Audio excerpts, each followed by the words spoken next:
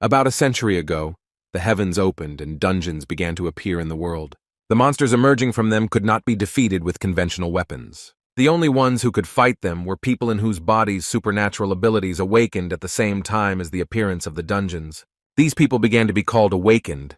Thanks to them, the world regained stability. While monsters, mana, and a new civilization took root, some of the awakened ones became hunters whose job it was to destroy these creatures. However, decades later, after the discovery of terrifying dungeons, it became obvious that there were too many hunters. Once the secret mechanism was revealed, it became possible to artificially awaken people so anyone who had enough money for this could take advantage of it. The number of people wishing to become hunters naturally also increased, so the great era of hunters began to flourish. However, at the same time, such unforeseen changes in the order of the world led to obvious problems, so governments instituted a professional examination. Only those who passed it were allowed to become an active hunter. Of course, educational institutions appeared that prepared people for passing this exam.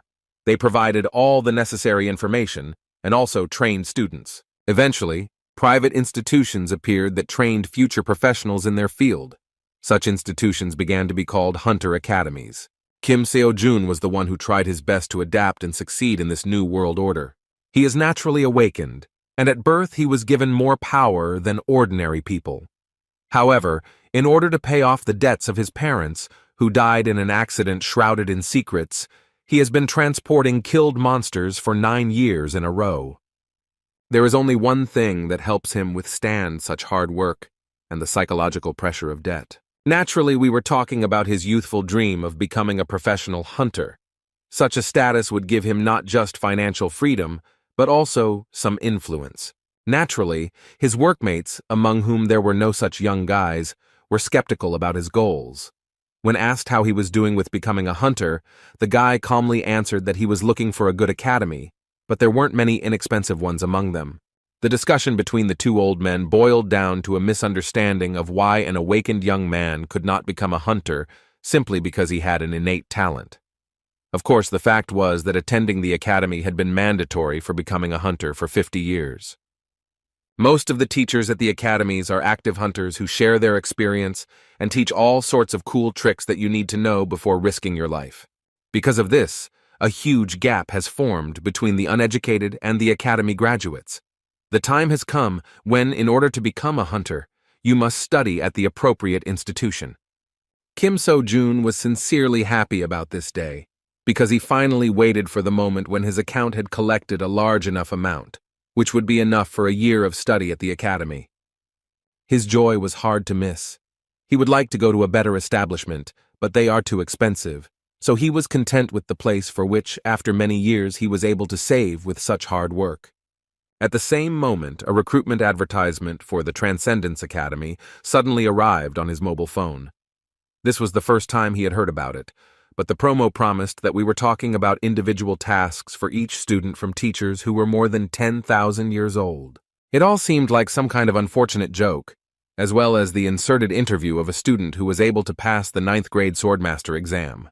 Shocked by what he saw, Seo-jun could not believe something like this, and thought about what kind of crazy person created this advertisement.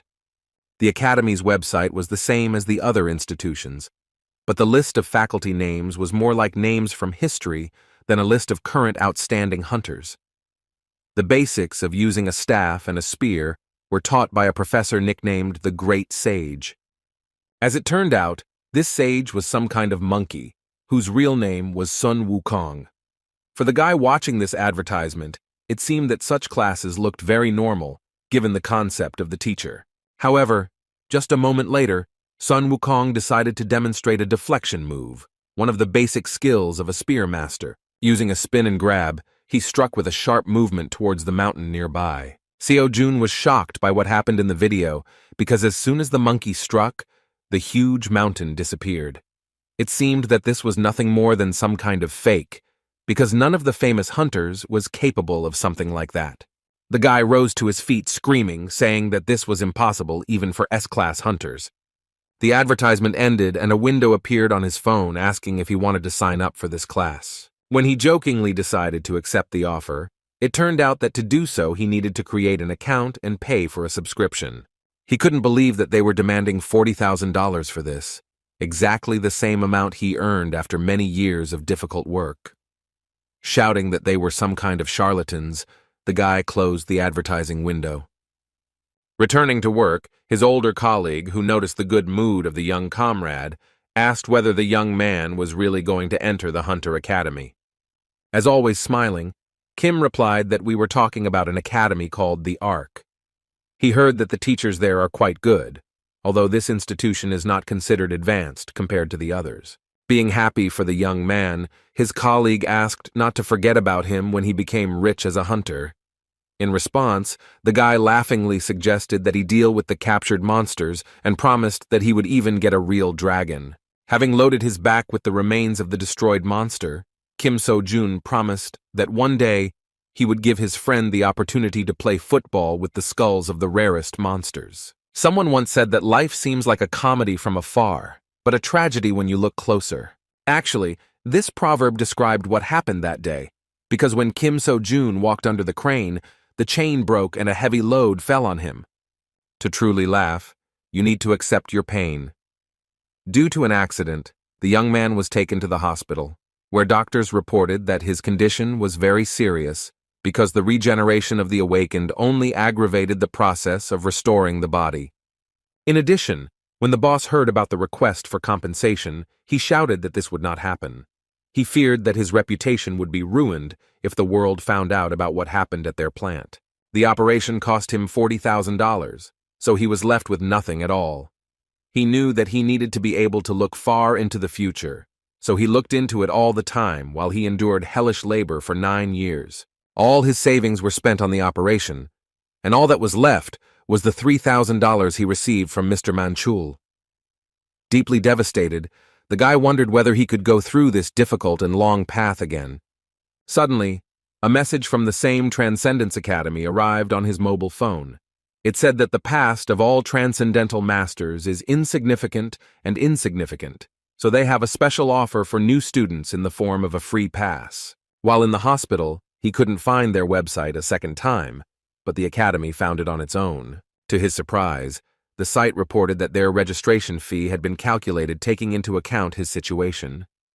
Now the registration membership fee was $3,000, and that was again all he had at his disposal. The worried guy wondered if this was a scam, because the mysterious academy was actually trying to take away all his funds for the second time. With a smile on his face, the positive Seo-jun decided to try his luck despite the difficult situation.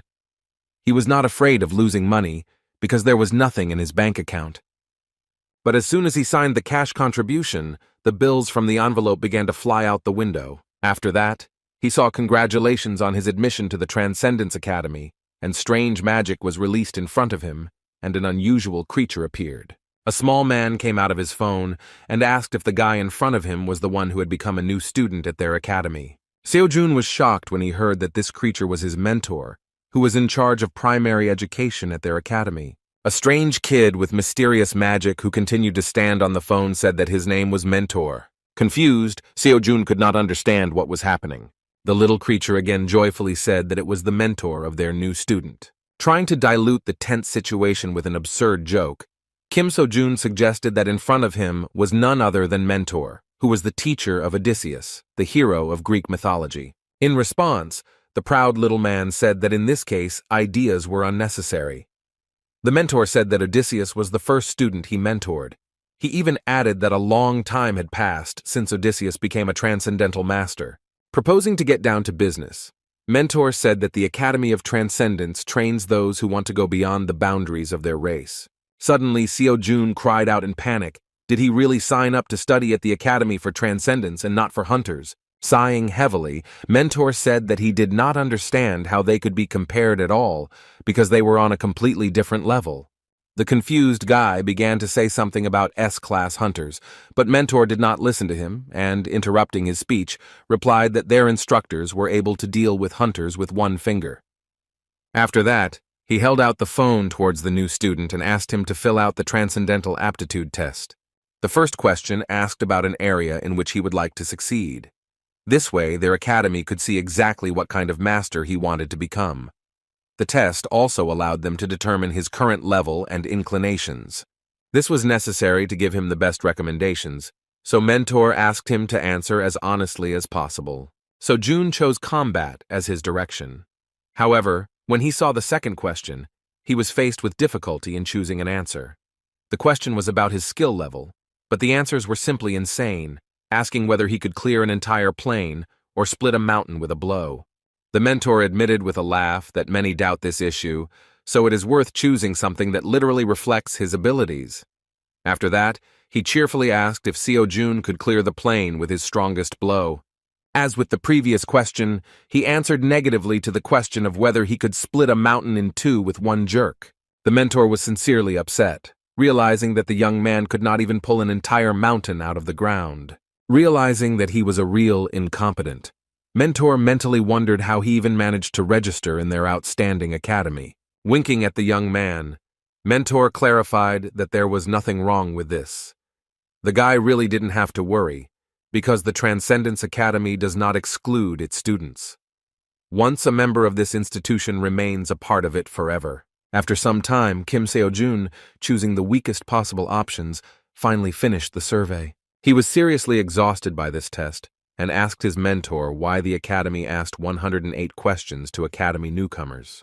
While Seo-jun was trying to collect his thoughts, Mentor said that he would like to recommend some mandatory lectures for the new free pass holder. He offered to discuss this after they analyzed his profile. Based on the test results and information inside the academy base, Seo-jun's preferred method of fighting is using a spear. After thinking a little, Mentor said that to wield a spear instead of cultivating mana, it would be better to choose the Eastern Kai technique. The great celestial sage was best suited to learn the basics, but considering that the clumsy guy couldn't even lift a mountain, Mentor decided that it would be too difficult for him. In addition, he noticed that in addition to wounds, Seo-jun also has mental problems, which worsen his performance. Jumping onto the student's shoulder, the academy representative invited him to start with a lecture by instructor Siddhartha Gautama. Hearing this name, Seo-jun shouted in shock whether he was talking about the Buddha himself. The mentor replied that this was true, and although the instructor denies such a title, all students address him this way. Thanks to his lectures on psychology, he is one of the most famous instructors. His subject is required for the Transcendence exam. Usually, attending this lecture requires a huge amount of money, but Siddhartha Gautama is so insistent on saving poor souls that Kim Seo-jun received permission to study his teachings for free. The Academy's website said that upon completion of the lesson, he would receive an unshakable heart, an SSS-Rank skill. The mentor clarified that this is the reason why the instructor's lecture is considered necessary. An unwavering heart will help a guy succeed in almost any direction of transcendence. Winking positively, Mentor said that even if the young man thought he was going crazy, he should definitely watch the lecture to the end. Disappearing without answering all the questions, Mentor finally said that he would contact the student after he analyzed his profile in detail. The confused guy was left alone again.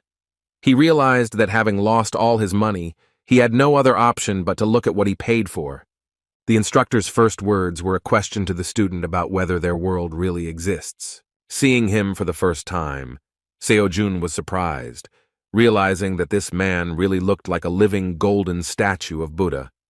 Buddha himself answered his own question by saying that the word I did not exist, therefore he himself does not exist. The lecture turned out to be really difficult, because comparisons and reflections on existence on the part of the instructor were at the level of some kind of deep philosophy. Remembering the words of the mentor, Kim Seo-jun, continuing to study the lecture, only became convinced that the instructor's words could plunge him into shock and drive him crazy. After a few minutes of listening to this teaching, he was so exhausted that he could not continue. The lecture was less than 0.1% complete, and yet he had a lot of free time, so throughout the week the guy still studied the doctrine. The result was simply amazing. The doctor was confused when he saw the amazing speed of the young man's recovery. In his 30 years as a doctor, this was the first time he had seen something like this, even though he constantly worked with the awakened. During this time, Kim Seo-jun recovered significantly and became convinced that, thanks to the lesson of Siddhartha Gautama, his heart knew peace. which increased the speed of recovery of his body. Every time he listened to the lecture, it seemed as if his mind was leaving him. However, even though the lesson was only 1.5% complete, the effect was truly amazing. Reviewing the research results, the doctor hesitantly said that you never know what can happen, so Seo-jun will be in the hospital for at least another week. Seo-jun didn't mind. He just wondered what would happen when he finished listening to the lecture. He accepted the doctor's offer with a smile, thinking that the Transcendence Academy was not some kind of joke, as he had previously believed. Now he could move his body and thought about watching Chiron's lecture at the same time. The reward for studying this lecture was Class A Metamorphosis. Compared to Unshakable Heart, the rank of this skill was quite low, but even so, it was far from a low-level ability. Remembering Mentor's words that with an unwavering heart, most directions would become a piece of cake, he decided that that skill was simply too powerful. After turning on the video playback, Seo-jun saw the face of the instructor named Chiron. As it turns out, Chiron is a centaur, a creature with the torso of a human and the lower body of a horse. He was the teacher of almost every hero in Greek mythology, so the importance of this lecturer is incredible. First of all, the hero teacher said that the purpose of this lecture is to prepare students to the stage from which they can move to the early levels of transcendence. Relaxed Kim Seo-jun with a satisfied face thought that such a legendary person was in front of him. In the meantime, the lecturer asked to note that in this course, military techniques will be discussed superficially. When Chiron spoke about the first step to becoming transcendental, he began to hold a strangely long pause. Within a moment, he furiously shouted to the student that the bastard should quickly get up and go to train. From such a terrifying scream, Seo-jun jumped out of his seat and the phone fell out of his hands. The guy suddenly found himself on the ground, and a message appeared on his phone about a task in which he must perform a certain number of repetitions of 5 exercises. Looking thoughtfully at his phone, he wondered whether he would really have such a test literally every day. The doctor warned him that he should try not to overexert himself during the week, so he was not particularly keen on starting the exercises. Yawning lazily, he pressed the skip button to move on to the next lecture. During his stay in the hospital, he planned to simply listen to lectures. However, everything was not so simple. With a smile imposed by the situation, he learned that it was impossible to move on to lectures until he completed the assignment. No matter how he clicked on this button, the result did not change. The guy panicked and wondered how the academy even knew that he hadn't done anything on this list. He had no other choice but to start studying. Still, he had no intention of going against the doctor's advice. As soon as he went to the page with Buddha's lectures, he saw a message that the free pass to the teachings would end in 83 days. With tears in his eyes, he ran outside to begin completing his tasks. He could not waste time on rest, because the loss of knowledge due to limited time could play a bad joke on him. Initially, he was given 90 days, but only a week later he learned that there was such a framework. After all, this is an academy, and it is logical that not everything is free. Although Seo-jun did not know exactly how the academy worked, he assumed that in order to progress, he should absorb the knowledge until he understood it. Once he reached a certain level of understanding, he made no progress from listening until he realized something new. The Buddha's lecture turned out to be not so easy, so while doing Chiron's task, he doubted that he would be able to complete these free courses in just 83 days. To tell the truth, until that moment he had not seen the point in training at all, but fearing to lose this opportunity, the guy went to the training ground. For the sake of the opportunity to study at this academy, he carried monsters and killed hunters for 9 whole years. Now he couldn't afford to lose his chance to become a worthy hunter. The monsters he carried on his back weighed about 70 kilograms, so he had no need for additional exercise. Although he still does not know how to use magic, he was confident in his physical strength, since he is one of the awakened ones. Having completed all 300 push-ups in one go, the guy rose to his feet with a joyful face, and wiping sweat from his forehead, said that compared to years of grueling work, this was just a trifle. To keep up the pace, he glanced at his phone to see the next task. However, at that moment he was confused, because he saw that of these push-ups he was only credited with 81. Having difficulty repeating the exercise, he realized that only perfect push-ups counted. With a trembling body, he nevertheless completed this part of the training. The following tasks were no less difficult, including squats, abdominal exercises, and pull-ups on the horizontal bar. He was simply shocked, because it turned out that even running does not depend so much on the distance covered as on the quality of the movement itself. Towards evening, despite the people around him, he fell to the ground and shouted that he couldn't stand it any longer. And yet, the day's tasks were completed. So several days passed, the guy constantly left the hospital at a certain time and was already attracting the attention of some patients. One granny who was watching him said with surprise that the young man was getting prettier every day. He worked as hard as he could, making his grandmother feel proud of the younger generation. At that moment, they heard urgent news on TV that at 5 o'clock in the morning, a level 4 giant had been discovered in Seoul. According to the journalist, the Hunting Association claims that he was hibernating, which, as it turned out, the Monster Transport Service did not know. So the giant ended up in the center of the city, where he woke up from his sleep. Many could have died, but by pure chance, an awakened one was nearby and repelled the monster's attack. Kim Seo-jun watched this news carefully, because this incident could one day happen in the company where he worked previously. The awakened one who found himself in that place on time was a student of the Gown Academy. Jung-hyun Yoon-woo, an S-class hunter, was able to prevent the tragedy. After hearing the news, the granny said that the hunters had saved their lives again. With the words that the hunters are great people, she showed extraordinary observation, suggesting that the young man was also one of the awakened ones. Taking his hand, she suggested that he was a hunter, so he too would someday be shown on TV. The confused guy didn't even know what to answer. At that moment, a disgruntled man who was sitting nearby joined the conversation. He asked his grandmother if she really believed that the news showed just anyone. A man with a newspaper in his hand said nervously that it is very difficult to become a hunter now, because the chance is literally 1 in a million, while Kim Seo-jun stood behind him, confused and with a kind smile. The surprised granny said that everything had changed, because in her time, everything was a little different. Looking at the young man, the unpleasant man asked what he was trying to achieve. He said that if the guy is still not studying at the academy, it means that he is wasting his time training. He rudely stated that he would not become a hunter, so it was better to just give up.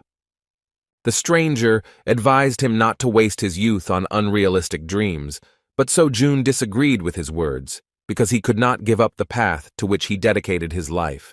Despite the stranger's arguments, Seo-jun resolutely said that he himself would decide what to do, while the man should take care of his life and not touch the dreams of others. The stranger fell silent in surprise, because he did not expect such words. And yet he jumped out of his seat and shouted that the young man turned out to be a rude man, that he did not know that he should listen to the advice of his elders. Kim Seo-jun did not intend to continue the dialogue and silently left. For him, words about an impossible dream were nothing more than the delirium of someone who had not achieved his goal. Now he could confidently think about being an academy student. In just a week, he felt the results and was confident that he could become a professional hunter. Going to the next training session, he promised himself that he would never leave the path and achieve his goal. In the evening of the same day, another event occurred when the monster ended up on the streets of Seoul. This time the incident was also avoided thanks to the work of the girl, who was a hunter using a sword.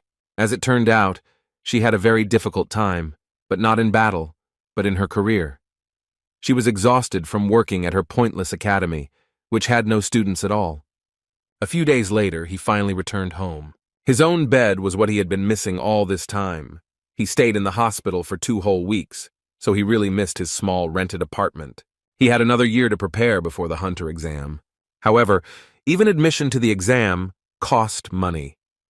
At this moment, he had nothing at all.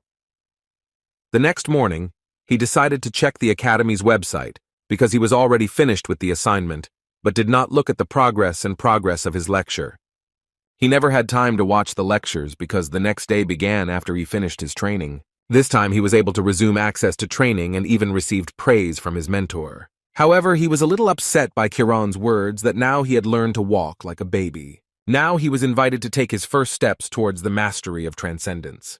The first step discussed was mastering your feelings. The next morning, Seo-jun returned to the construction site again. Everyone was surprised by his appearance, because they had previously heard that he needed some kind of serious operation. The boss even said that he was deprived of intelligence, since he decided to return to work for him. He warned that the guy would not get off easily if this happened again. Of course, Kim was not particularly eager to return. However, he had no other choice. In addition, he noticed that apparently the boss feels guilty, albeit just a little. We were talking about a situation where he refused to pay compensation because he was afraid of an outcry. Under the guise of a great thinker, during breaks between work, he continued to think that all his plans rested on money. On the one hand, if he doesn't work, he won't have anything to eat. However, if he works, then he will not have time to study. His thoughts became increasingly deeper and more restless, because if he did not complete his daily task, then he would not be able to listen to Chiron's lectures, which would slow down his progress. It seemed to him that it was worth starting to review past lessons that he still had not fully mastered, especially those related to mastering his own feelings. Chiron mentioned that the 5 human senses play a key role in combat. Regardless of the feeling, we first perceive the stimulus, then we recognize it, and then we draw a conclusion. However, it was too slow. The mentor said that he would teach the student how to speed up this process as much as possible.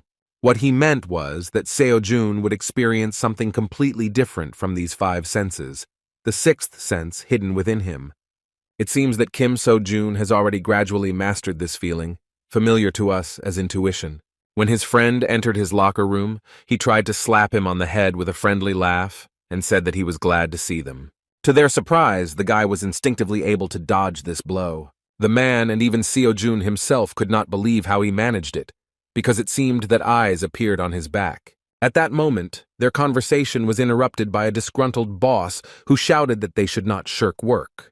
When they returned to work, Ajoshi could not believe his eyes, because Kim So-jun decided to lift as much as 200 kilograms of weight at one time, even though he had only recently been in the hospital after a major operation.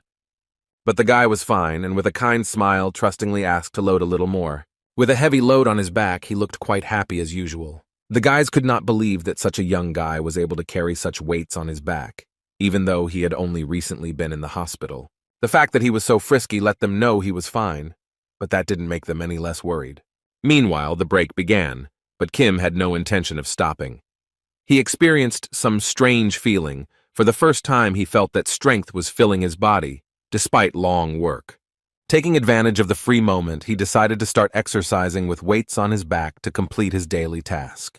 After doing a few squats, he wiped the sweat from his brow and looked at his phone to see if he was keeping his form right and if those reps were counting. He was indescribably shocked when he saw his own results. 1 squat was counted as 3. Seo-jun suggested that efficiency increases depending on the amount of additional weight. While the guy was trying to calculate the number of repetitions required to complete all the tasks, his friend urged him to get some rest. However, Seo-jun, delighted with his knowledge, was not going to be distracted from the process. He snatched some more cargo from Ajoshi's hands and ran towards the loading of the material. The joyful guy realized that now it doesn't matter how he works, because the system only evaluates the result. He was happy with the news that he could exercise while working.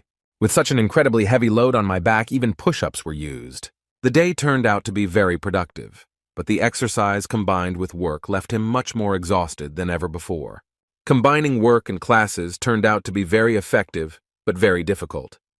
With a laugh, he said that he didn't even know who else would think of training and carrying parts of fallen monsters at the same time. As a result, he not only saved time on training but also earned some money. In addition, he even found time to listen to lectures that interested him. He got it done so quickly that he began to feel like he was wasting his time.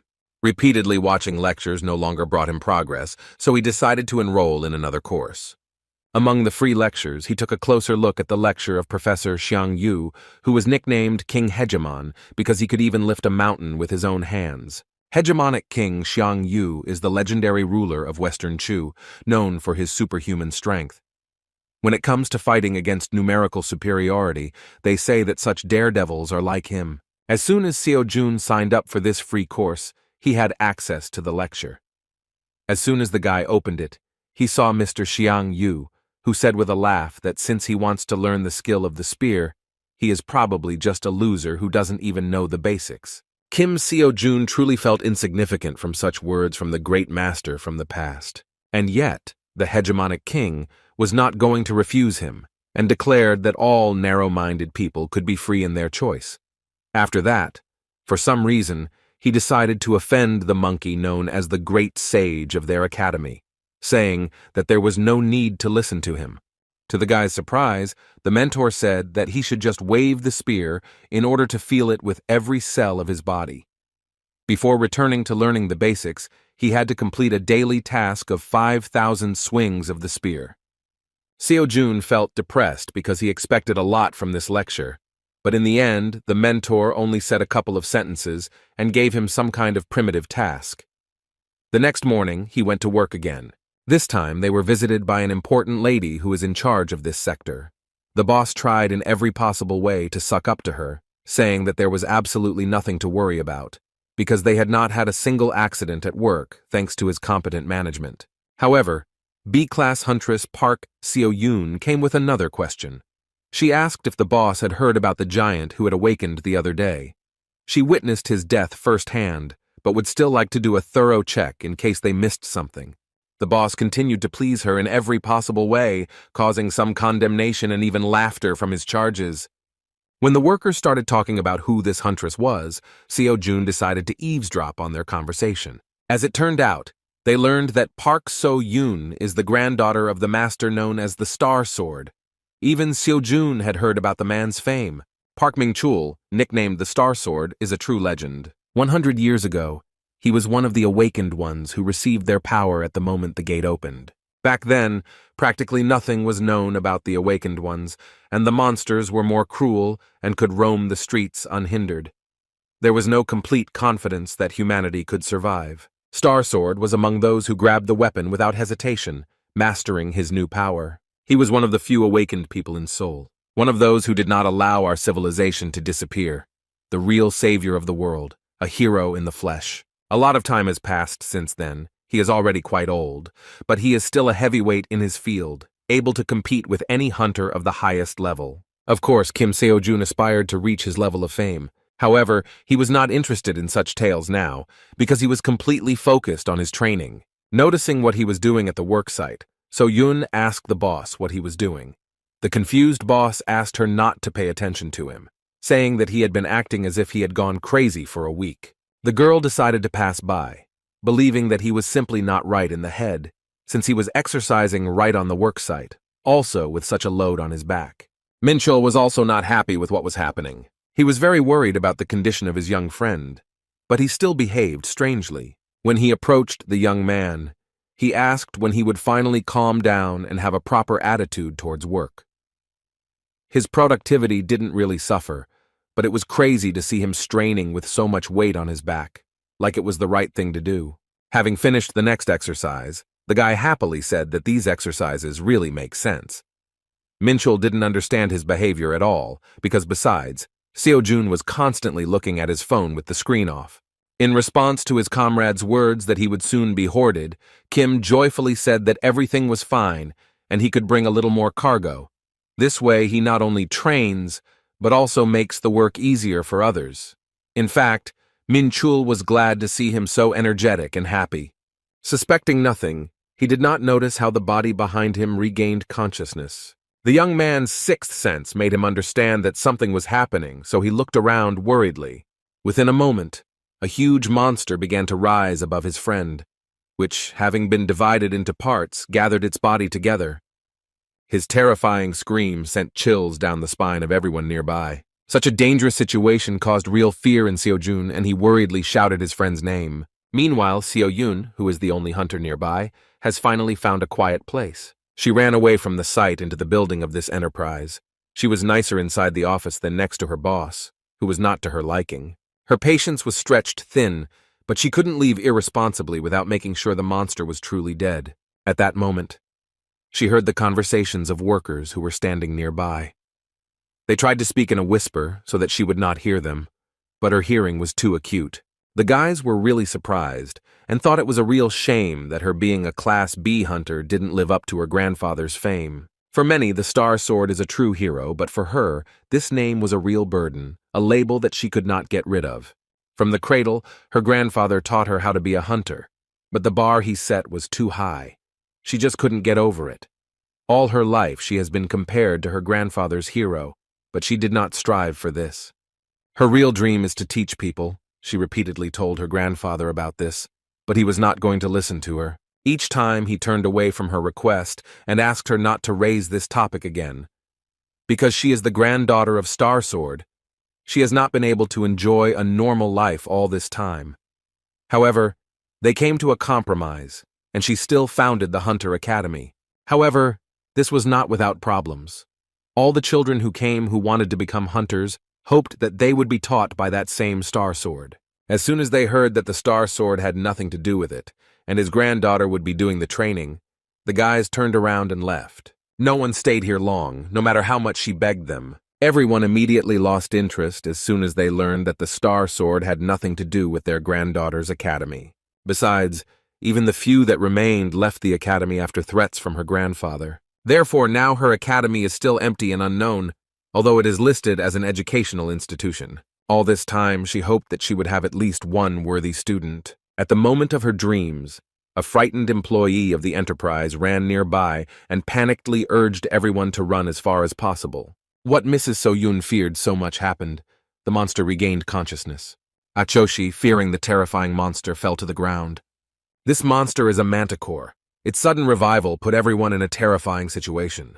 Addressing his young comrade, Minchul screamed and begged him to run as far away as possible. Seo-jun understood that if nothing was done, his friend would die at the hands of the monster. Adding tension to the situation was the well-known fact that an ordinary person will never defeat a monster, just like an awakened person who is unable to use magic. The manticore is a 4th-level monster, which even a professional will have a hard time dealing with.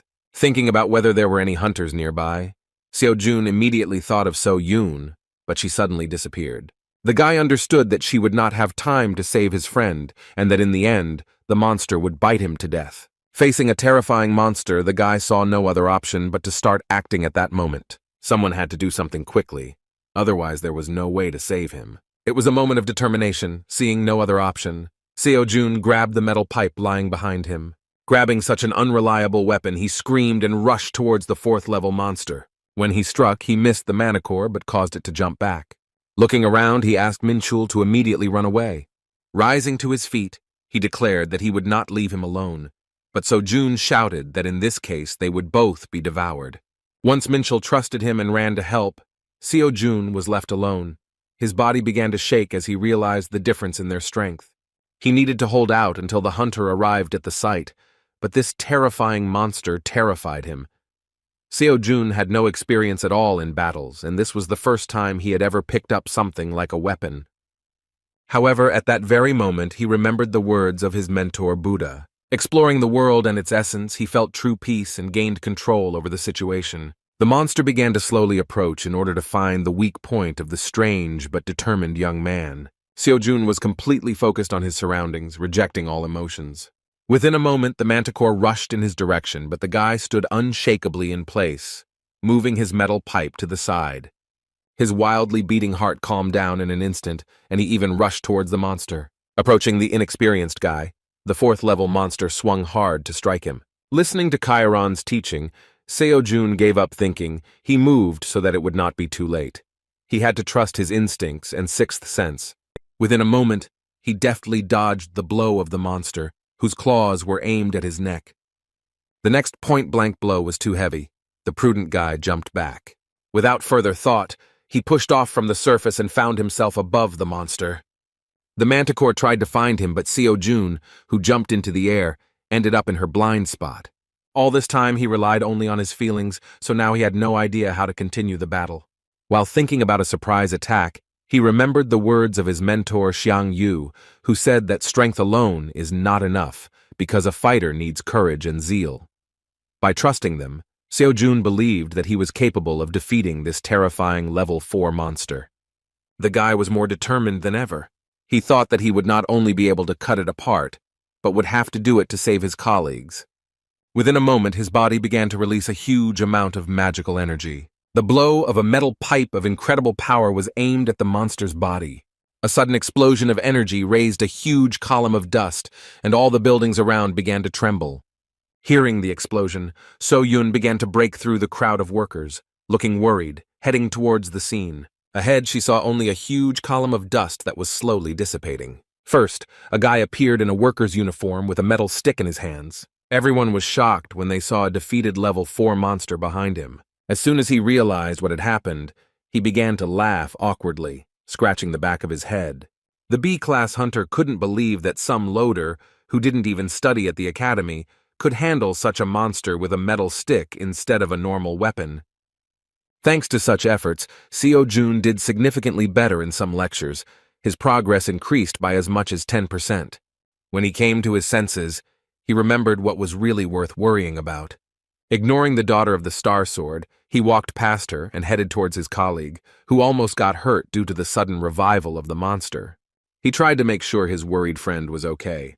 The girl was greatly alarmed by the fact that even after such an amazing event, this young man continues to remain calm and, first of all, worries about the others. In his defense, Seo-Jun said that he constantly trains, and that is why he managed to survive after the sudden battle. Meanwhile, the boss tried to assuage his guilt by saying that he was checking the manticore, but as it turned out, he was just a little mistaken. However, So-Yun didn't even pay attention to this old sycophant, because all her attention was directed to the strange guy with unimaginable potential. With a surprised look, she said that someone who could become a worthy student had appeared before her. After this incident, work continued, and when evening came, everyone went home. A free minute appeared, and so Jun immediately decided to take a look at the progress. The increase surprised him greatly because when he listened to the lectures, he had never seen such figures. It became clear that everything was due to the fact that he defeated the manticore. So he came to the conclusion that it is better to see once than to hear 1,000 times. Practice turned out to be the best way to improve progress in lectures. But in order to fight monsters, he must at least obtain a temporary license, which he can only obtain in classical state academies. You can't get into the dungeon without it. He came to the conclusion that he again needed to save for education. The financial burden only increased. At that moment, Seo-Yun was quietly following him, interested in his potential as a hunter. Suddenly she turned to him, apologizing for wanting to distract him for a few minutes of conversation. Kim So-Jun immediately recognized the granddaughter of the Star Sword, the huntress, who was collaborating with their company. He didn't know what she wanted from him, but he decided not to refuse the conversation. The girl suggested going straight to the conversation and started with trump cards, asking if he wanted to meet her grandfather. With his indifferent response, he shocked the old lady behind him because he refused her without hesitation. The girl, without waiting for an answer, replied that she had no doubt that he wanted. However, as soon as she realized that the guy had refused the offer, she shockedly asked him to stop. What he really wanted was to go home and listen to all the lectures as quickly as possible. It was the first time that Park So-Yun felt so awkward, because in her entire life she had never seen anyone refuse such an offer. She ended up telling him what really made her stalk the company employee. She was dumbfounded by his tone and indifference, because the guy was interested in why he should enter an academy where there was not a single student. Everything she knew about him seemed like a mystery. Before her eyes, he did some strange exercises with loads in the form of monsters, and also dealt with a manticore. Even if the manticore was greatly weakened, it was still a level 4 monster, and he cut it in half with a metal pipe. She was betting that he wanted to become a hunter. The girl, on the verge of despair, said that they had everything he needed, including good equipment. She admitted that she was the only one among the teachers, but guaranteed that she would devote all her time to his training.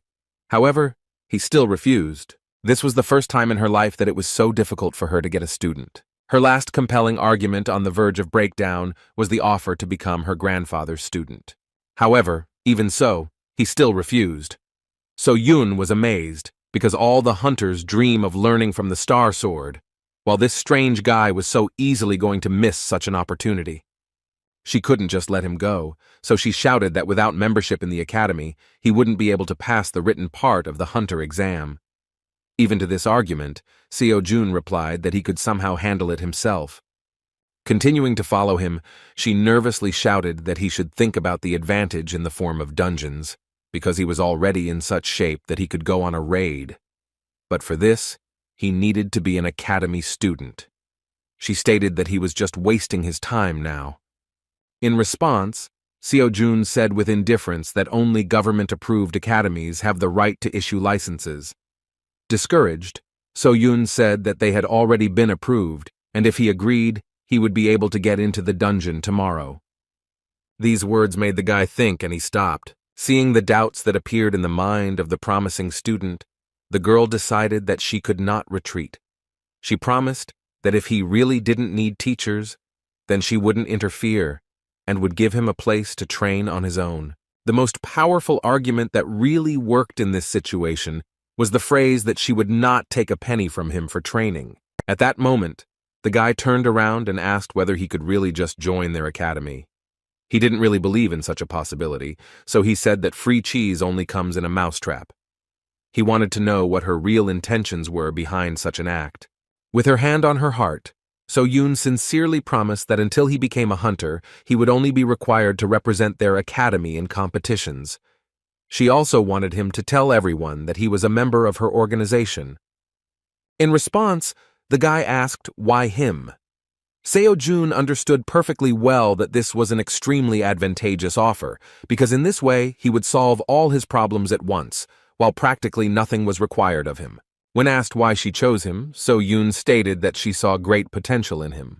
With a kind smile, the shrill guy decided to trust her words. It was a mutually beneficial relationship, so he extended a kind look in her direction, saying his full name. In turn, Park So-yoon also introduced herself properly and happily shook his hand, showing that she was ready for their collaboration to begin. The next day, he received a sudden call from Mr. Manchul. His comrade was visibly agitated. He asked if Seo-jun was behind the fact that their boss was fired. In fact, yesterday, before saying goodbye, he suddenly asked So-yoon to report to their company that she didn't like their boss, and because of this, she no longer wanted to cooperate. He didn't expect to be fired immediately, but it was still a positive outcome for his former colleagues. In response, he said that he had nothing to do with it, and believed that the boss himself left so as not to be responsible for what happened with the revived monster.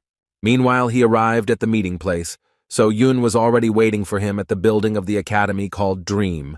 Once they were inside, she handed him his temporary license.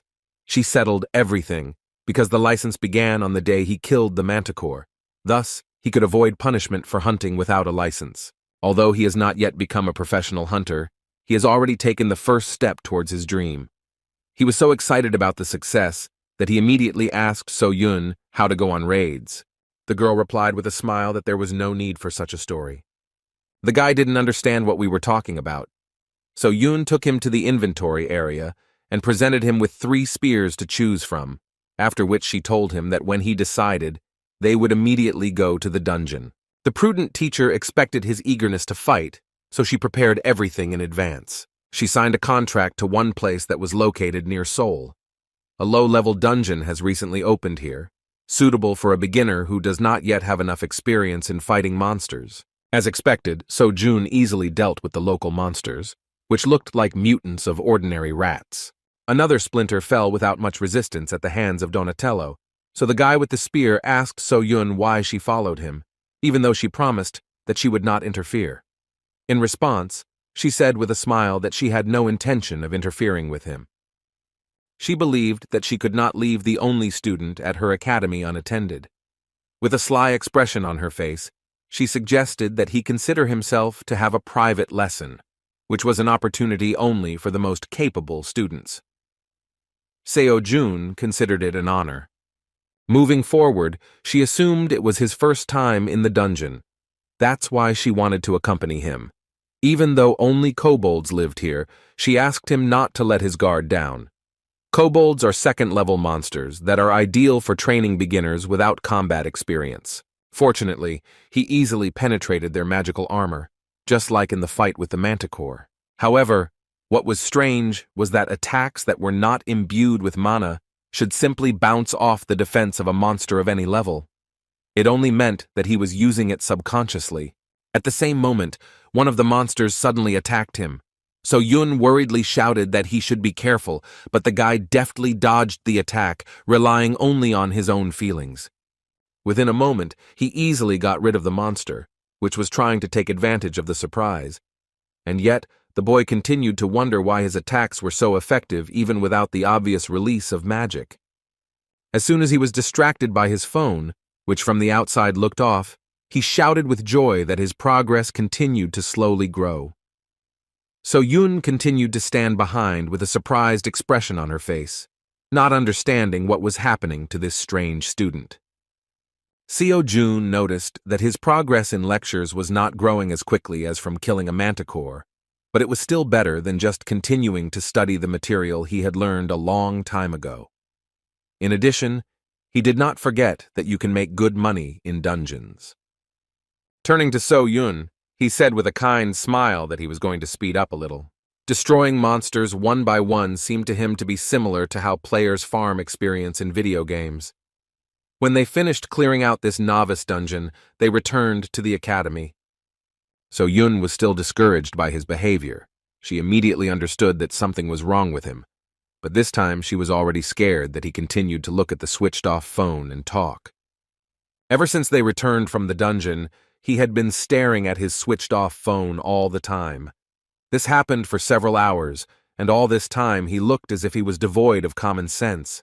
This was just the beginning of the strangeness, because during the process of this strange meditation, he was constantly surprised by something he saw on the screen of his switched-off phone. She couldn't wrap her head around the picture she saw.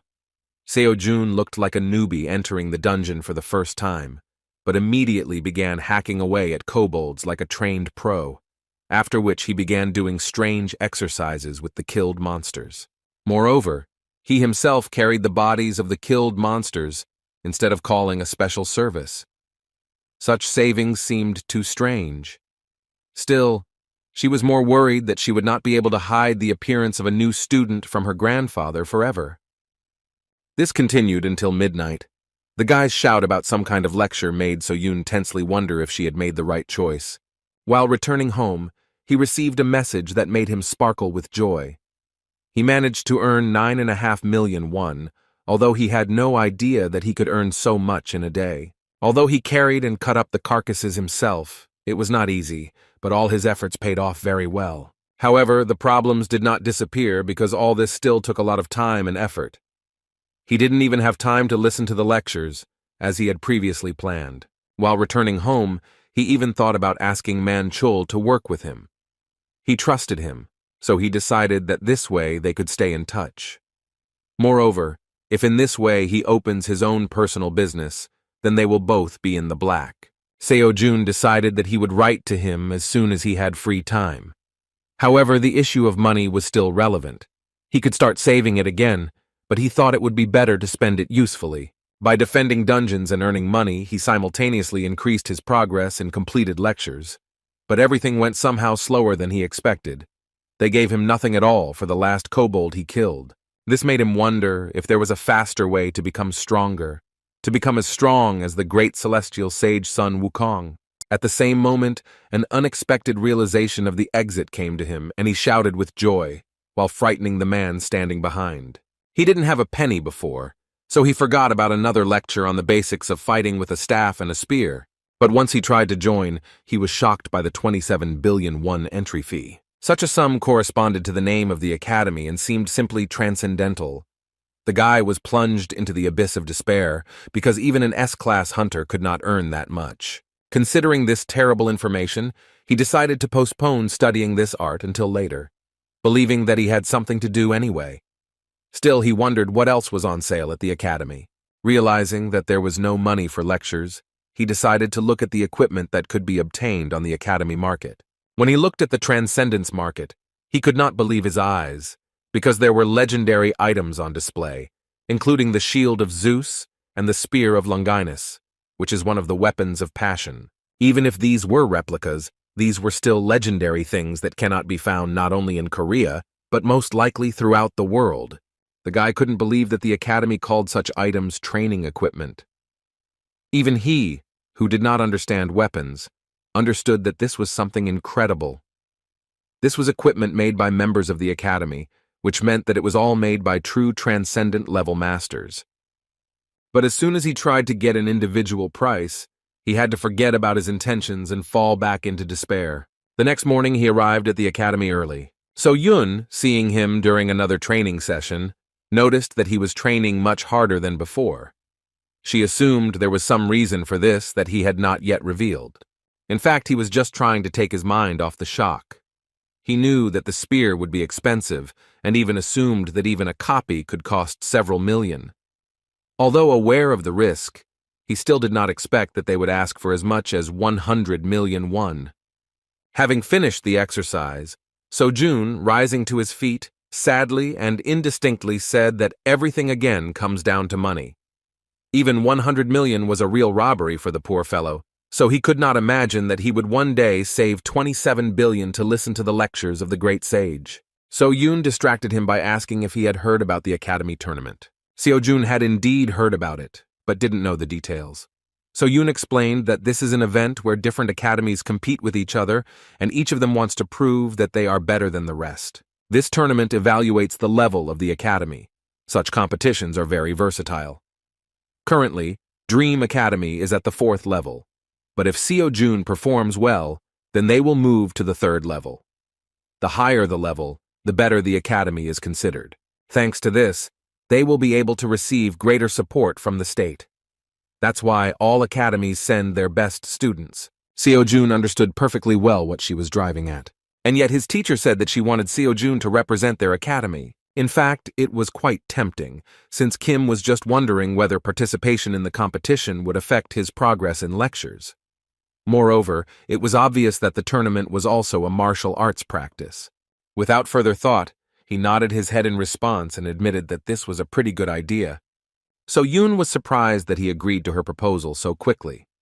In response, Seojun recalled that they had initially agreed on such mutual relations. After that, he asked to clarify how such tournaments are held. The director and at the same time teacher of the academy thoughtfully replied that everything was kept secret until the start of the competition. However, as far as everyone knows, the one who scores the most points for the raid and duel wins. Thoughtful, so Jun concluded that all his combat experience was limited to kobolds and manticores. He had no idea what it was like to fight people. At that moment, he wondered how he could give his best without such experience, and whether there would be someone who would agree to train with him in a duel. It didn't take long to look for the right person, because next to him was a real huntress. So June, turning to her, said that if she was not busy with anything, then it would be nice if she became his sparring partner. Although she wanted to refuse, she had no choice, because Seojun began to mock her, saying that she was just a coward. With the help of children's teasing, Seojun achieved his goal, but the real test was only ahead. This was a great opportunity to practice, but he shouldn't forget what level his opponent was. So Yun is a B-class huntress, and although this is far from the pinnacle of peaks, she was taught by the star sword itself. Of course, he was only a beginner who could not objectively judge real hunters, but he had no doubt that it would not be easy. And yet he was truly delighted with such an opportunity, because he had long wanted to find out what his teacher was capable of. Before starting, So Yoon asked if he knew that she was an active B-class huntress. In response, the determined guy prepared for battle and said that in this case, she should give him a small head start. Sighing heavily, she invited him to attack as soon as he was ready. Such an offer could not be refused, and the guy rushed into the attack with great enthusiasm. Seeing his speed, Seo Yun was a little disappointed. Easily dodging his attacks, she thought that she expected something more from him. In fact, his movements were quite fast, but extremely careless, so they were very easy to read. Remembering his recent battles, she assumed that she had simply overestimated his abilities. With some sadness on her face, she thought that he was just an ordinary beginner. Swinging a blade overflowing with magic, she wondered how he had the confidence to fight her. Having lost interest in his abilities, she decided to end the battle with one light blow, which would be enough for a beginner. To her surprise, the outcome was not at all what she expected. Seo Jun somehow miraculously managed to block her wooden training sword, overflowing with magic. In fact, it was not at all easy for him, but the very fact that he withstood this pressure was amazing. Now So-Yun completely forgot about her recent thoughts that he was an ordinary average beginner, because it was difficult to understand how he even managed to block her blow with magic. In this situation, the weapon should have jumped out of his hands, and her sword should have been at her throat. Moreover, having withstood such pressure, he even began to resist and tried to strike. Still, Park So-Yun couldn't let him get away with it and threw him aside with one swing. Now she looked at his strength completely differently. The determined student was still full of energy and had no intention of backing down. Wiping the blood from his mouth, he said that he would also fight seriously. Now he was even faster. He rushed into battle and his movements changed noticeably, and his attacks became much clearer. This couldn't even be compared to what happened before.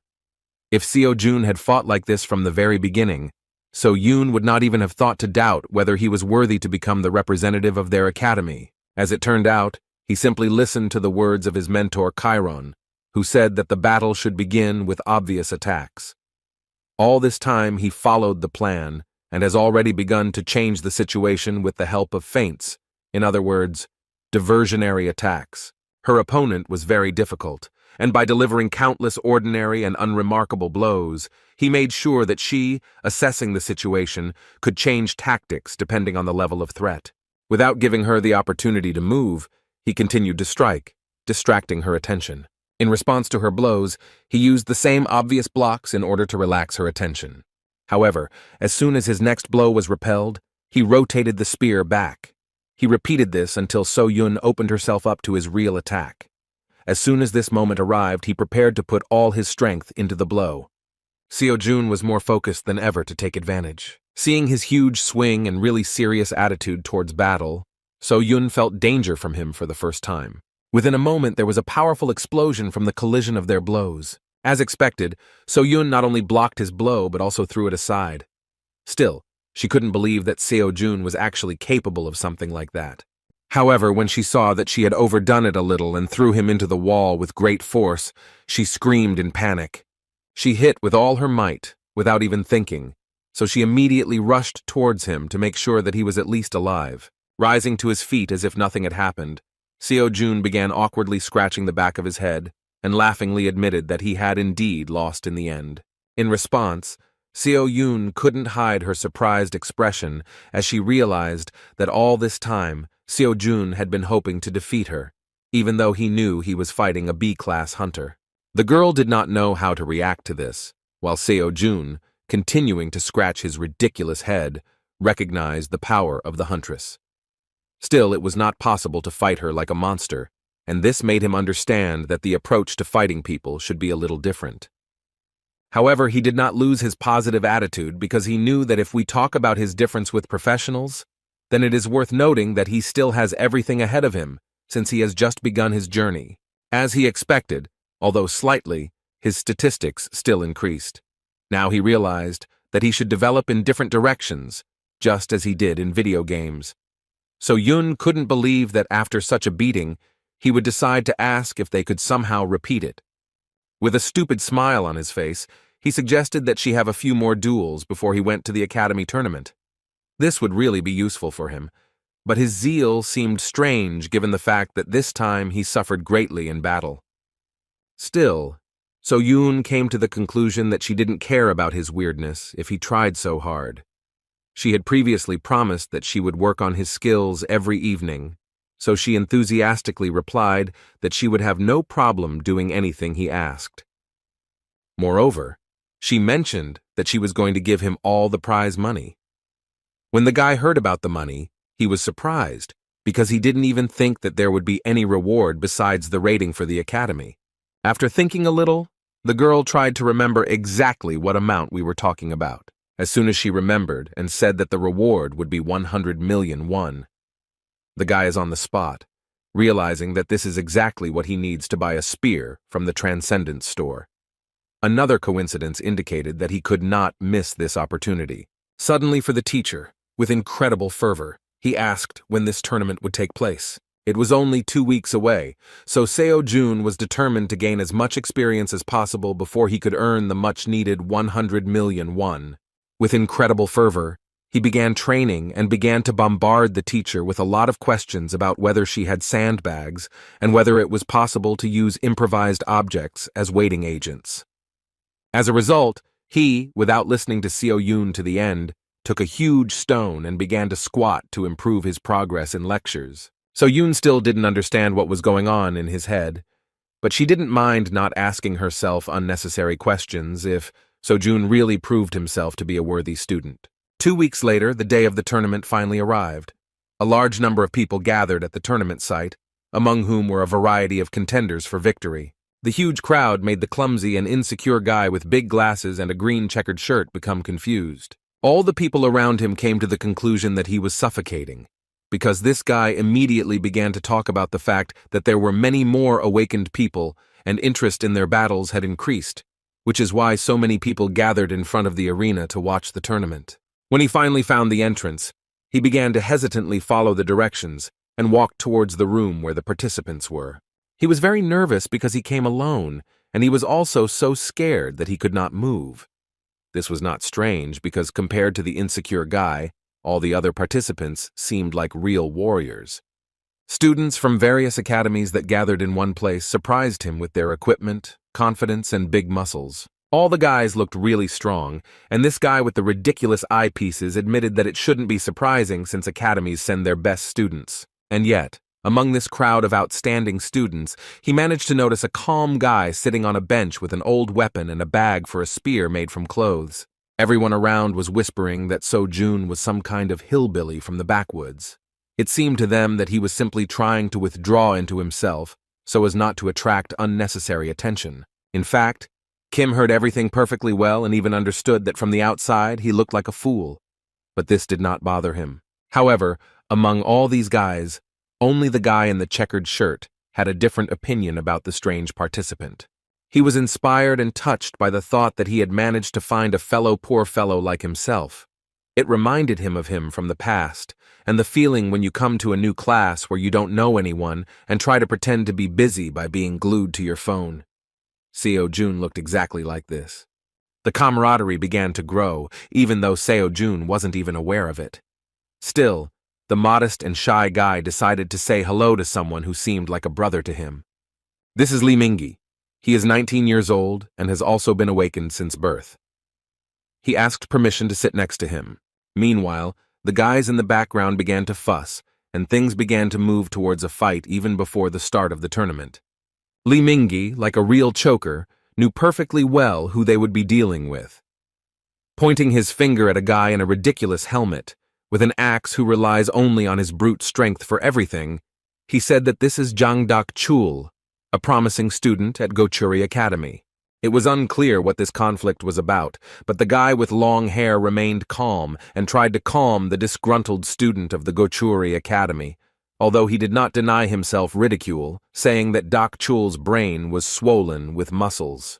The bold speech came from a very strict student at Mint Academy, a guy with a scar on his left eye named Lee Keel-min.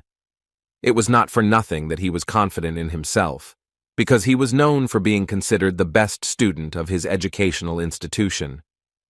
Lee Mingi continued the story by saying that Chol-min is very unusual and fights with twin daggers. In fact, Seo-jun only at that moment looked away from his phone with the thought of why this obsessive guy was telling him this unnecessary information. At one point, the situation became much more interesting, because a red-haired guy in a black tuxedo intervened in the conflict. After saying that they should keep quiet, everyone around them looked around and fell silent. This guy's words meant a lot because he was Lee Ju-hwan, a student at Revenant Academy. Seo-jun, not knowing who he was only surprised at how quickly he managed to pacify the raging students. This time, Lee Mingi shared some really important information. He explained that Lee Ju-hwan is a gifted student at Revenant Academy, and to everyone present, he is the winner of this tournament from the very beginning. Seo-jun asked if he meant the contender for victory. However, as it turns out, this guy is so strong that he usually avoids such events. However, something happened at the academy, and he was forced to join. Now, the outcome of the tournament was obvious to everyone who knew him. After that, he even mentioned that the granddaughter of the Star Sword invited Lee Ju-hwan to her academy, but he refused. The fact that he refused this offer gave Li Mingyi reason to think that this guy was very confident and was hiding something. In fact, he had no idea that Mrs. So Yoon invites literally everyone she sees to her academy. At one point, Ju Huan shouted loudly and furiously that he did not understand why he had to compete with such non-entities. As it turned out, their academy was forced to send him to this tournament, because earlier, his uncle prevented them from moving to the 3rd level. Li Yung-hwan was truly furious, thinking that winning such a primitive tournament would not bring him recognition. The situation around his Revenant Academy haunted him, and he even began to regret that he had refused So Yun's offer. In fact, he refused because he didn't want to study at some unknown academy. Only now, realizing that So Yun was the granddaughter of the Star Sword, did he think that he could simply use her for his ascension, and then simply get rid of her. Looking around, he noticed Seo Jong, the only guy, who was looking in his direction with curiosity and some confusion, as if he was not afraid because of his presence. In fact, he saw him as a simpleton, which only reinforced the question of how bad things were for him. While Li Mingyi was excitedly asking his new friend how to avoid a conflict with Li Jun-hwan, Seo Jun was deep in thought about how much money he could get if he fought a man of such a reputation. Still, there was no time for dialogue, because the first stage of the Academy tournament had been announced. Over the past 2 weeks, Seo Jun has been trying to achieve 30% according to Qiron and Xiang Yu's lectures. However, he has not noticed any significant changes in strength or anything else. Previously, the difference in progress was more noticeable, but even so, he was still not afraid to move forward. Compared to the others, he lacked experience, and he understood this perfectly well. Still, he tried to make up for their gap by training with So Yun and fighting in the dungeons during those 2 weeks. Now it didn't matter to him who was in front of him, a man or a monster.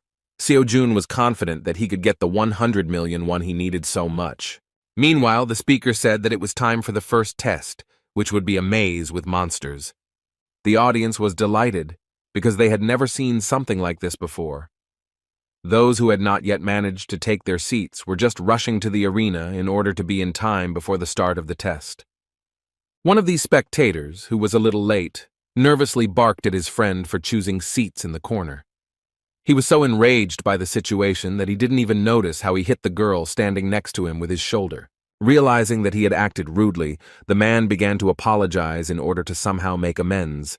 The girl did not consider this to be excessive rudeness and said that everything was fine. When the man walked on and took a seat, his friend asked if he knew the girl he kept looking back at.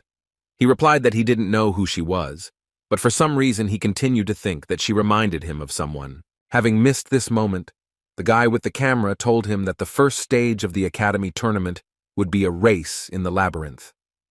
Participants must escape the maze without attacking other participants while eliminating monsters in order to gain some clues. Although this was a 4th-level competition, those present doubted that the organizers had created an ordinary maze that would be passed by the luckiest one.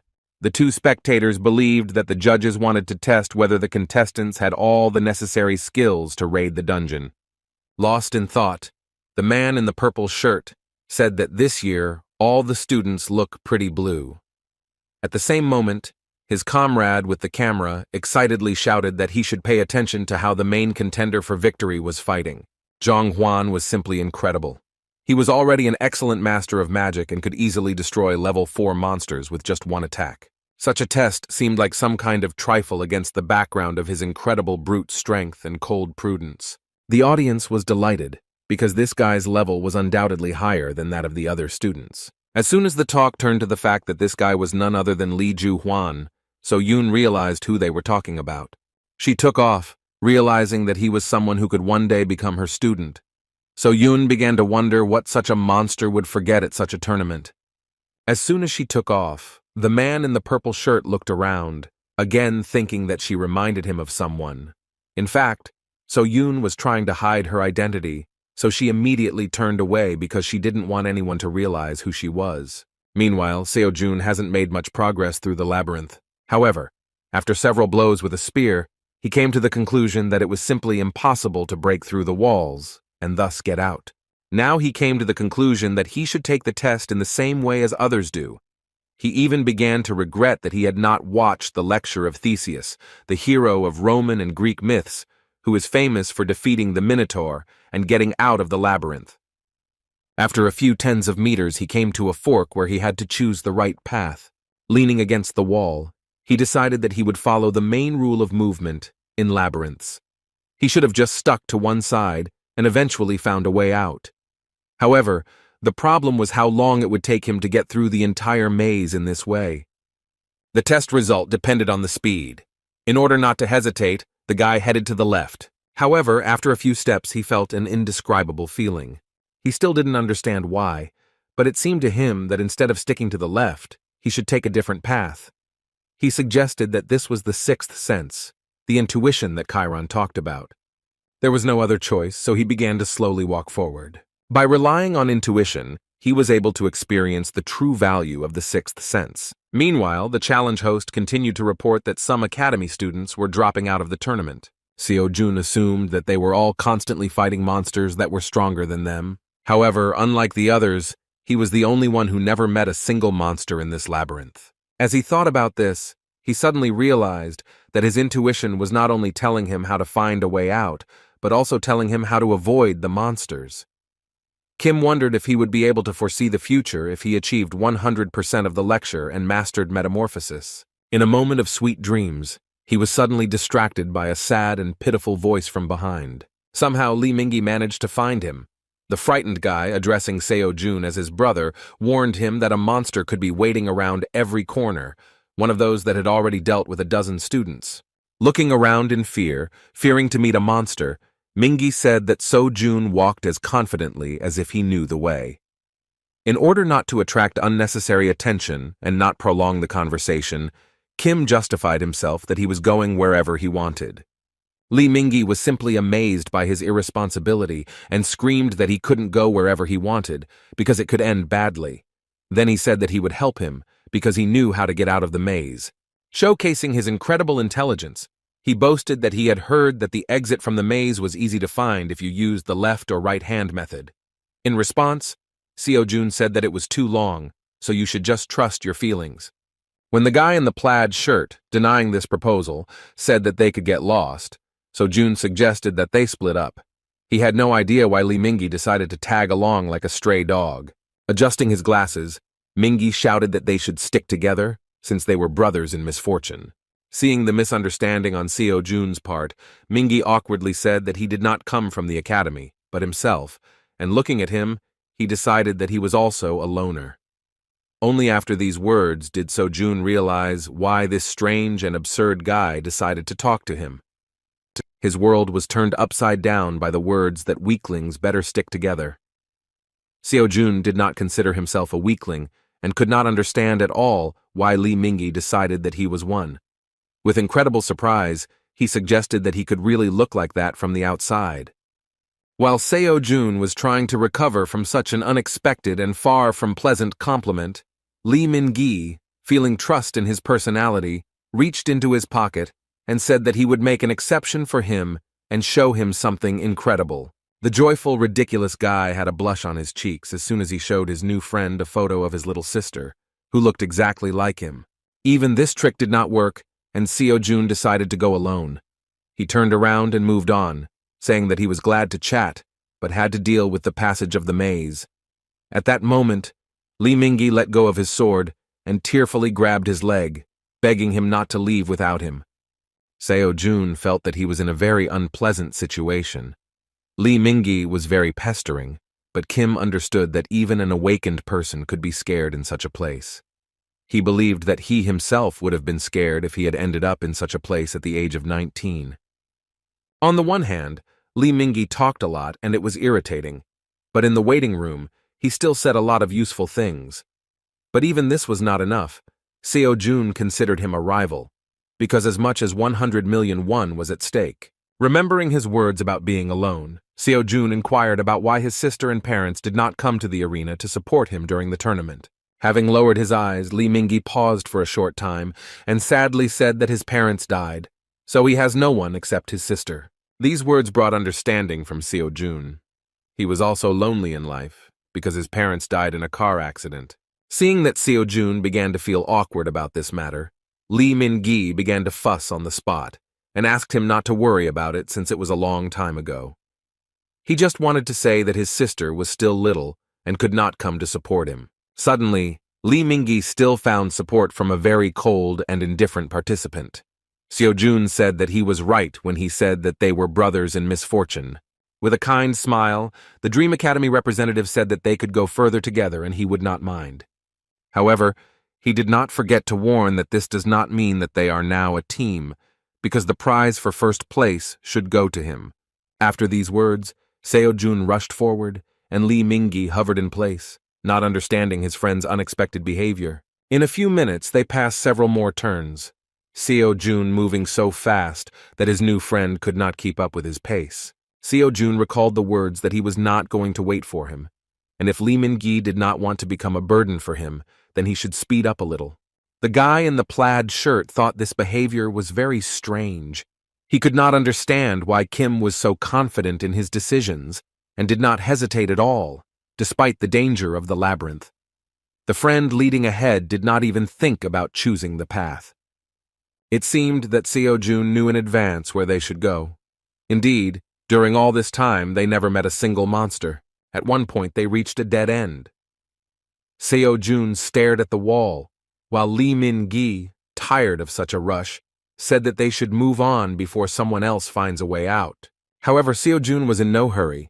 Leaning his hand against the wall, he said that they were already close. As it turned out, there was a hidden door in front of him that led to the exit from the labyrinth. Lee Min-gi couldn't believe his eyes, but in this way they actually ended this test.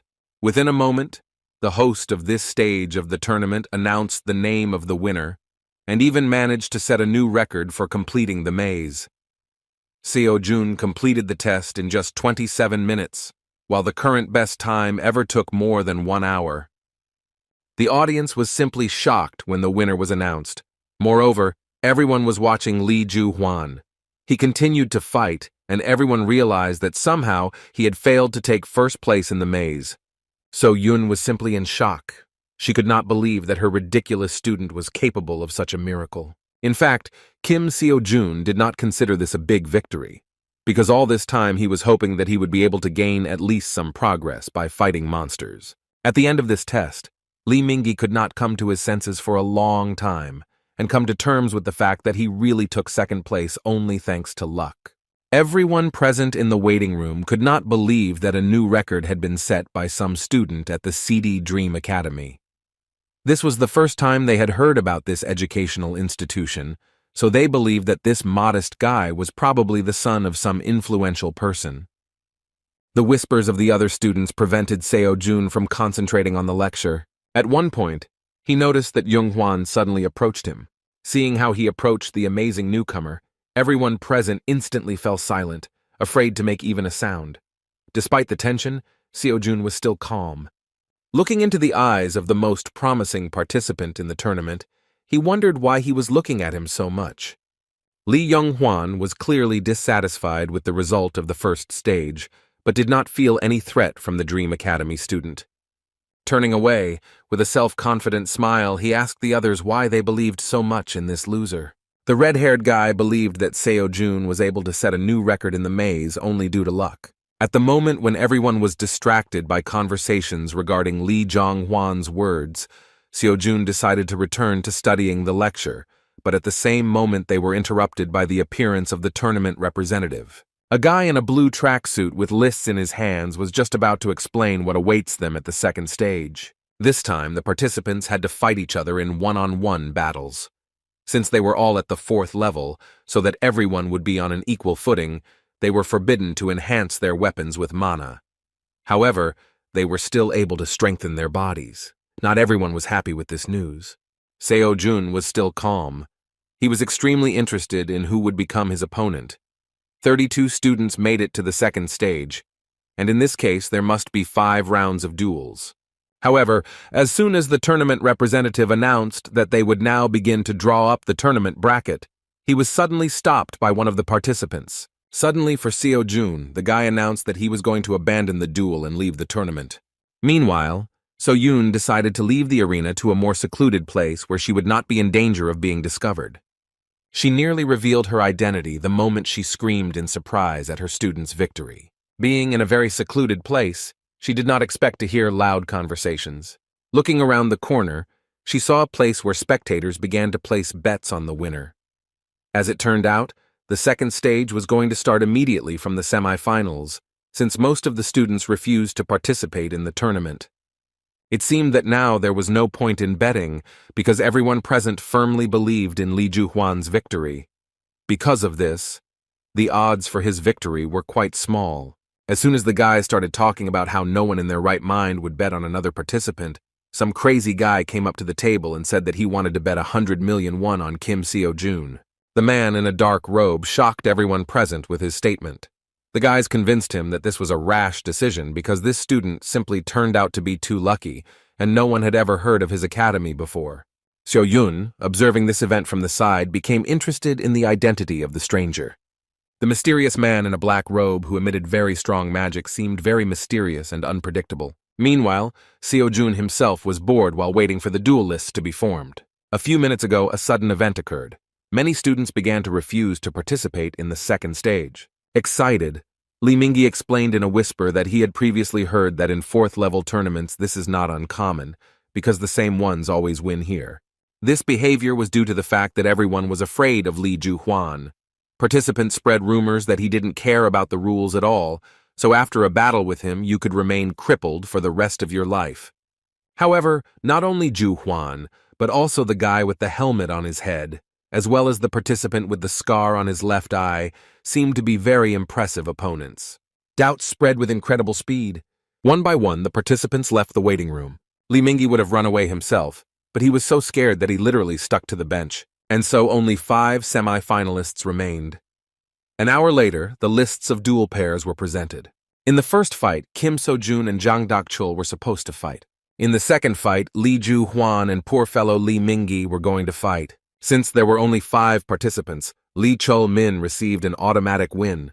Seo-jun began to think that if he won the first stage, then most likely, if he makes it to the finals, regardless of the result, he will become the winner of the tournament. At one point, he noticed his comrades' excitement. Li Mingyu was trembling with fear, and when Seo-jun noticed this, the guy in the checkered shirt whispered in panic that he couldn't believe that he was going to duel with Li Juhuan. Despite his incredible fear, he still had enough energy to shake his new friend. With a kind smile, Seo-jun said that Li Mingyi was acting stupid because he wrote himself down as a loser, even though his fight had not even started. Seeing his friend's condition, he suggested that he withdraw his candidacy, because with such an attitude, nothing would really happen for him. With his eyes downcast, Li Mingyi sadly said that he couldn't just leave the tournament. Meanwhile, a tournament official entered the room and announced that Kim Seo-jun and Jang Dak-chul should prepare to enter the arena. Getting up from the bench, So-jun gave friendly advice at the end and said that if Mingyi decided to fight, then he should fight to the very end. After all, who knows, maybe he will be lucky and even win. After these words, Li Mingyi grabbed his hand in surprise. He asked in confusion why So-jun was not worried before such a difficult battle. With a confident smile, Seo-jun replied that he only cares about how much experience he will be given for this fight. This answer naturally did not satisfy his friend's interest, but Seo-jun simply left, motivated by the opportunity to earn 100 million won. As soon as he entered the stage, the presenter announced the continuation of the tournament and the beginning of its second stage. The first to be presented was the new record holder of the race in the labyrinth, who was able to bypass all the monsters. Seo-jun was presented as a participant shrouded in mystery, because no one could say for sure whether he was talented or just plain lucky. At the moment of thunderous applause towards Seo-jun, he suddenly heard from his opponent that luck would not help him here. Jang Dak-chul was so self-confident that he didn't even hide it. Moreover, he was presented as one against whose crushing power any tricks were useless. With a loud laugh, an arrogant guy with a ridiculous helmet on his head said that student Kim spent all his luck on the first stage, where he managed to set a new tournament record. In response, Seo-jun said that it was too early to judge which of them was unlucky. These words seriously angered his opponent. As soon as the referee announced the start of the battle, Dak-chul furiously attacked, shouting that he would make Seo-jun regret his bold words. However, these threats did not bring any results, because the Dream Academy student was more determined than ever, because a prize of 100 million won was at stake. As soon as Li Mingyi heard that his friend's battle had already begun, he began to worry even more. Glancing at his opponent, who was standing to the side with an angry expression on his face, he decided that now was a bad time to worry about others. He had to face Li Juhuan, which seemed terrifying from the very beginning. Even though he was trembling with fear, Seo Jun's words were what kept him in control. But just as he thought that he and Seo Jun were no match for these guys, those in the waiting room screamed in surprise at the shocking news.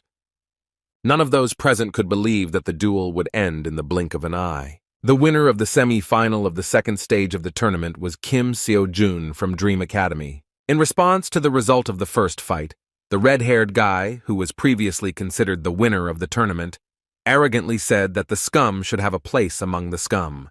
Despite his words, Li Mingyi felt much better once he learned that his fellow sufferer was able to defeat his opponent. Looking at his future opponent, he said that he too would be a winner. As expected, the fight of the first couple began with an aggressive attack by an offended guy in a ridiculous helmet with horns. One could not expect anything less from Chan Dak-chul. His strength was truly crushing. However, Seo Jun also surprised everyone present, because instead of blocking the blow, he easily dodged it. Moreover, the Dream Academy student continued to maintain a frantic calmness, which caused self-doubt on the part of the enemy.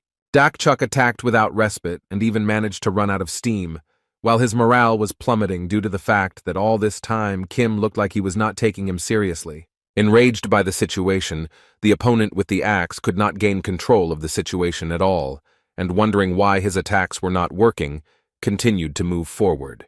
At one point, he seemed to go crazy, so he strengthened his body with an aura and rushed to the attack with a powerful swing of the axe and shouting that now the vile Seo Jun would not be able to dodge. However, at that very moment the games were over, because the student from the Dream Academy took the matter seriously and easily knocked the heavy axe out of the hands of his opponent.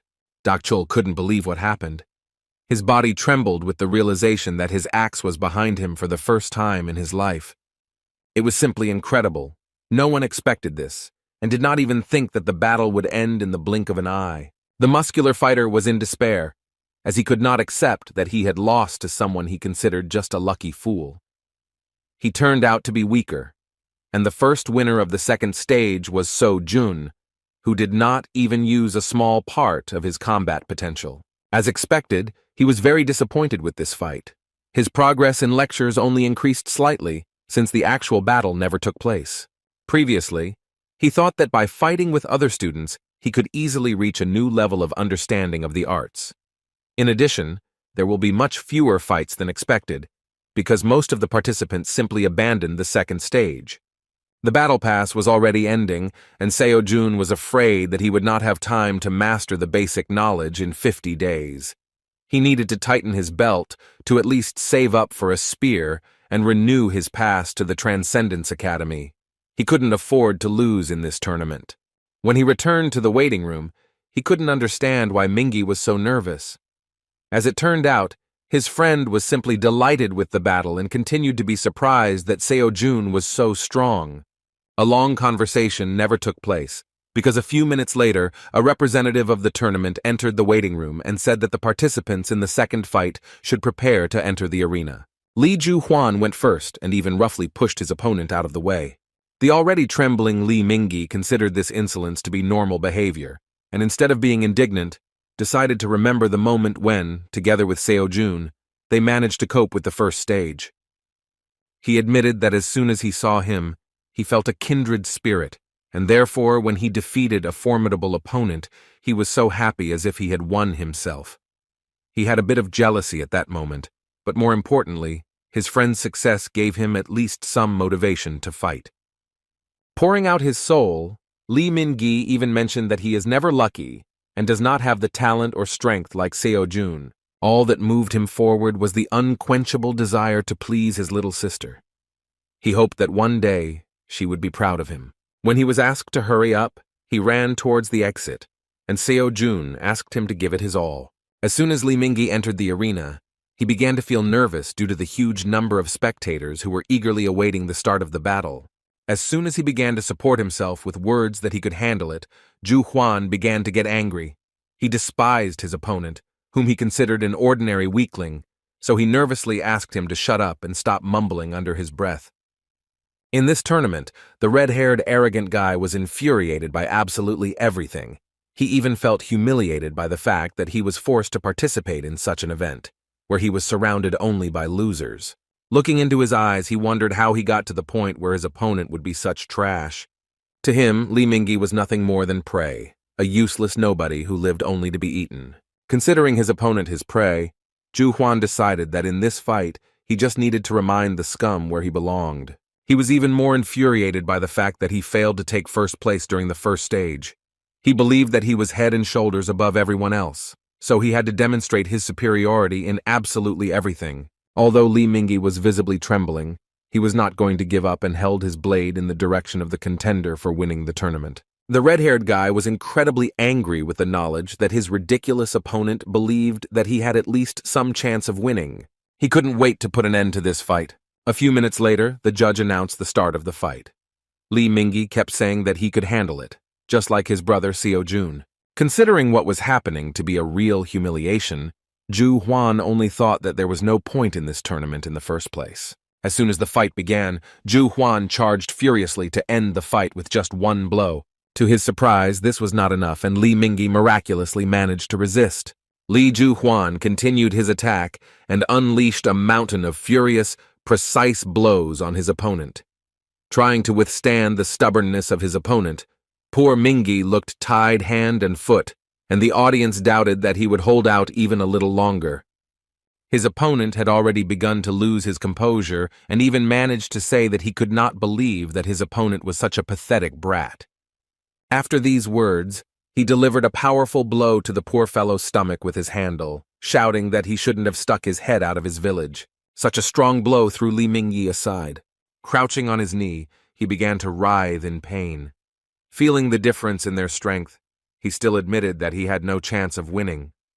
The realization that they were on completely different levels sent tremors through his body again. However, he could not leave just like that, because all this time he was only thinking about the fact that he wanted his sister to be proud of her older brother.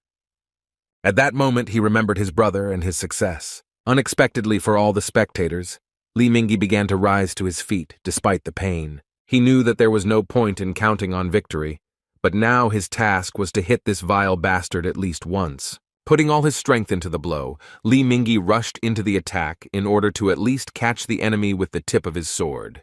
He couldn't count on more, yet they were on completely different levels.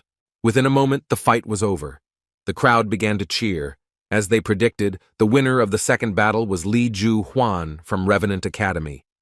The audience was delighted and only confirmed that the rest of the participants in this tournament are not even suitable for such a monster. Zhu Huan had no place in the fourth-level competition because everyone understood that this brute was a master of his craft. However, Li Mingyi still managed to achieve his goal because, albeit slightly, he still hurt his opponent. Moreover, the public also noticed a small cut on the face of the invincible Zhou Huan, which was left to him by a completely ordinary boy. The arrogant, red-haired Revenant Academy student was beside himself with rage.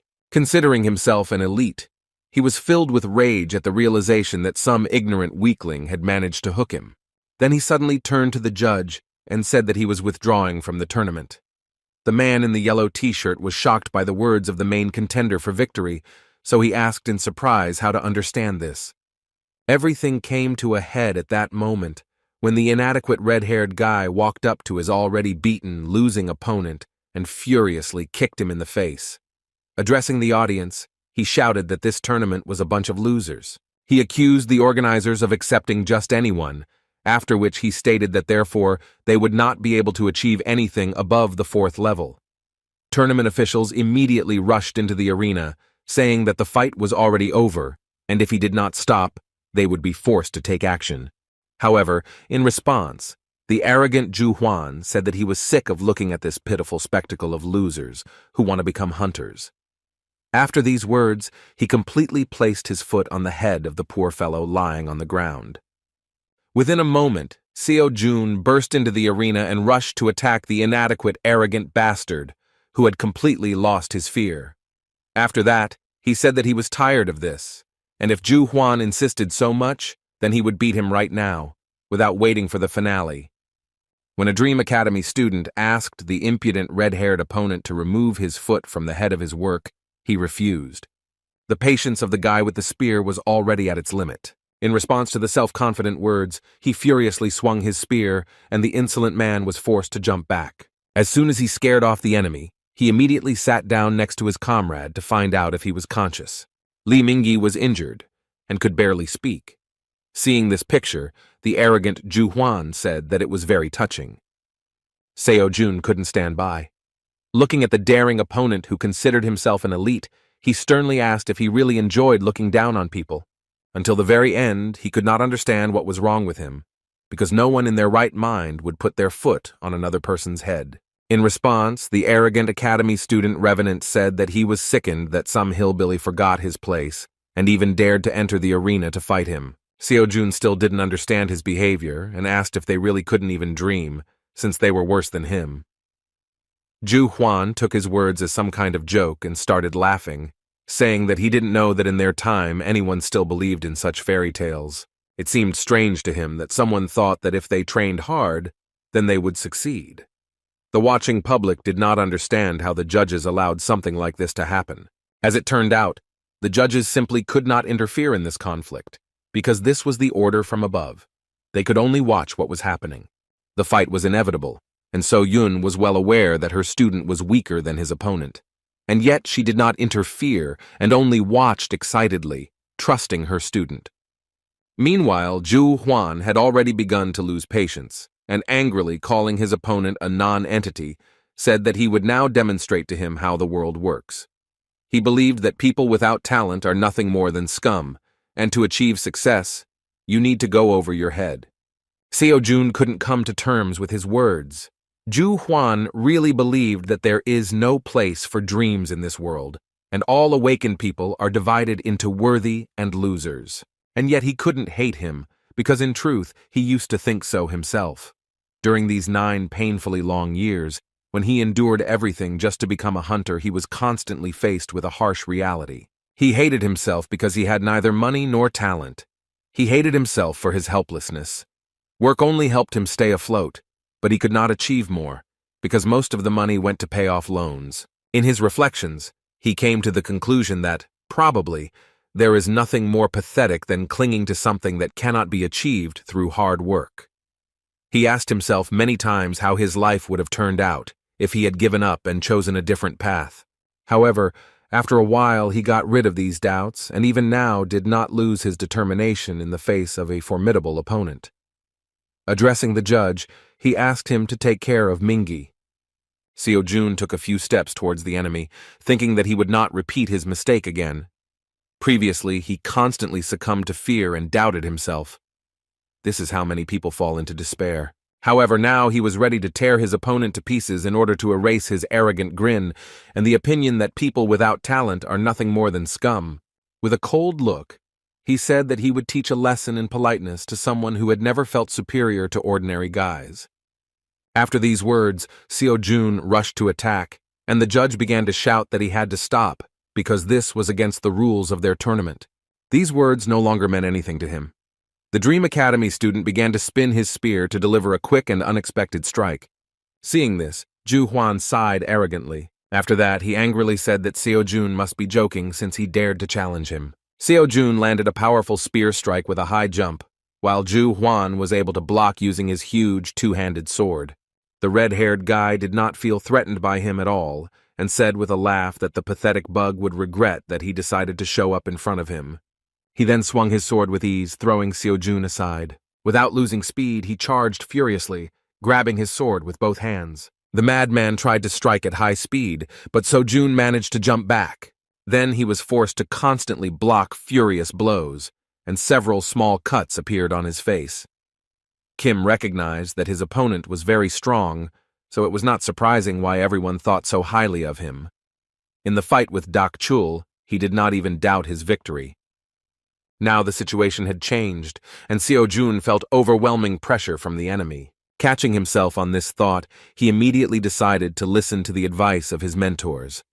Seo-jun trusted his feelings and began to simply go with the flow, so as not to strain himself with unnecessary thoughts in a responsible battle. Within a moment, he threw his opponent aside. Naturally, the arrogant Zhu Huan was infuriated by such insolence. When the judge said they had to stop immediately, the red-haired guy furiously shouted for them not to interfere. Anyone who considered himself a predator, the top of the food chain, could not come to terms with the resistance of his prey. However, in this battle, his opponent was different from the others. He couldn't understand why someone he considered trash was looking at him as if he were a predator himself. Now Zhu Huan was really angry. He mockingly said that dreaming is not harmful, but the pathetic non-entity should see for himself what will happen to his dreams when he is faced with cruel reality. Within a moment, he closed the distance with incredible speed. Then he launched a furious blow, which Seo-jun still managed to block. The impact was so strong that the surface of the arena began to collapse.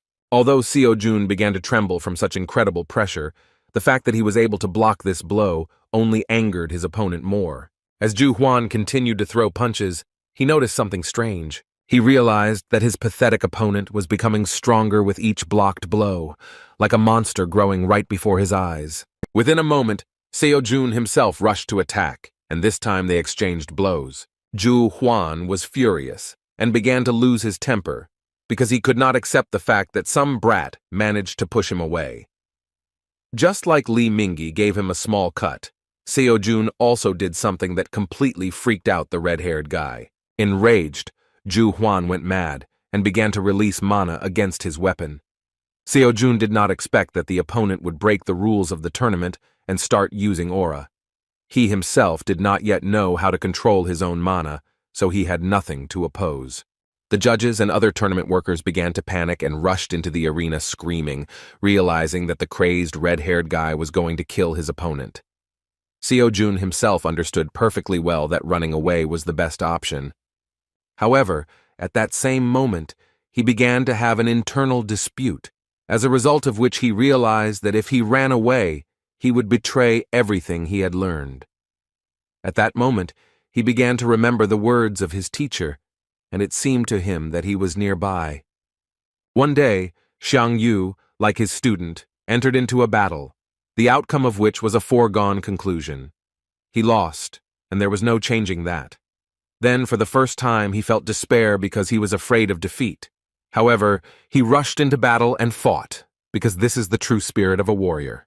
Xiang Yu taught him that even if everything points to his defeat, he must continue to fight like a beast and believe in his victory no matter what. Remembering the words of his mentor, Seo-jun resolutely clenched his spear, because he did not intend to show his back to the enemy. The force that tears mountains out of the ground will erase any barriers, and the spirit that can turn the whole world over will dominate it.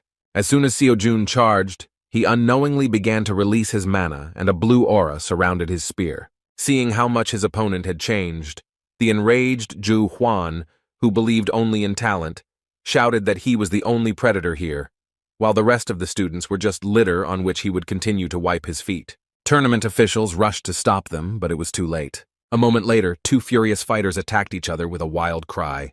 There was a powerful explosion of energy, which raised a column of dust and made it difficult to see what the result of this collision was. But just as the heat began to dissipate, the public saw that the clash had emerged with a winner. An inexperienced fighter, who was considered an ordinary lucky newcomer, managed to win this battle. Zhu Huan lost consciousness and fell to the ground, while Seo-jun silently tried to stand, leaning his trembling body on a long spear. The audience was shocked by what happened and began chanting the name of the winner of this fierce battle. Seo-jun also couldn't contain her surprise. She was shocked, because she saw how rapidly her student developed. 2 weeks ago, he could barely block her mana-soaked blows, but now he was able to use the aura himself. It was simply amazing, and now she was thrilled to know that she had made the right decision when she decided to choose him as her student. Looking around, she again saw the mysterious man in a black robe. Previously, she found him very suspicious when she saw that he had bet on Seo-jun at an underground bookmaker. The stranger himself shouted in surprise. He was excited by what had happened because he couldn't believe that someone from the 4th level could so suddenly master the aura technique. So Yoon was also surprised, but still not as surprised as this stranger. It seemed that before his eyes, Kim So-jun violated the laws of the universe. At that moment, she just remembered an important detail, that the stranger had bet a large sum on Seo-jun's victory. However, when she looked around again, the mysterious guy had disappeared from sight. The tournament ended after Seo-jun's incredible triumph, but he returned home without a victorious mood. Unfortunately, the victory over the tyrant did not bring him anything more than applause and recognition from the public. Because he did not listen to the judges, he was disqualified. Tournament officials admitted that Lee Ju-hwan had behaved in an inappropriate manner, but at that time he withdrew from the tournament and Seo-jun intervened as a participant. The judge warned him of the consequences, but he did not listen and did his own thing. Seo-jun broke the rules of the tournament and couldn't even argue with it, but the fact that no one even tried to stop his opponent before he intervened himself remained in question. Although Lee Ju-hwan withdrew from the tournament at that time, he was also punished, because enhancing a sword with an aura was regarded as attempted murder. Despite this, he will not go to trial, but the Hunters Association will definitely prohibit him from taking the exam for the next 5 years. Lee Chul-min automatically became the winner, even though he never fought in the second stage. Second place went to Lee Mingi, and third place went to Jang Dak-chul. Among the good news was that Seo-jun himself had made some pretty good progress in his lectures thanks to the last battle. According to Xiang Yu's lectures, he achieved 56% mastery of information, while Chiron's lecture was close to 49%. After thinking a little, So-jun came to the conclusion that the incomprehensible power that he felt in the battle could manifest itself precisely because progress had passed halfway. Based on the increase in his level, he decided that it was worth looking at the list of courses to choose another direction. However, at that moment, he was distracted by So-yun. She was very worried about his condition and decided to see him after the tournament ended. Fortunately, Seo-jun was completely fine, and said in his defense that although he looks like a weakling, he is actually a very tough nut to crack and doesn't mind such a battle. After making sure that everything was fine, So-yun breathed a sigh of relief. Suddenly, for his teacher, Seo-jun decided to apologize. When asked what he was talking about, he said with a feeling of guilt that he could have won if he had not interfered where he was not asked. Seo-jun was surprised to hear that there was actually nothing wrong with it, and she just wanted to know if he was okay. After her words that he initially counted on a cash prize, Seo-jun was speechless from the realization of the main problem of disqualification. The poor guy grabbed his head and started screaming because he really forgot that the main reason for attending this tournament was the money for a spear from the Transcendence store. He plunged into despair, and when asked what he wanted to spend the money on, he admitted that he liked one incredible spear. Despite the failure, he quickly recovered from the moral trauma and rose to his feet, saying that there was nothing wrong with it. With a kind expression on his face, he admitted that he would be lying if he said that he had no regrets. However, on the other hand, if he had not intervened, he would have regretted it much more. The moment of his sincerity and discussion of financial problems was suddenly interrupted by Lee Mingi, who already felt much better and could even return home on his own. As soon as he approached his friend, So-yun decided to lower the visor of her cap so as not to attract too much attention to herself. Holding his head, Lee Mingi shyly thanked his savior. After a short silence, he finally decided to ask whether he could become as strong as his brother if he trained hard. Seo-jun was genuinely surprised by the words of this trembling guy. Seeing his look full of hope, he couldn't upset him. To support the poor fellow, he warned him that everything is possible, but this is not an easy path. Still, he saw that Mingi clearly lacked the talent to become a hunter. However, they say that anything can be achieved if you work hard enough. However, the world is cruel, and you can't go far on dreams alone. To support him, he said that he should not focus on becoming a hunter, because he could do something else, since he was still young and had plenty of time. Lee Mingi was not at all upset by such words, and even admitted that So-jun was right about something. Perhaps he could become an excellent journalist, because he has already shown that he can accurately collect information about other people. Still, he did not want to stay long and decided to say goodbye, thanking his friend for everything he had done for him. Finally, Seo-jun asked him to never let anyone tell him what to do, even if it was his own words. He even decided to warn him that he would hear more than once that he had no talent, and that he would not cope. Therefore, he asked him not to forget that no one's opinion should become his reality, because if he really wants something, then he must achieve it, and everything else does not matter. The sincerity on the part of his brother touched Li Mingyi so much that he could not hold back his tears. Saying goodbye, he promised that someday he would visit him with his sister. Looking after Li Mingyi, So Yun said that she was pleasantly surprised by how her student acted. Seo Jun, awkwardly walking towards his house, replied that he constantly blames himself for always sticking his nose into other people's affairs. With a kind laugh, the mentor said that she saw nothing wrong with this, because now her student had his first devoted fan. In response, Seo Jun surprised her by saying that it would be better if he became her second student and not just his fan. He believed that he should have seized the moment and invited him to their academy. So Yun really didn't expect such words from him. She felt happy thanks to his support, because now he said that this was their academy. Now she was definitely not alone. Overcome with joy, Seo Yun caught up with Seo Jun again and cheerfully said that since he had done a good job, she would buy him a new spear. When asked why she suddenly decided to do this, she asked him not to worry and consider it a scholarship.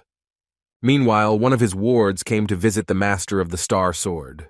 He was warned that the master was meditating, and at this moment he could not be disturbed, but the guest said that the matter did not require delay. So Moon Chul, a one-armed guy who is considered one of the most loyal subordinates of the Star Sword, still disturbed his master. In response to his sudden intrusion, the old man said threateningly that he thought he had made himself clear when he asked not to disturb him. Releasing his incredibly powerful aura, he asked his subordinate how dare he ignore his orders. The pressure from the master was simply monstrous, and even an experienced hunter could not move. He could barely muster the strength to report that Lady So Yun had participated in the academy tournament. These words greatly interested the old man, because he could not wait for this, knowing that So Yun had no students. Moon Chul, seeing the master's uncertainty, confirmed his words. They had actually gathered some information regarding what had happened at Dream Academy recently. No one expected that after all the unsuccessful attempts, So Yun would still decide to try the old business again. Realizing the importance of the matter, the old man rose to his feet and said that he would personally deal with this problem. With a thoughtful look, Star Sword Park Min Chul said that he personally should see what his granddaughter's new student is like. The next morning, Seo Jun again went to the Dream Academy, where he wasted no time in refining his spear skills. The next daily task regarding 5,000 swings of the spear was completed, but So Yun, as usual, did not understand what was going on. The strange behavior of the student all this time put her in an awkward position, but during all this time she never managed to find out anything. Noticing her intense gaze, Seo Jun asked why she was staring at him so dissatisfied, but the girl replied that he just imagined it. In fact, she still held a grudge against him because he was so eager to get money for a new spear, but when she offered him a lucrative gift, he was so meticulous in choosing it that he ended up leaving with nothing. In response, Seo Jun said that he was simply not worthy of the gift.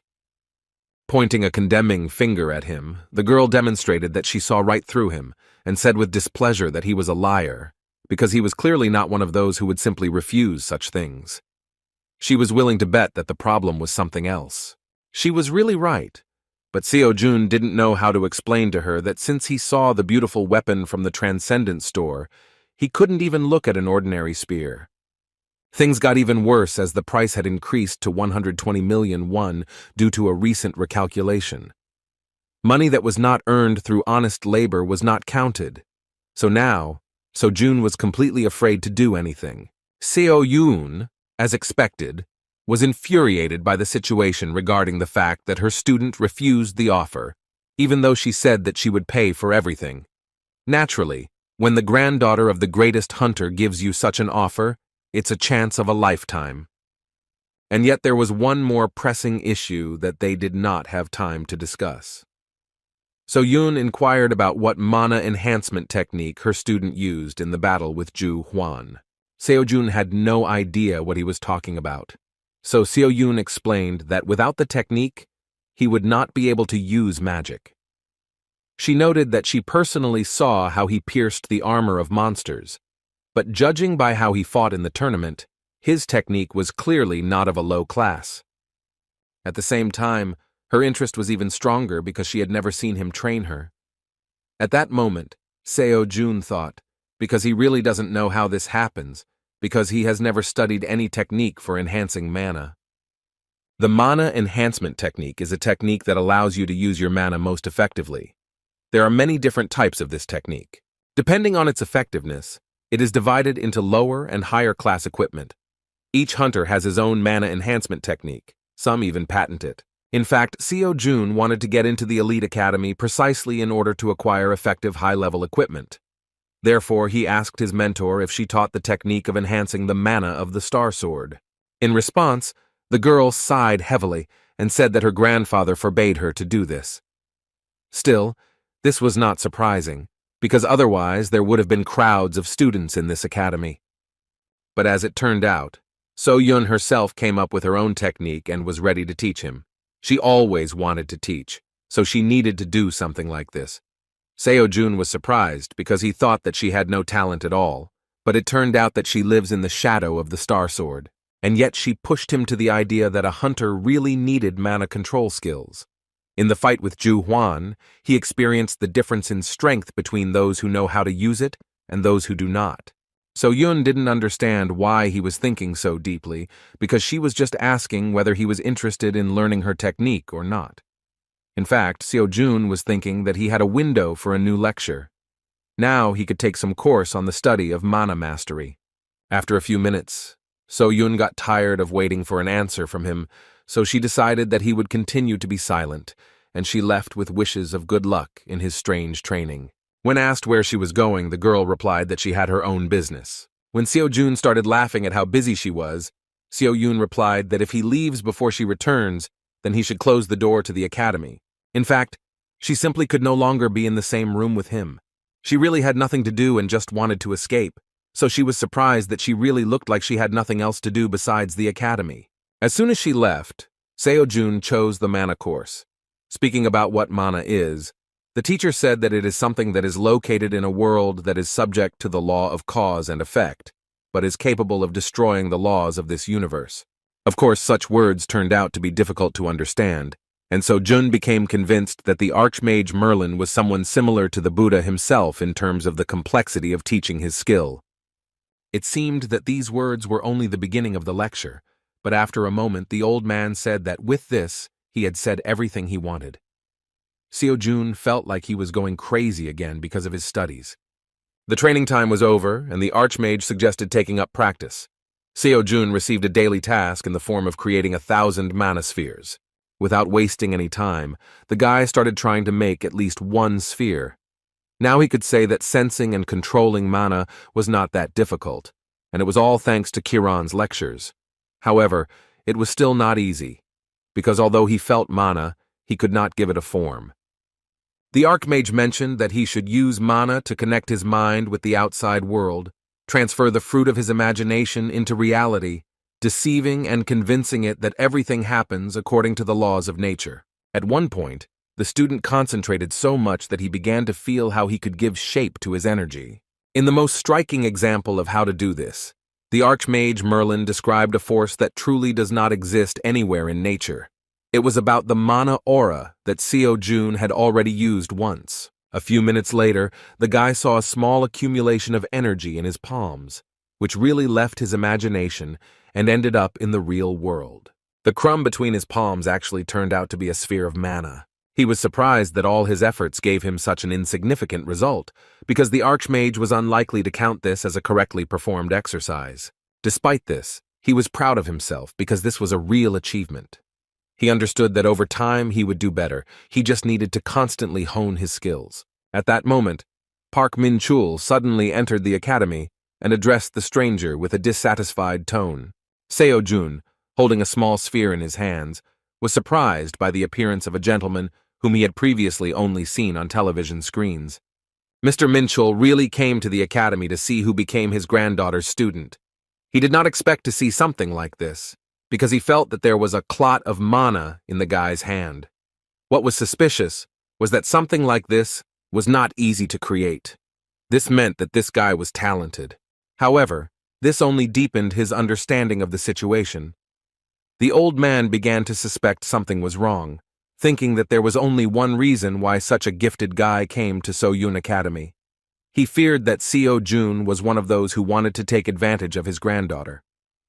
Releasing his terrifying energy, he sternly repeated his question, and, shocked by the situation, Seo-Jun was forced to dutifully introduce himself.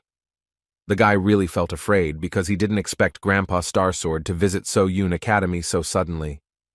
Addressing him without any formality, Seo-Jun mentioned that he had only seen him online, so it was amazing to him that he was finally able to meet the greatest hunter in person. He further suggested that the distinguished guest had come to see So-Yun, after which he said that unfortunately, she had left on some business. The guy didn't understand what had happened, but the old man suddenly became furious as soon as he heard him call his dear granddaughter by name. His reaction was not strange. He treated Park So-Yun very carefully. While in Korea they only address people with whom you have a close relationship by name. But at that moment another question began to worry him. Once he released his terrifying energy, he put incredible pressure on the student, but for unknown reasons, he continued to stand on his feet. Seo-Jun didn't understand what he was talking about, so Park Min-chul said that his lust for killing, soaring in the air at that moment, usually paralyzes anyone below the S-class of hunters. After these words, the student understood what was happening, and the only explanation for why he was on his feet, he believed that this was the action of an unshakable heart. Silence began on his part, and the old man again asked a question regarding what such a guy forgot at the Park So-Yun Academy.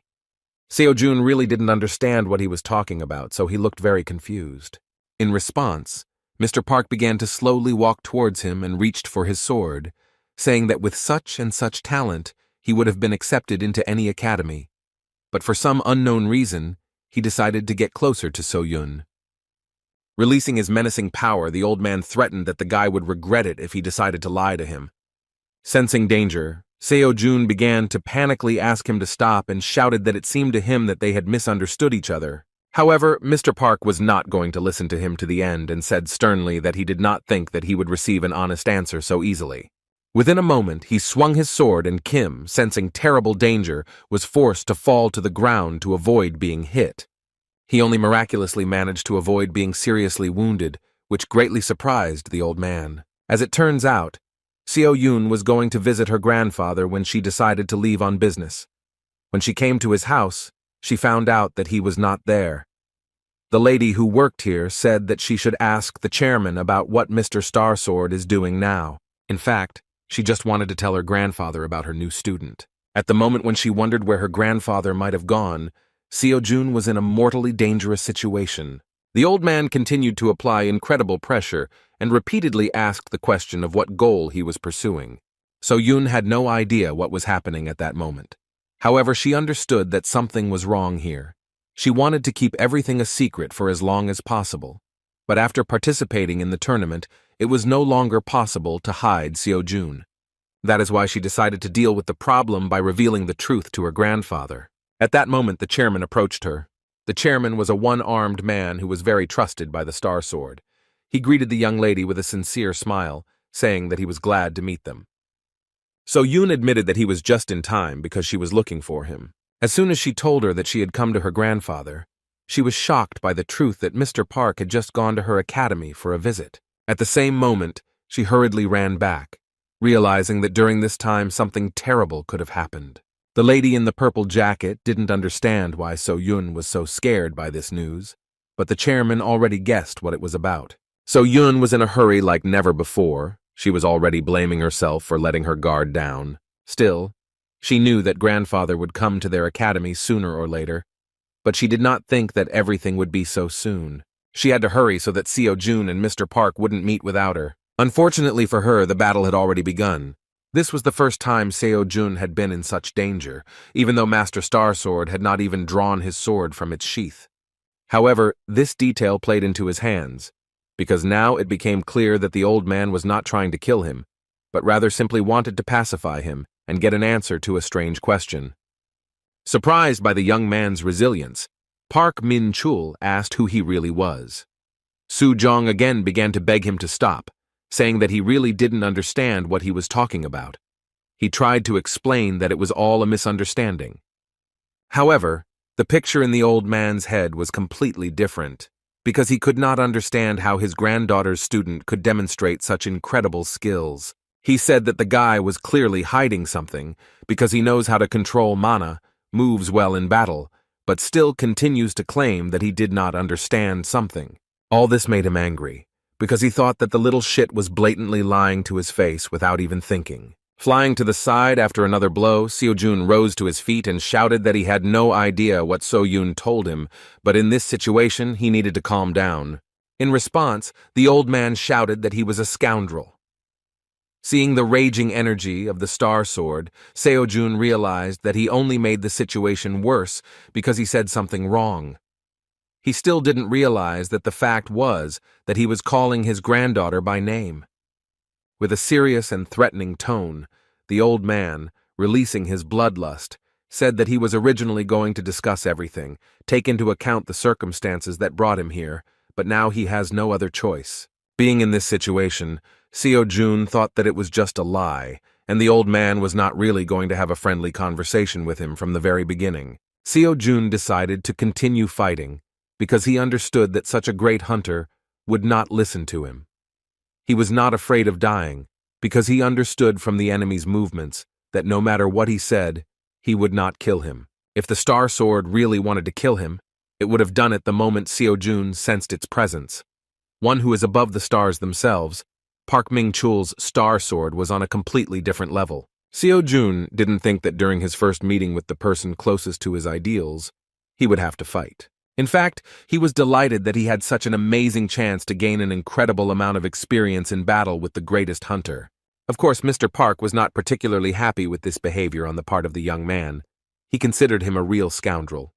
Seo-jun's attitude has changed. He even enhanced his own body with an aura, showing that he does not deny the fact that he is ready to fight. During his life, Mr. Park saw many hunters, but only one looked into his eyes without fear. Seo-jun looked exactly the same, so you'd think he was strong enough to really try his luck. Rushing into the attack, the old man struck the first blow with thoughts about what this young man needed from his granddaughter. Seo-jun could hardly resist such pressure. He still couldn't cope with his opponent's speed and couldn't even feel his attacks. His face was covered with cold sweat from every movement of the great hunter. He couldn't even notice the simple blows performed by the Star Sword. The old man's power was beyond his understanding. However, Seo-jun continued to try to hold out and dodge the attacks in every possible way with incredible interest in how much longer he could hold out against such a monster. At one point, he himself rushed to attack. However, Star Sword did not feel any danger from him. He was surprised by the young man's self-confidence and decided to teach him a lesson, hitting him in the stomach with incredible speed with the hilt of his sword. Seo-jun flew to the side with a scream, and Mr. Park looked away and said that his pathetic attacks were ridiculous banality. Despite the hopelessness, Seo-jun did not give up and tried to gain as much knowledge as possible from this fight. He could not allow the battle to end quickly, and tried to find out at least something else. Rising to his feet, he realized that tricks would not help him. However, while the enemy was not yet serious, he felt that he still had a chance to surprise the old man. Park Ming-chul did not want to waste much time on this issue, so he rushed to the attack again. Seo-jun felt like he needed to impress him, but he didn't know how to do it. However, as soon as he stopped thinking about it, he trusted his feelings and surprisingly managed to evade his opponent's sword. He then desperately swung his spear to strike at close range. Subduing the mana to his will, he forced it to fill the spear, strengthening the counterattack. The old man was unexpectedly surprised at what the young man was capable of, who didn't even have a hunter's license. He couldn't figure out what kind of mana technique he was using, but it looked extremely interesting. Seo-jun directed his punch with a furious cry, putting all his strength into this attack. A powerful surge of energy directed at the old man limited visibility at that moment. However, the result was a foregone conclusion. He did not even manage to catch a powerful enemy. After Seo-jun used his aura, Mr. Park shouted that the young man had finally shown his true mean face. In response, Seo-jun said displeasedly that Mr. Star Sword was the first to attack him. After these words, Seo-jun, who did not understand the old man's feelings, again said that he could not wait for his teacher to return. calling the granddaughter of the Star Sword by name. The greatest hunter began to lose control, demonstrating his terrifying strength. He said that if the young man wanted it so badly, then he would personally send him to the next world. Just as Kim was beginning to say goodbye to life, fortunately for him, So-Yoon burst inside the training room and shouted that it was enough. The fighting stopped, and So-Yoon started screaming that she wanted to know what was going on here. She was incredibly angry at her grandfather for starting to scare the crap out of her students again. Looking at Seo-Jun, she began to get angry at her grandfather and accuse him of beating the poor fellow until he had bruises all over his body. Kim tried to smooth the situation over, saying that he had no serious injuries, although he was already in pain. Turning his gaze away, the old man said that such a mattress should not dare call himself a man. In response, Seo-Jun allowed himself the impudence of telling the Star Sword that it doesn't matter whether you are a man or a woman, anyone would be hurt if they were beaten by a great hunter. As soon as he said that he wouldn't be surprised if Mr. Park didn't care who he beat, the old man immediately jumped out of his seat and shouted that the young man would soon regret his words. Seo-Jun, taking advantage of the situation, cleverly hid behind the granddaughter of the Star Sword, asking if he would continue to beat him. So-Yoon didn't understand what was happening at all.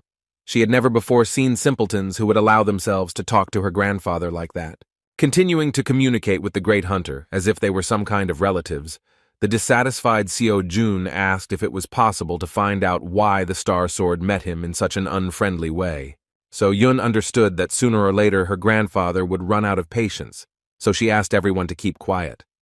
Then she awkwardly apologized to her only student for what happened, but So-Jun did not hold a grudge against her and said that she was not to blame for anything, and he himself escaped with only bruises. Despite his words, Miss Park again respectfully apologized, saying that she was very sorry, but she could explain the situation a little later. Now Seo-Jun began to understand what was going on. Seo-Yoon really needed a frank conversation with her grandfather, who, apparently, treated her very carefully and controlled her in everything she did. At such a moment, it was necessary to leave them alone, so the guy said that it wouldn't hurt him to drop by the emergency room. After these words, he left the academy building, and So-Yoon peered after him, smilingly thinking that she was lucky that he treated this with understanding. After that, she looked towards her grandfather with a stern look. They had to have a very serious dialogue about what had happened.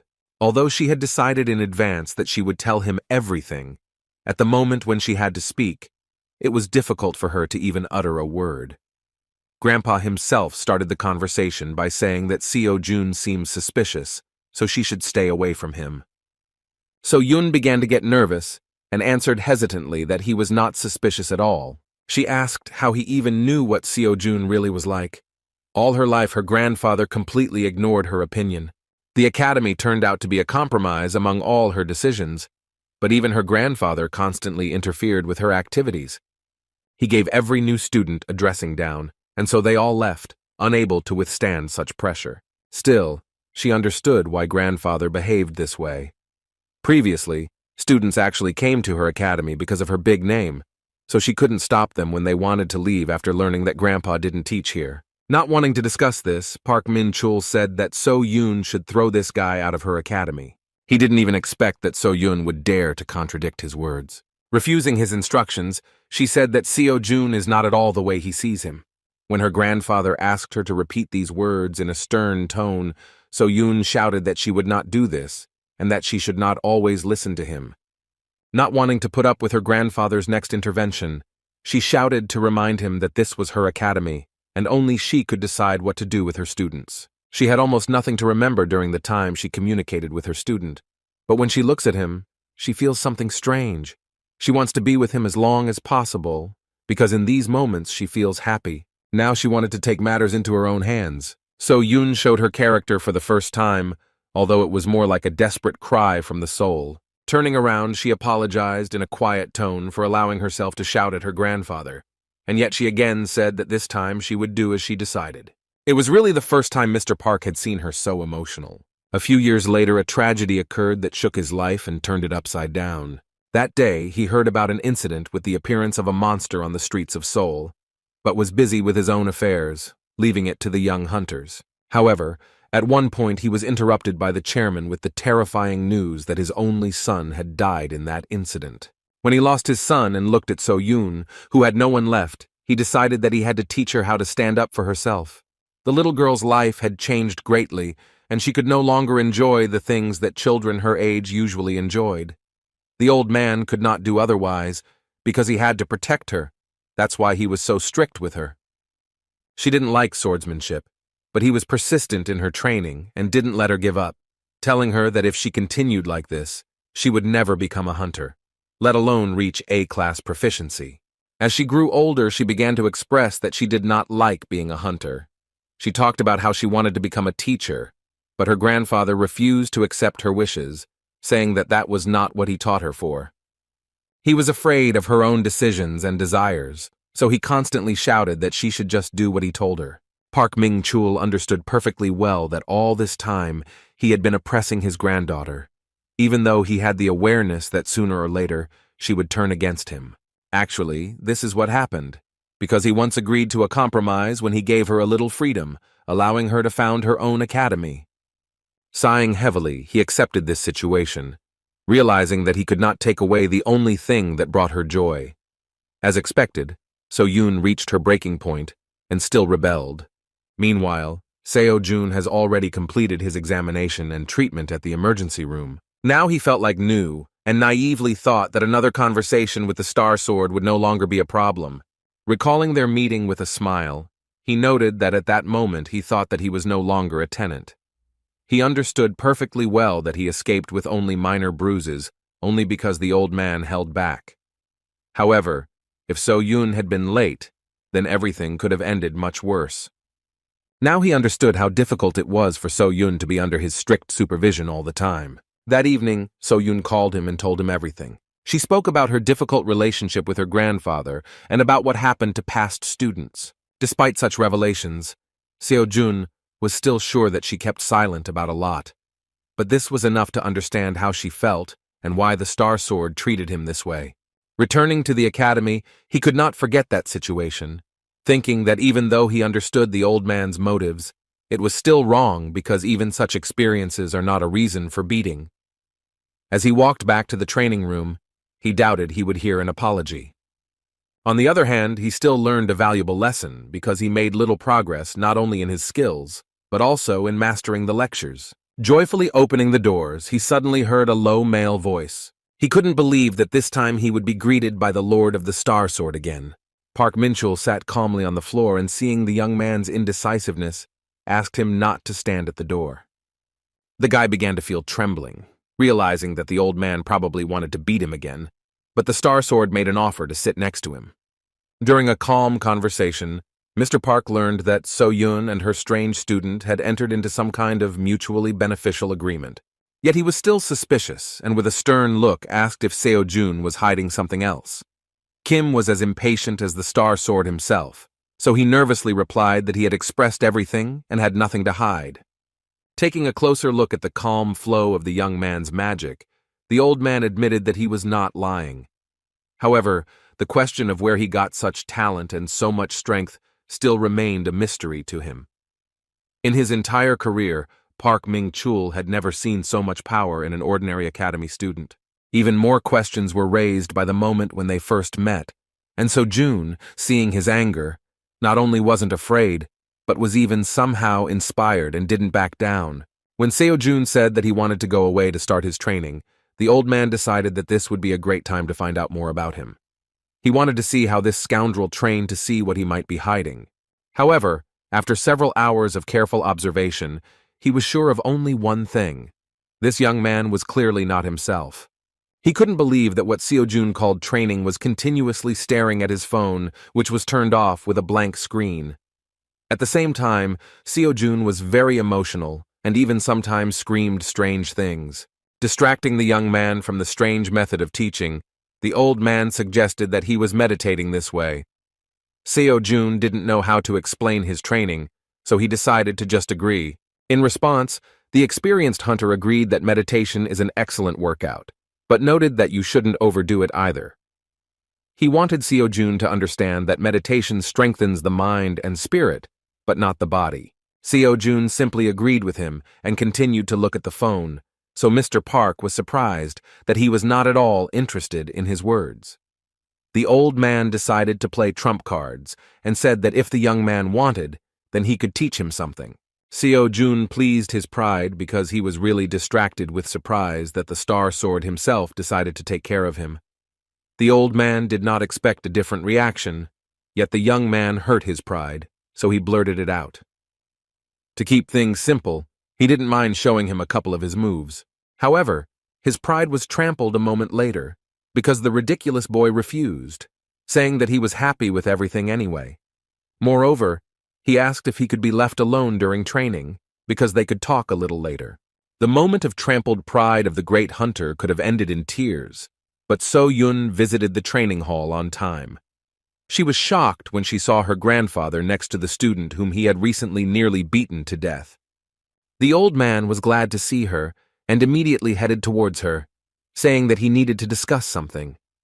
So-yun was afraid that he was up to something, so she warned him that she would not forgive him if he even laid a finger on her student.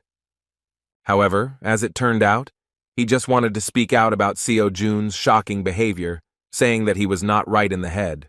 They could not understand that there was anyone in the world who could refuse training from the Star Sword itself. Instead of getting a few lessons from the greatest hunter, Seo-jun actually continued to act like he had a headache. The guy stared at his switched-off phone, which looked very crazy. So-yun understood her grandfather's feelings, but she had already come to terms with such oddities of the student, and therefore said that this was still normal behavior on his part.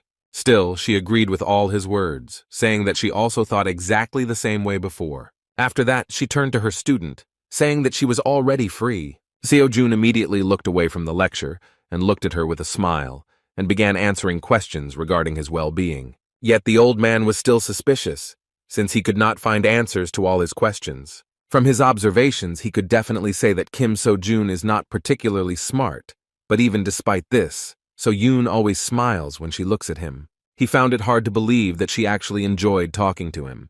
It made him remember that he had never actually seen her smile like that before. In conversations with her grandfather, she is always strict or sad. He often saw her offended, but not so sincerely happy.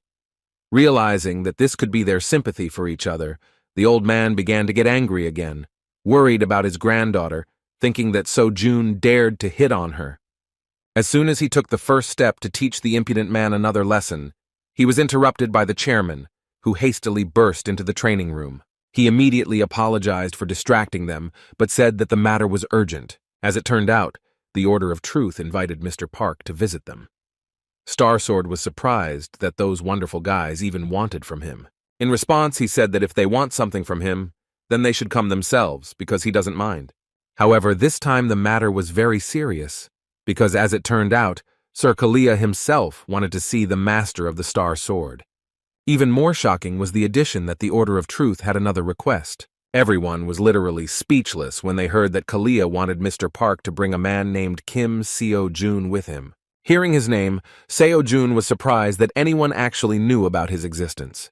The old man immediately thought that the strange guy was somehow connected with the cunning Order of Truth, so he assumed that he was Sir Kalia's faithful dog. Even So-yun believed this assumption, so Seo-jun answered impudently and dissatisfiedly that he himself was interested in how they knew his name.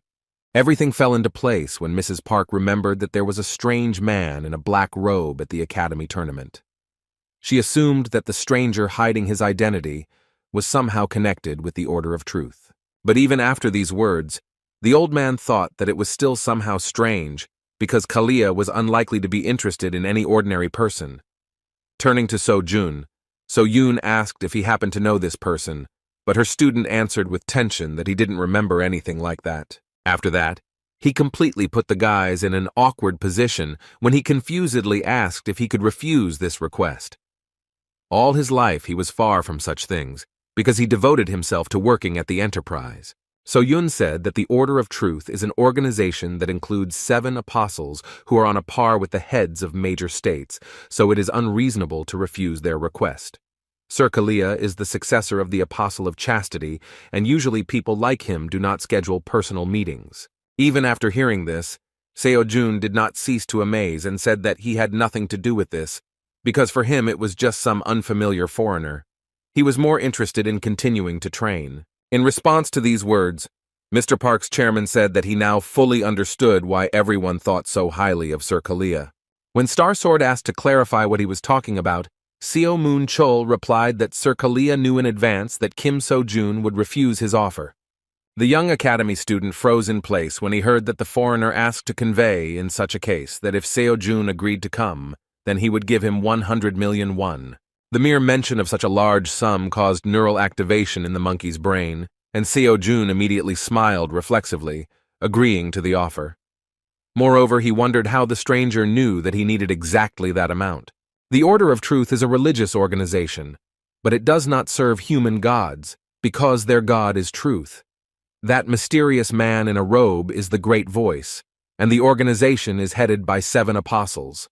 They convey the will of God, that is, the truths of humility, diligence, gratitude, mercy, patience.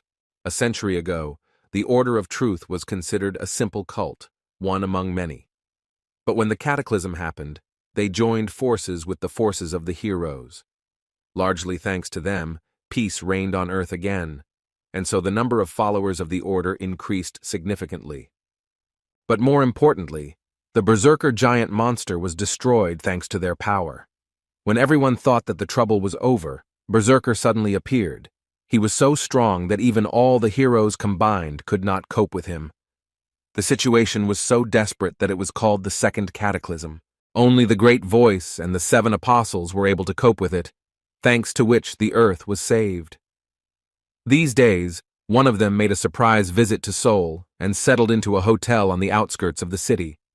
The place seemed too nondescript for a representative of a world religion. When Mr. Park and Seo-jun arrived at the place, the old man told the cult member that he had come personally to Kalia, after which he began to introduce the guy next to him, calling him a fraud. In response, the man in the robe, without listening to the end, looked at the young man with interest, and with anticipation of something interesting, said that he knew very well that in front of him was Kim So-jun. Without delaying the guests, he invited them to pass and informed them that Sir Kalia was already waiting for them. Following the man in the robe, Seo-jun thought that if Mrs. Park was right, then someone from the Order really was at the tournament, and perhaps they decided to lure him with the same amount that he could get for winning. It still remained unclear why he was watching him and why he called him. The guys approached the meeting room, and Kim came to the conclusion that Sir Kalia might know something about him or about the Academy of Transcendence. In addition to the money for the meeting, he planned to find out why he attracted their attention. One of the followers of the Order of Truth led them to a beautiful waiting room, where he asked them to wait a little while for Sir Kalia to come to them.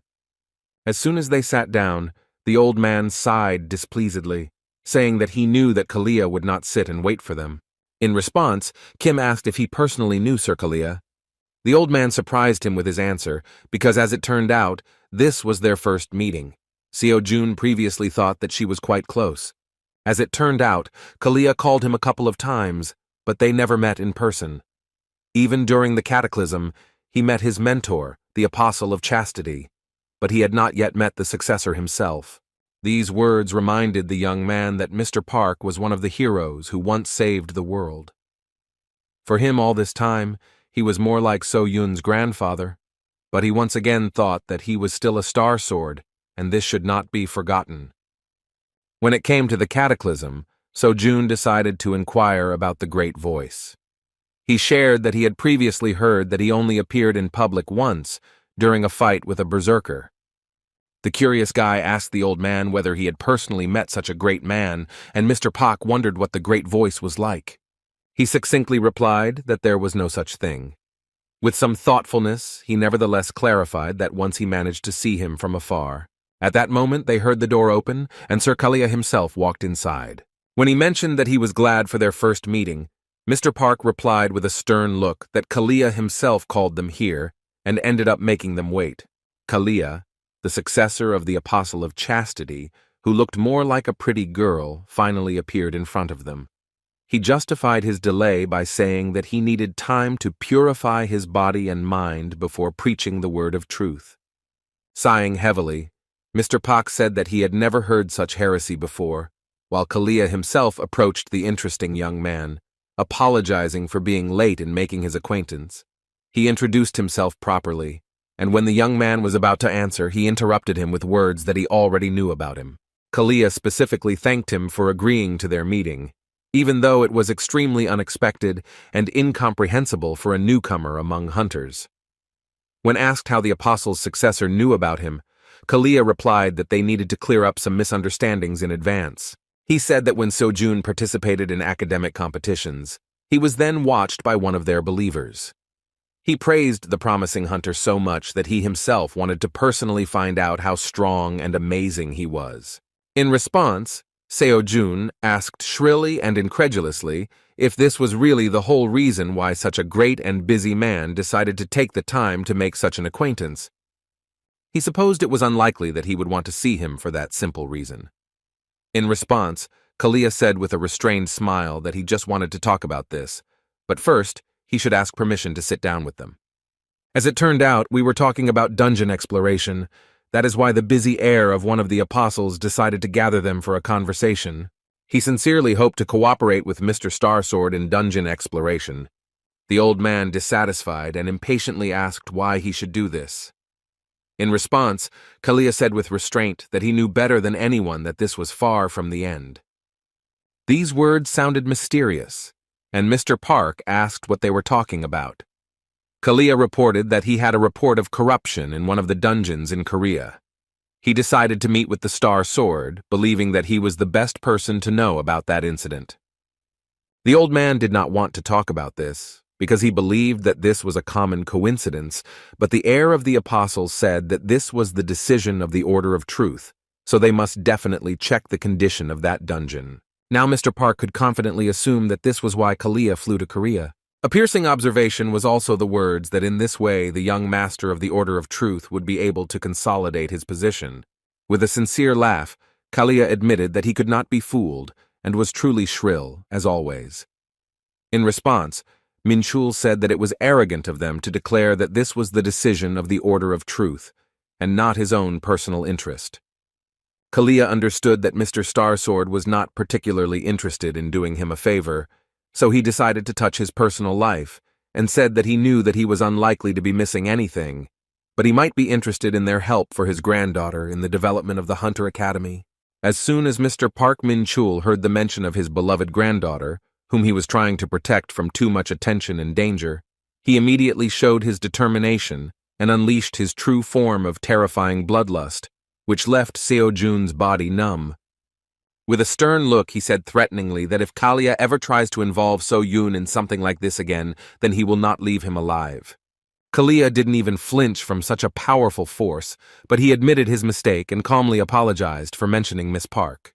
In his defense, he said that apart from this, he had nothing that he could offer to the Star Sword. Having no other choice, he offered to fulfill one of his requests, just as he would help him with this matter. In response, the old man said that this was simply ridiculous, because Kalia could say tomorrow that there was no deal. He had no reason to trust the influential heir of the apostle. Kalia understood his words and said that if the Star Sword wishes, he can swear an oath to him in the name of the Order of Truth.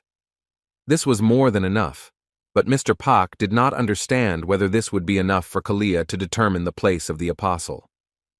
But for Kalia this was not particularly important, because in this way he could not claim that there was no deal between them. When it came to the right of oath in the name of truth, Mr. Park could not refuse to help him. Once they completed their deal, Sir Kalia decided to move on to talk with the academy student. With a pleased look, he said that he would speak directly. They in the Order of Truth suddenly wanted to sponsor his future path as a hunter, seeing incredible potential in him. It was about sponsoring various activities that the academy would not be able to take care of.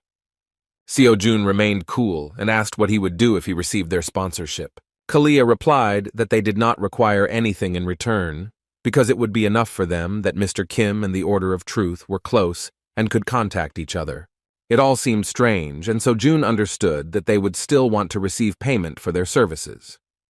In response, he decided to satisfy his own interest and said that if Sir Kalia answered one question honestly, then he would think about their proposal. Of course, Seo-jun wanted to inquire about the Transcendence Academy, but he knew that it would be suspicious if he asked about it directly. He could not be sure that Sir Kalia would answer his question honestly, and if he turned away or avoided answering altogether, then he would no longer be able to find out the details of the interest in his person on the part of the Order of Truth. In this case, he decided that there was only one way to check whether Sir Kalia knew something about the Academy, thanks to which he acquired incredible power. With a sudden and not entirely formal movement, he took out a mobile phone from his pocket and held the screen towards Sir Kalia's face. After that, he asked the heir of the Apostle what he saw on the screen of this smartphone. This question was very sudden. Sir Kalia looked intently at the screen. At that moment, Seo-jun turned on the Buddha's lecture on what the soul, death, and reincarnation are. However, Sir Kalia calmly replied that the question seemed very strange to him, and it was difficult for him. Taking the phone away from the face of the heir of the Apostle, Seo-jun said that in this case, he could not do anything with his decision if Sir Kalia did not want to answer. A moment later, the heir of the Apostle laconically replied that he saw only a black screen. When asked if he was satisfied with this answer, Seo-jun said that this was enough. After this, he finally made a final decision regarding the sponsorship offer and announced that he was refusing. This conversation haunted the heir of the Apostle even after they said goodbye. His ward named Kalkos was the one who carried out some important assignments. He was also the person who noticed Kim Seo-jun. This time he had to find out about the distortions, but he was unable to find anything. When Sir Kalia asked if he was sure in a threatening tone, Kalkos swore in the name of the Order of Truth that he was completely sure of his observations. As for Kim Seo-jun, Kalia concluded that there was nothing special about him. He believed that even if he were special, he was now just an ordinary student. The question of what he saw on his smartphone screen took him by surprise, but all he really saw was a dark screen. But in fact, for a long time he was haunted by the nagging feeling that remained in his chest. Then Kalkos said that he was forced to report to another apostle. In response, Kalia said that now it is worth observing, because the priority is the distortion in the dungeon and the situation around other heroes. Besides the Soul Blade and the Sword of Darkness, he called everyone. As for these two, no one saw them, so communication was never established. While returning home, Seo-jun kept thinking about whether Kalia really opened anything from him. He was distracted by Mr. Pak's question regarding why he refused Kalia's offer. The guy replied that it seemed too suspicious to him. He did not know what the Order of Truth actually was, but he was still sure that Kalia was clearly not associated with the Academy of Transcendence. He did not want to enter into an almost free deal with suspicious individuals. When asked if he was embarrassed by the studentless academy he belongs to, Seo-jun replied that he had never met a more honest person than Miss So-yoon. Taking advantage of the moment, he decided to ask Mr. Starsword what the concept of dungeon distortion meant. Park Ming-chul seriously replied that this means that the magic inside is distorted.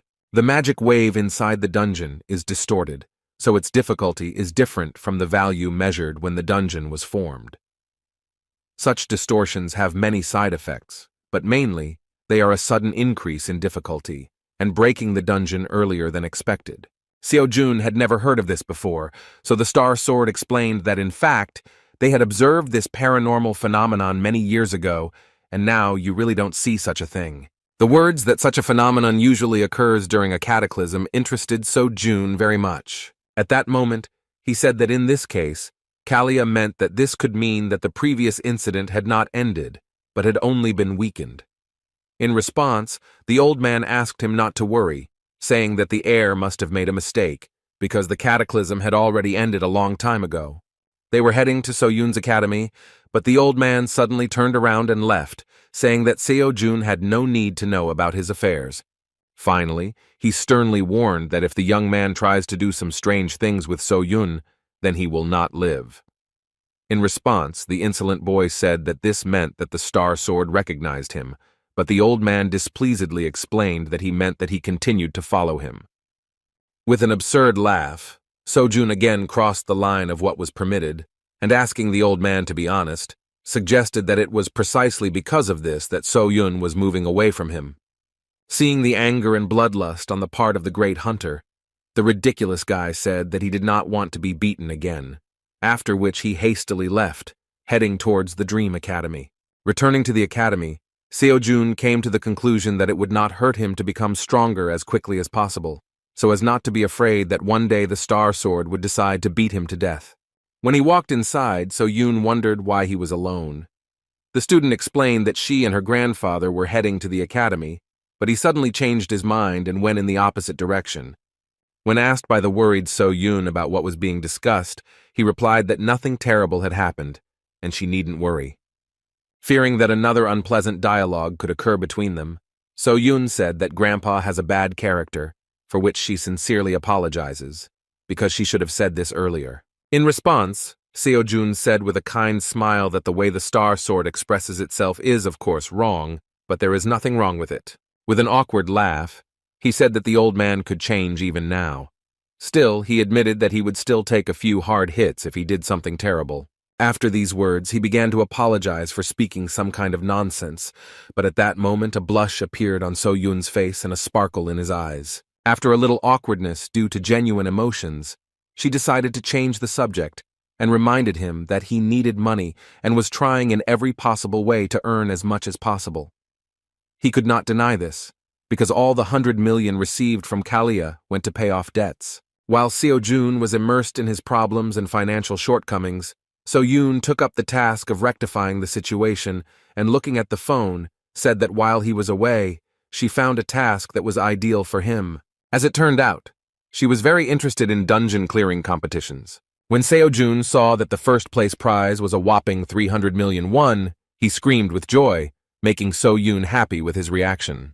The girl clarified that this competition is like a kind of dungeon raiding competition that no one can handle. As it turned out, these were the dungeons that hunters didn't really want to go through due to their low profitability. Seo-jun remembered that it was true that while those awakened during the cataclysm had a sense of responsibility, now hunters only strive for profit. In turn, Seo-jun clarified that unprofitable and abandoned dungeons are mostly low-rated and more difficult to attack. However, if the dungeons are not cleared quickly, then after a while they explode, releasing monsters, so no matter how low-ranking the monsters are, they still pose a threat to society. At first, such dungeons were monitored by government hunters, but it was ineffective to send them to such a seedy place. And in the end, the state solved this problem in a different way. That is why the so-called dungeon clearing competitions were created. The dungeons are just the right level for even the average student to tackle. The strength of the students now is more than enough to deal with them, and they also said that the results will be reflected in the ranking of the hunter academies. Upon learning of this, Seo-jun admitted that only a real genius could have come up with this. Seo-jun was sure that he could handle it, so she asked what his answer would be. The prize of 300 million and the opportunity to increase the progress of lectures as the raid progressed did not give him a reason to refuse. With cheerful smiles, they agreed to participate, and Seo-jun said that she would then submit an application in the near future.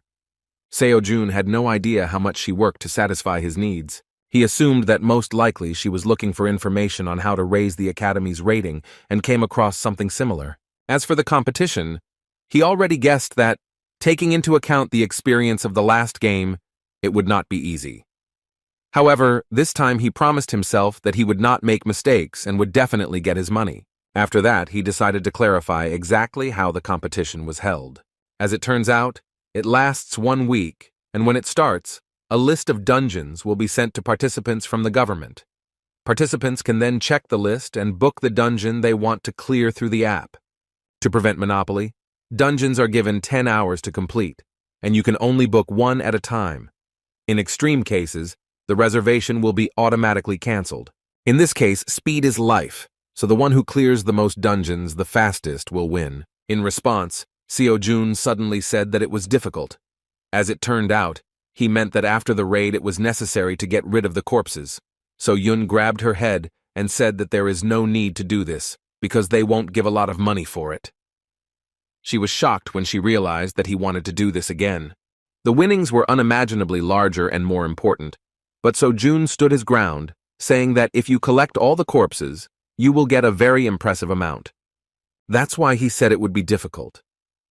Seo-jun continued to shake her head to the sides, demonstrating that she did not agree to such madness. Lost in thought, he remembered that he had previously pondered tactics for quickly clearing dungeons. After that, he immediately energetically reached for the phone. He wanted to clarify the competition rules to see if the trick he had in mind could be used. A few days later, competition day began. Seo Jun had downloaded the dungeon tracking app in advance, so it seemed like they were ready. However, they were actually waiting for one more person, whom Seo Jun had called as his assistant. Seo Jun happily said that the person in question would soon find them, because if finding the road were an ability, then even the Star Sword would not be able to compare with him. Within a moment, Mr. Ajusi came to them. With a kind laugh, Seo Jun said that this time there would be no penalty for being late. Ajusi Minchul was the assistant that Seo Jun decided to take with him on raids. A few days ago, he suddenly pulled him away from work with an offer to work in the same team. He invited him to carry the corpses of monsters left after the competition and also to be his driver. The guy promised that he would pay him well, because no one else could do such delicate work, in which every second was important. The job of cutting up monsters requires quite a bit of skill, and when it came to his uncle's skills, Seo Jun could vouch for him. A few minutes after the meeting, they received a message that the dungeon clearing competition had begun. Mr. Ajushi and Seo Jun began the task and quickly got into the truck they were going to use to transport the monsters from the dungeons. Just in case, Seo Jun again reminded them of their strategy, saying that the one who clears the most dungeons wins. Victory was directly dependent on speed, so in this competition they needed two things. The first is the high speed of clearing dungeons, and the second is fast movement between locations. Basically, all dungeons were first or second level. Depending on the level, the raid time will also differ, but Seo Jun was ready for any dungeon. All Minchul needed was to get from one location to another as quickly as possible. After that, he handed him the phone with the application. It had a list of dungeons and their locations. Seo Jun hoped that Mr. Anjosi could plan a route that would minimize travel time between these dungeons as much as possible. The old man was confused, but Seo Jun cheerfully praised him, saying that he was much faster and more accurate than any navigation system. Without wasting time, they accelerated and drove to the first point. At the dungeon site they were heading to, Inspector Go Soo-jin was in charge. She had never heard of Dream Academy before, so she didn't expect anything special from them. She assumed that since Kim Seo Jun was from some unknown academy, then he was probably a weak student who would need at least an hour to clean up.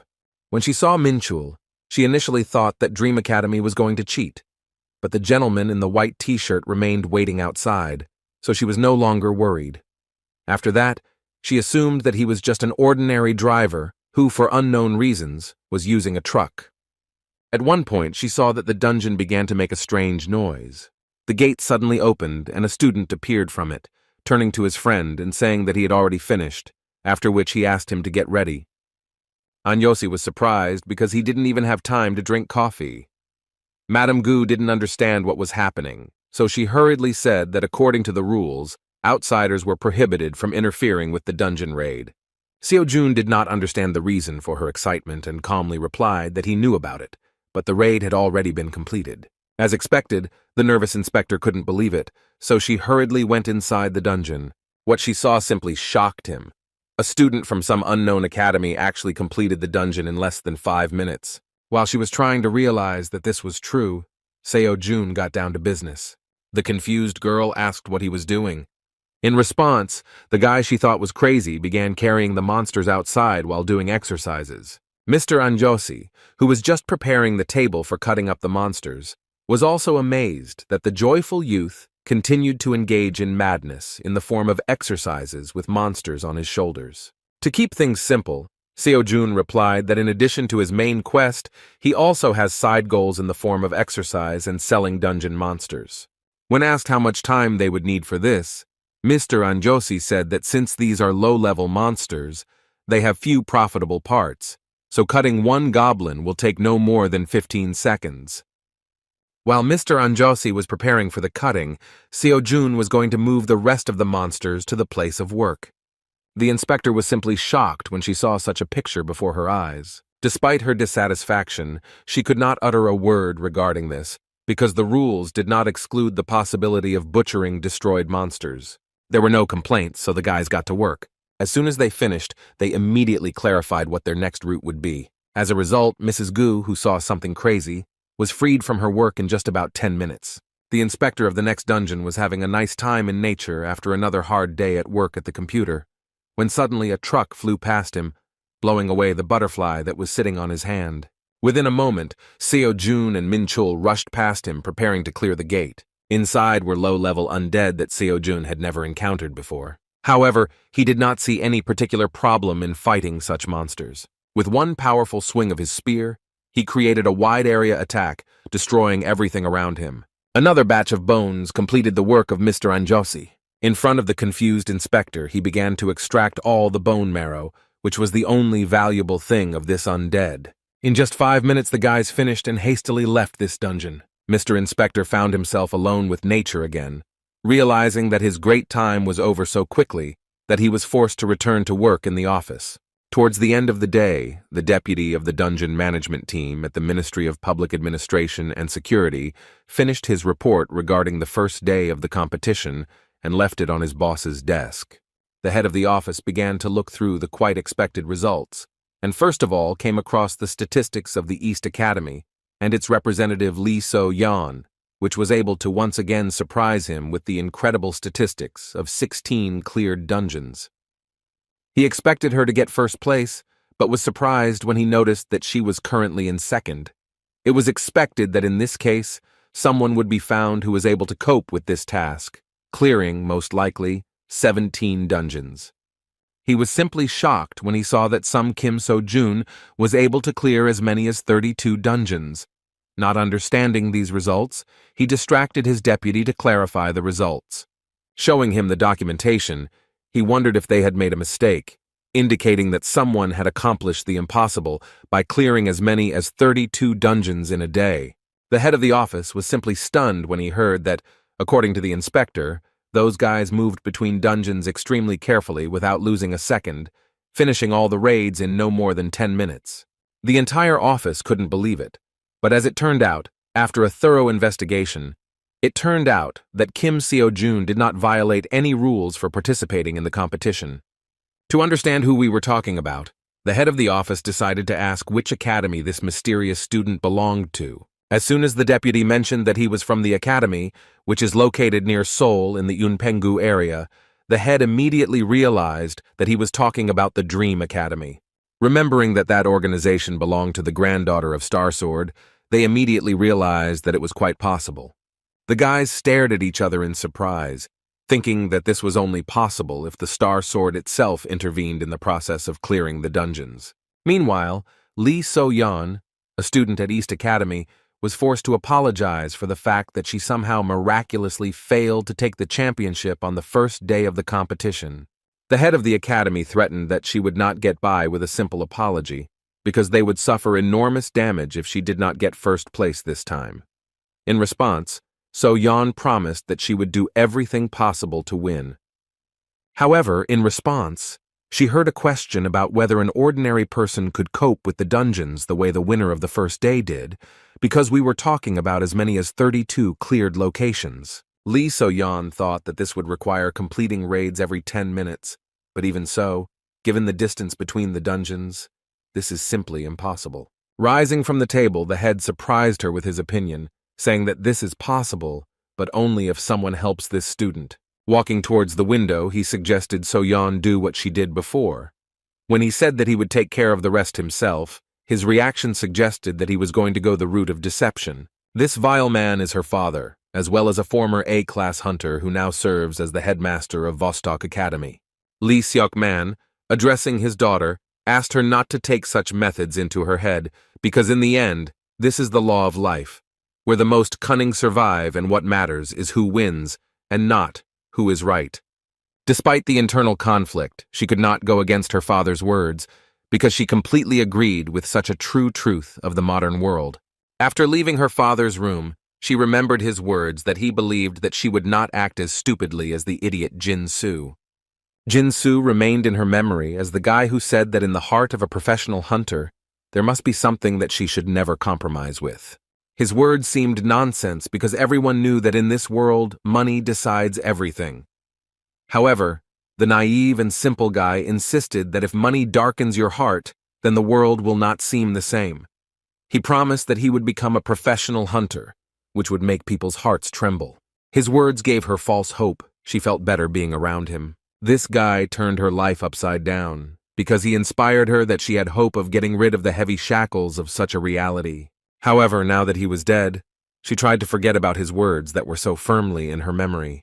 The working day was finally over and the guys could sit down to rest. As for earnings, not taking into account costs and taxes, they managed to earn about 8 million won. As expected, Kim Seo-jun offered to split this profit equally. Despite this, Min-chul called himself a miserable driver, who would be satisfied with 30% of the total amount. After lengthy bargaining, Seo-jun, although he did not want it, still agreed to such an agreement. Uncle was no longer able to carry on a long conversation, so he didn't even mind that the little bastard still added a little money before his reward. Suddenly, Seo-jun asked why he looked like he wasn't surprised by anything. He wasn't even talking about money, but about how quickly he was able to clear dungeons. Uncle unexpectedly replied that he had actually already seen him in action at academic competitions, but did not want to burden him with calls. Seo-jun was very happy that he could work with such a person. For him, his uncle is a very straightforward person, but he is one who always encourages. After the loss of his parents, the guy had to pay his debts himself, and Mr. Min-chul took care of him, becoming a great support. Continuing the pleasant conversation, Seo-jun, paying attention to the recent success, asked if his uncle would like to open a transportation company. Min-chul didn't understand what they were talking about, because it was a lot of money, but Seo-jun promised that one day it would be possible for them. On the second day of the competition, the sensational dungeon robbers had already begun to be recognized. They were called dungeon cutters, because in addition to raiding, they managed to cut up monsters. In fact, a lot was said about them now, and it was hard for the next inspector to believe it until the moment he saw it with his own eyes. Now he was convinced that there were no problems regarding their work and did not mind them continuing to take care of the dungeon for which he was responsible. On the second day, their gap from second place increased significantly. The difference between them and Lee So-yeon was as much as 20 cleared dungeons. At this rate, victory was not far off, and it would even be strange if they began to lose ground.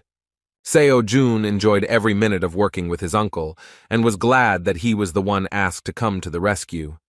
There were still 5 days left until the end of the competition, and all this time Mr. Min-chul worked without a break, trying to keep up with the incredible pace of the young student.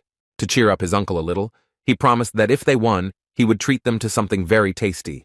Min-chul assumed that he could afford this because as a promising student, he probably eats food for the rich. Things were going very smoothly, and the young man said that he had a good feeling and now they simply had to win the main prize. However, on the third day of the competition, the situation suddenly changed. The unexpected oddity put Mr. Min-chul in an awkward position, and he suggested that the student take a look at the changes on the dungeon map. Seo-jun couldn't believe what he saw.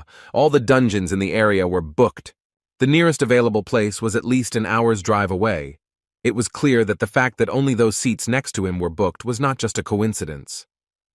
A suspicious change in the activity of their competitors indicated that they were trying to stop their success. This was not according to the rules, so the uncle expected that competitors would soon remove the reservation. His instinct told him that this was not by chance. Seo-jun replied that they don't know for sure yet, so they should get to the nearest dungeon first. However, even after the next dungeon, the same thing happened. As a result, they managed to clear only 10 locations, while Lee So-yeon began to rapidly approach first place with a result of 25 successful raids. Seo-jun understood that something very strange was happening, so it would be impossible to do without help. They approached So-yoon with this question, believing that this was the work of the Members Academy in second place. You can use the app to find out who booked dungeons, but not these ones. It was for this reason that Miss Park decided to contact the competition organizer. Seo-jun was still in first place, but he understood that at this rate, he would quickly give way to his competitors, because this was only the third day of the competition. Turning to his uncle, he said that now they would be forced to change their strategy a little, because there would simply be no time left to cut up the monsters. The gain was much more valuable, but even so, no matter how quickly he cleared the dungeons, the distance was inevitable, and even his uncle's talent could not overcome this obstacle. Suddenly, Seo-jun announced that he had a good plan to counteract. A very cunning thought came into his head, which surprised So-yoon and Manchul. Its implementation was supposed to make the efforts of competitors pointless. The next day, Vostok Academy representatives gathered together again to begin booking the dungeons. The Academy representative asked everyone present to be on guard, because as soon as Seo-jun appeared on the map, they would have to reserve the dungeons around him. The guys did not take their eyes off the phone, anticipating that they would be able to repeat the trick that worked last time. While all the participants in the cunning scheme were discussing the situation, a representative of the Vostok Academy noticed activity on the part of their main competitor. He shouted that everyone should get ready to book everything around his location. Like last time, he asked to make the reservation gradually so that it would not look too suspicious. The guys knew very well the essence of their business and asked the gentleman not to worry, but instead to make sure that he paid for their services on time. However, once they logged into the app, they saw that Seo-jun had booked a dungeon right next to Lee So-yeon, which could hinder her success. Moreover, they could not book dungeons near it, because according to the rules you cannot cancel a reservation within 10 hours if you have not completed the raid. The cunning plan of the Vostok Academy collapsed with unprecedented speed, and their representative suddenly felt a tremor. Meanwhile, as usual, the cold and imperturbable Lee So-yeon cleared the next dungeon without any problems. Returning to the chauffeured car, she surprised him by completing the task in less than 15 minutes. However, as soon as her driver looked at the map to select the next location, his face broke out in a cold sweat. They couldn't believe that their competitor would reciprocate and book all the dungeons around them, using the same approach. The competition's top players finished day 4 with nearly identical results. Seo-jun was able to stabilize the rankings with this approach, and using the advantage he gained during the first 2 days, he could comfortably win this competition.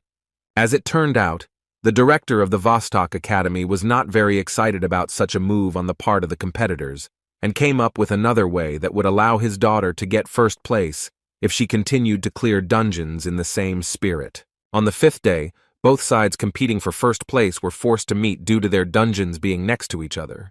The inspector, feeling some tension, said in advance that quarrels between participants were prohibited, and violation of the rules would result in disqualification. When both students approached each other to meet each other, Kim Seo-jun said that no matter who wins, everything should be fair between them. He recalled that this competition was started with good intentions. Lee So-yeon wasn't even going to admit that she was the first to cheat in order to slow down her competitor's pace.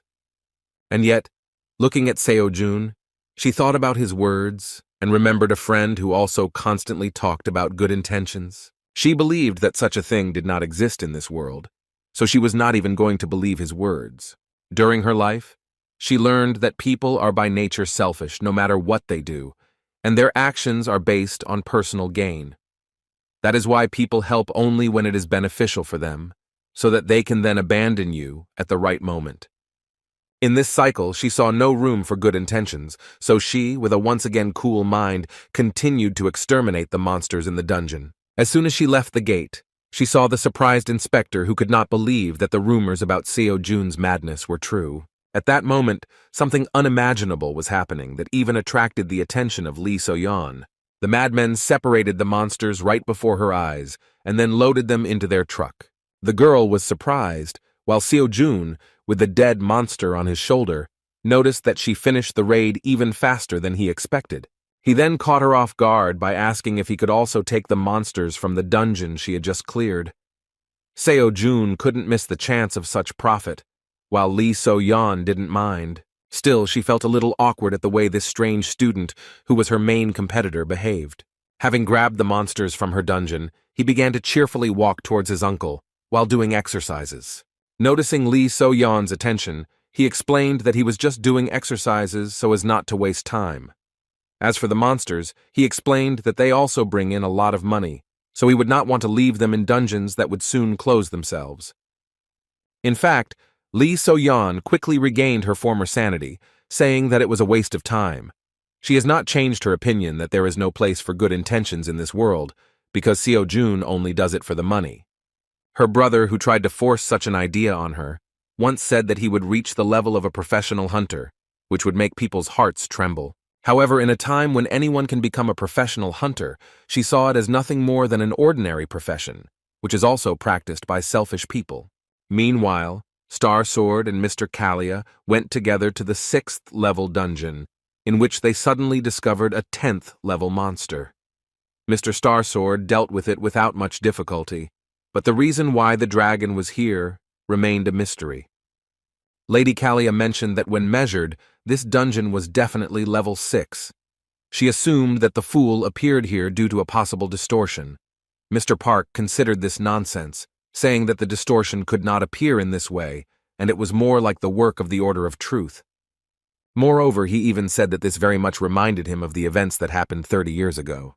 In response, Lady Kalia admitted that she fully understood his concerns, but swore on the honor of the Order of Truth that they did not do this. Their conversation was suddenly interrupted by Young Jimin, the Star Demon's disciple. She said that she would investigate this phenomenon instead of her master, because unlike the Star Sword, old age did not spare him.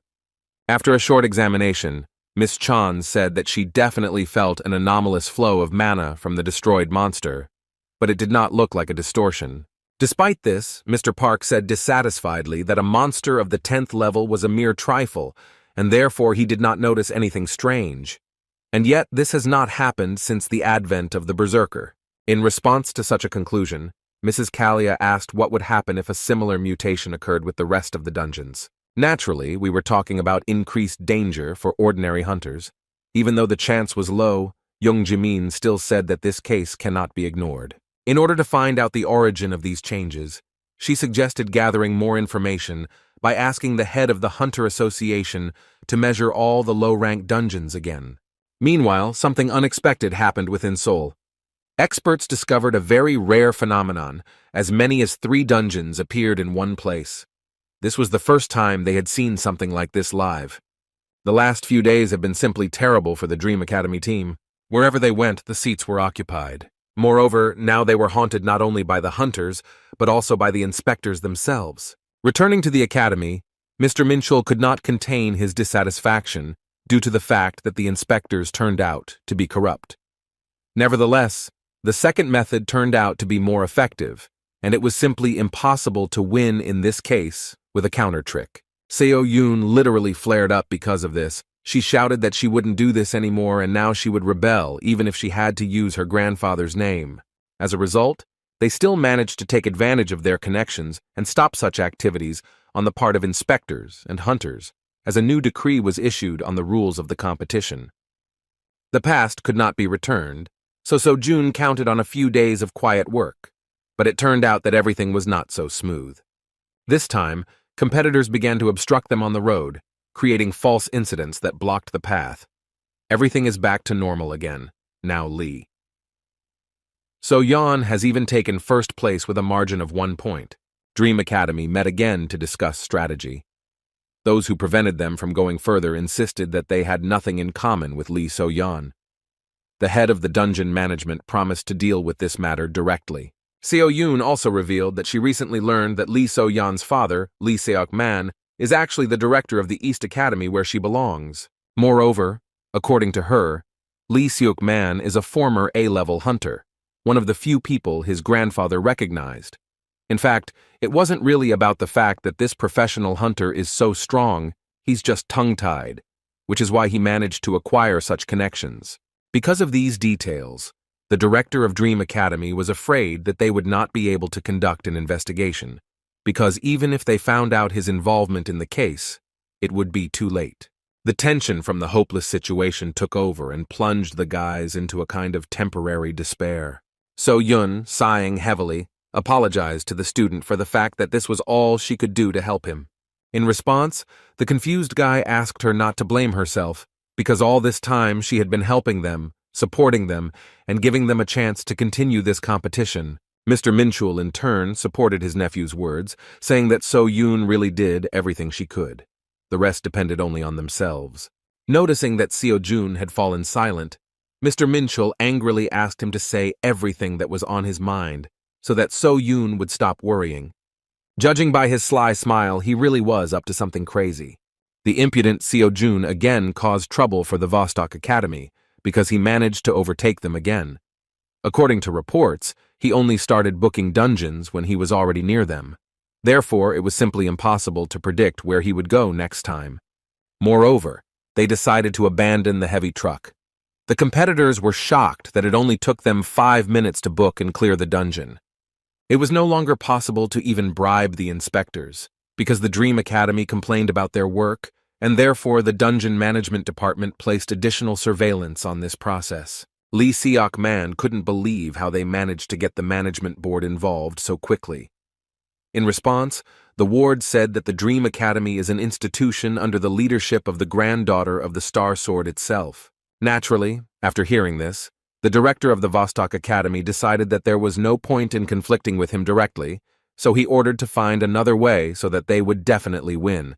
The last day of the competition began, and Kim So-jong began to slowly regain his position.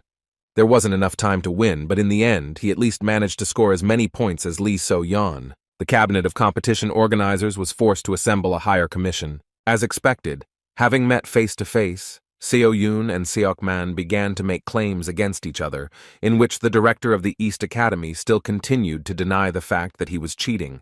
Their argument almost turned into a fight, and the director was forced to stop the conflict. He said that, first of all, the commission came to the conclusion that there could be no draw. Plus, they didn't have solid evidence that Lee So-yeon cheated, so disqualification was impossible.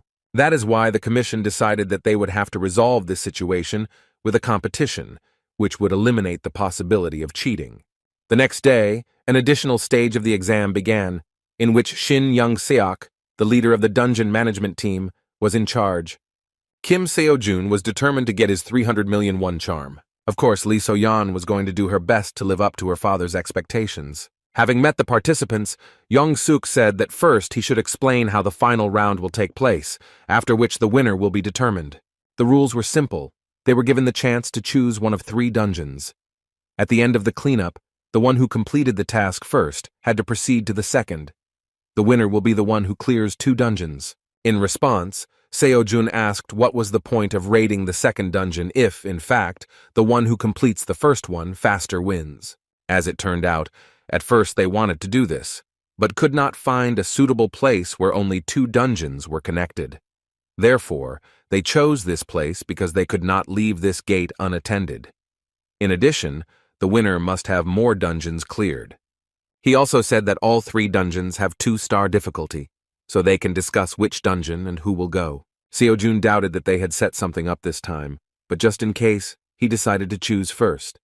Lee So-yeon didn't mind. As a result, Kim So-jun chose the right gate, while Lee So-yeon went to the left. Having chosen the dungeons, the guys prepared to begin the test. Before Mr. Yeon-seok announced the start, Lee So-yeon addressed her opponent and coldly said that after the end, they should not show their tears due to losing.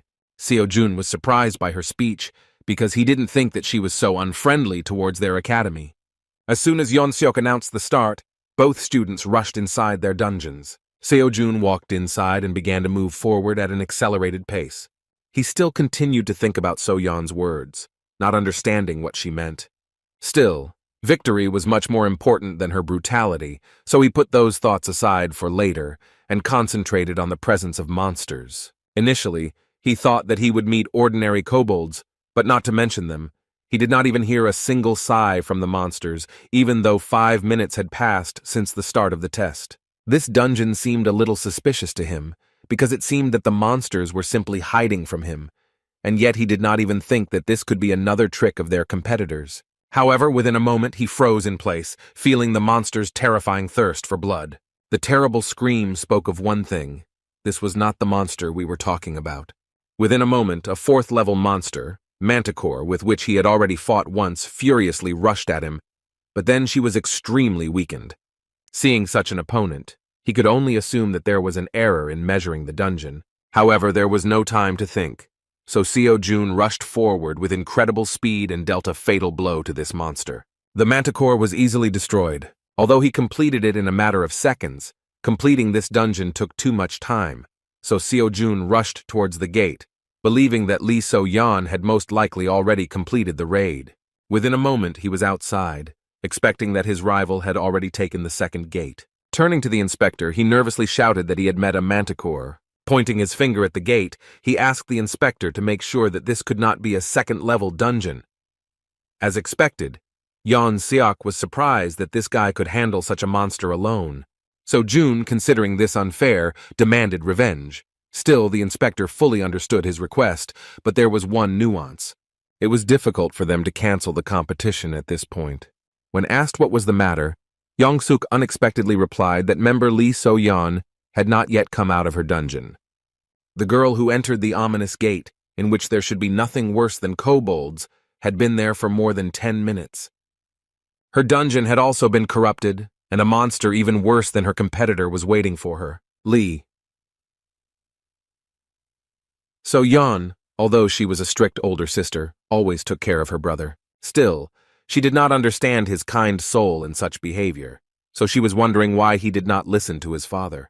Jin-soo was not stupid, but he seemed naive, saying that he did not want to cheat for his own gain, even if he had to go against his father's words. He always idealized the work of a hunter and insisted that if you are a professional, then there must be something in your heart that you should never compromise on.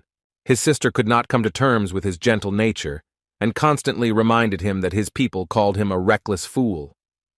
She believed that all the problems in this world only come from kindness, and therefore those who cannot take care of themselves should not try to jump over their heads.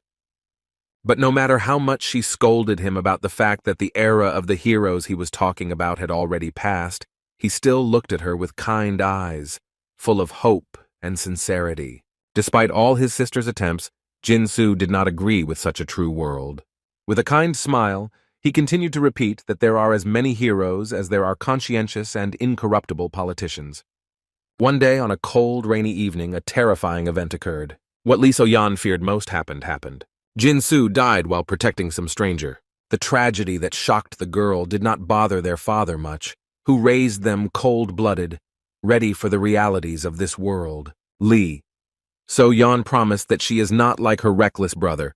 She believed that he died trying to help others, not knowing his place. The news that the competitor had still not come out of her dungeon haunted So-jun. Based on this, Mr. Yeon Seok stated that the Dream Academy student won even under such circumstances, so he should not demand revenge. They had no right to refuse, but the offer still remained strange. Lost in thought, the guy realized that something was clearly wrong here. He was sure that the dungeon measurement error was not just an accident, but most likely another trick from Lee So-yeon. However, it has now become clear that she also got into similar troubles. The deputy head of the dungeon management, who arrived to remeasure, suddenly reported that his device began to produce some strange results, and suddenly showed the 4th level of difficulty of the dungeon that Seo-jun had cleared. At that moment, Seo-jun was lost in thought, remembering the conversation with the Star Sword about distortions. The conversation between Mr. Yong-seok and Deputy Kim only confirmed his terrifying guesses because during the 20 years of their joint career, the device for measuring the level of danger had never failed. The situation was quite dangerous, so they decided that they should call professional hunters to investigate the incident. But at the moment when Mr. Yong-seok wanted to inform Seo-jun that they had identified an error due to which the competition would have to be postponed, the guy disappeared from sight. Meanwhile, Lee So-yeon was already seriously wounded and lost her left arm in the battle. She couldn't believe that there was such a terrifying monster in this dungeon. On the verge of death, she asked her brother if this was the same poetic justice that he always told her about. Her level was not enough to survive the battle with the Nurker monster of 6 danger stars. Within a moment, Nurkura shouted furiously and rushed to the attack. Lee So-yeon couldn't even move from her place.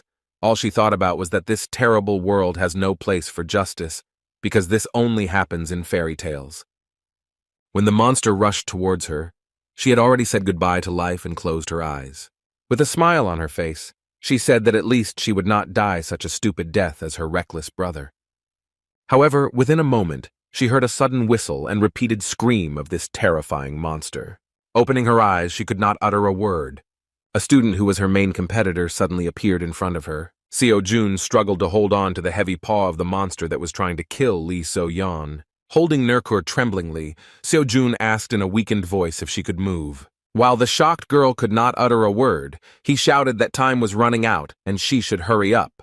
His strength was running out, but with such a monster it was impossible to relax for a minute. Throwing the monster forward, he only became convinced that it was much more powerful than Manticore. In this case, he decided that he should attack him without stopping, so as not to give him the opportunity to strike back. Rushing towards the monster, he tried to distract it in order to take it away from the wounded Soyeon. This trick worked perfectly and the monster switched to him. Within a moment, Mercura closed the distance and delivered a heavy blow, which Seojun could hardly block. The guy understood that if he ever made a mistake, the missed blow would be fatal. Still, the monster's movement seemed somewhat familiar to him, so he hoped that if he continued to cause damage to him, then in time, he would defeat him. However, within a moment, the monster pierced him with its horn with incredible speed. Seojun was shocked at such speed because he did not even have time to notice this attack. With a wave of its head, the monster threw the wounded Seojun aside. Seojun fell next to Lee So-yeon. His body began to tremble in pain, but he could not give up. Meanwhile, Mercura began to rage, spreading a huge amount of terrifying magic. Rising to his feet, Seojun, remaining calm, said that the monster was more agile than he thought. Keeping his spirit up, he suggested that the fight would not end soon, so So-yeon should hurry up. The confused girl, holding back her bleeding, asked in a weakened voice why he was doing this and what benefit he would get from it. She shouted that he could have just cleared the last dungeon and won the competition, because after all, he came here for the money. Seojun, pointing his spear at the monster, agreed with her words that he came to the competition for big money. In response, the girl shouted that in this case he must get out of this dangerous dungeon in order to win. To save him, she even mentioned that he was well aware of everything she had done. She called him a fool for thinking she would thank him for saving her. However, Seojun did not agree with her words. He didn't deny that what she did was definitely wrong, and that he had no desire to forgive her for it. Like her dead brother, he said that even so, this is not a reason why he should allow her death. So-yeon remembered Jin-soo's words, that one day the day would definitely come when they could meet again. It seemed to her that the guy in front of her was the embodiment of the ideals that her brother pursued. Seojun didn't think that So-yeon's dishonesty was the reason why he shouldn't help her. Looking at the stupid girl, he shouted displeasedly that there is no reward in the world more valuable than saving a person. While they were talking, Mercura became much more serious and rushed to the attack again. Seojun was not going to run away to protect So-yeon. He again concentrated on fighting the monster. At that moment, Chiron's words about intuition as being part of the mind suddenly came to his mind. He said that most students do not quite understand the meaning of his words because the part of the mind means assessing what is happening. He once said that assessing what is happening is a waste of time, and he did not deny this, because if you assess the situation, you will have no time to make a decision. However, most perceived the words incorrectly and began to refuse to evaluate and think. At that moment, he said that he had been saying from the very beginning that intuition should be part of the mind of the transcendent. As soon as Seojun concentrated on the monster with this thought, he subconsciously connected his mind with his feelings. The true form of intuition he awakened gave him a clearer view of the situation. Even before the monster struck, it reflexively began to move backwards. Mercura's claws almost touched him, but he managed to dodge. Having dodged the fatal blow, he escaped with only a small scratch on his face, realizing that he now clearly saw what was happening. The terrifying monster's subsequent attack was blocked by the spear. Now Seojun could even notice every muscle movement of the monster, immediately understanding what attack he was going to deliver. Jumping up, he managed to avoid the long horns of the monster, which once pierced his body through. At this rate, he could hold out until the professional hunters arrived, because the inspector, most likely, had already called them, so they should soon come to the rescue. But on the other hand, time was running out because So-yeon was seriously wounded and her strength was running out. Seojun didn't know how long she could hold out, so he had to hurry. There was no time left for inaction, so Seojun, pushing off the nearest wall, rushed to the attack. Attacking was the only right decision, and he, releasing an aura of mana, aimed at the terrifying monster. The monster did not have time to move, but its mana armor was at a completely different level, so it did not yet feel the danger. Approaching the monster, which used even more magic to strengthen itself, Seojun began to instinctively sense its advantage. Even though his whole body was screaming that he would not win, he still had no intention of retreating. By spreading the aura onto his spear, he strengthened his weapon many times over. With a furious cry, without changing his trajectory, he delivered a powerful blow to the 6th-level monster. Looking up, Lee So-yeon couldn't believe how much effort Seo-jun put in. While in front of her, he received another serious wound, but continued to stand, leaning on his spear. The girl could not believe that this terrifying monster of the 6th level was defeated by the forces of a student. Seo-jun managed to do it and exceeded his limits. Thanks to this intense battle, in which he initially had no chance, he managed to significantly improve the progress of Chiron's lecture. Taking the wounded So-yeon by the arm, he hesitantly said that he didn't know if he would die of embarrassment trying to help her. Seeing her condition, he asked if she was alive. He was really worried whether he had tried so hard in vain. In a weakened voice, So-yeon replied that she was still conscious. Hearing her voice, Kim Seo-jun breathed a sigh of relief. While So-yeon looked around at the defeated monster, Seo-jun asked her to concentrate on her well-being, because they no longer have time to delay with her condition. As soon as they left the dungeon, Mr. Soyek immediately called an ambulance, horrified by the condition of the students. So-yeon, lying on the ground, suddenly said that despite what had happened, she still did not consider Seo-jun her benefactor, because she still regarded his action as a mistake. Sighing heavily, student Kim said that he didn't care, because he didn't want to save her. As soon as the news of the dungeon-clearing competition came out, the community went wild. The fact that a 6-star monster appeared in the 2nd-level dungeon was not a measurement error, because there had never been a single case before when the difference in levels was so large. This situation attracted the attention of not only ordinary people, but also the association and the government, who, in turn, were of course surprised. The news that Dream Academy student Kim Seo-jun had defeated Nercura spread with incredible speed and amazed everyone. Meanwhile, Mrs. Kalia learned that the Apostle of Temperance was waiting for her to visit. Her assistant suggested that this most likely related to the curvatures that originated in Korea. Young Jimin, who is investigating such distortions, was sincerely amazed that the person who dealt with the monster belonged to So-yoon Academy. Mr. Starsword hid his true reaction in her presence by calling Seo-jun an ugly dwarf. After some time, Seo-jun came to his senses and guests began to come to him. But all this time he continued to whine about lost earnings. Mr. Minchul didn't understand the reason for his worries, because he almost didn't know how to fight a 6th-grade monster in a dungeon. As it turned out, at the end of the competition, the commission decided to make a draw, dividing the prize in 2. Seo-jun fumed, saying that in that case they could decide the winner through a game of mokjipa, but he left out the detail that So-yeon lost her left arm. The cunning Seo-jun was counting on this. His uncle said in surprise that because of the mania for money, he had lost his humanity. The ridiculous dialogue about how to determine the winner was interrupted by So-yeon. Looking at Seo-jun, she excitedly asked if he was okay. Uncle Minchul answered for him, saying that he was just crying because of a draw. Hearing this, So-yeon was surprised, asking why they decided that. She revealed that Seo-jun was the sole winner. As it turned out, Lee So-yeon personally gave up her first place, and including this, she also revealed all the fraud done during the competition and blamed it on her father, the director of the East Academy. Seo-jun couldn't believe that Seo-yeon, who said he made a mistake by saving her, would suddenly act in such an honest way.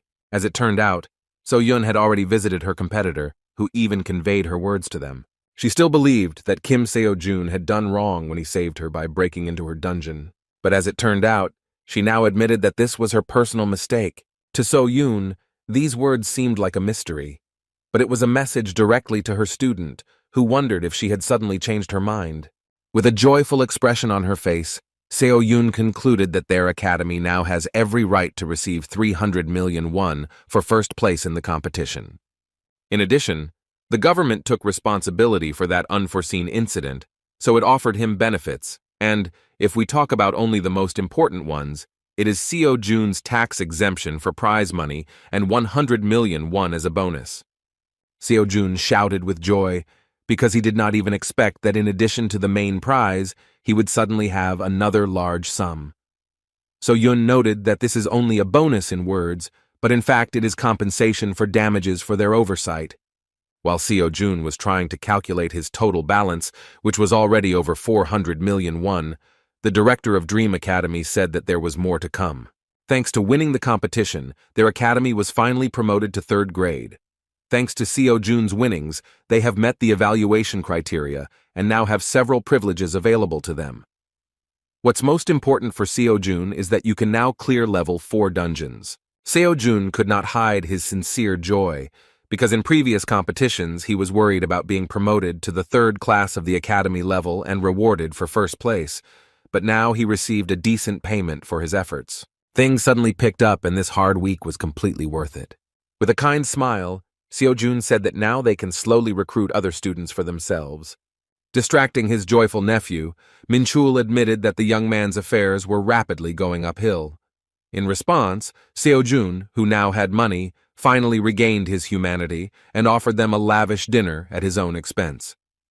The opportunity not to deny himself anything turned out to be temporary because Seo Jun remembered why he needed such an unimaginably huge amount.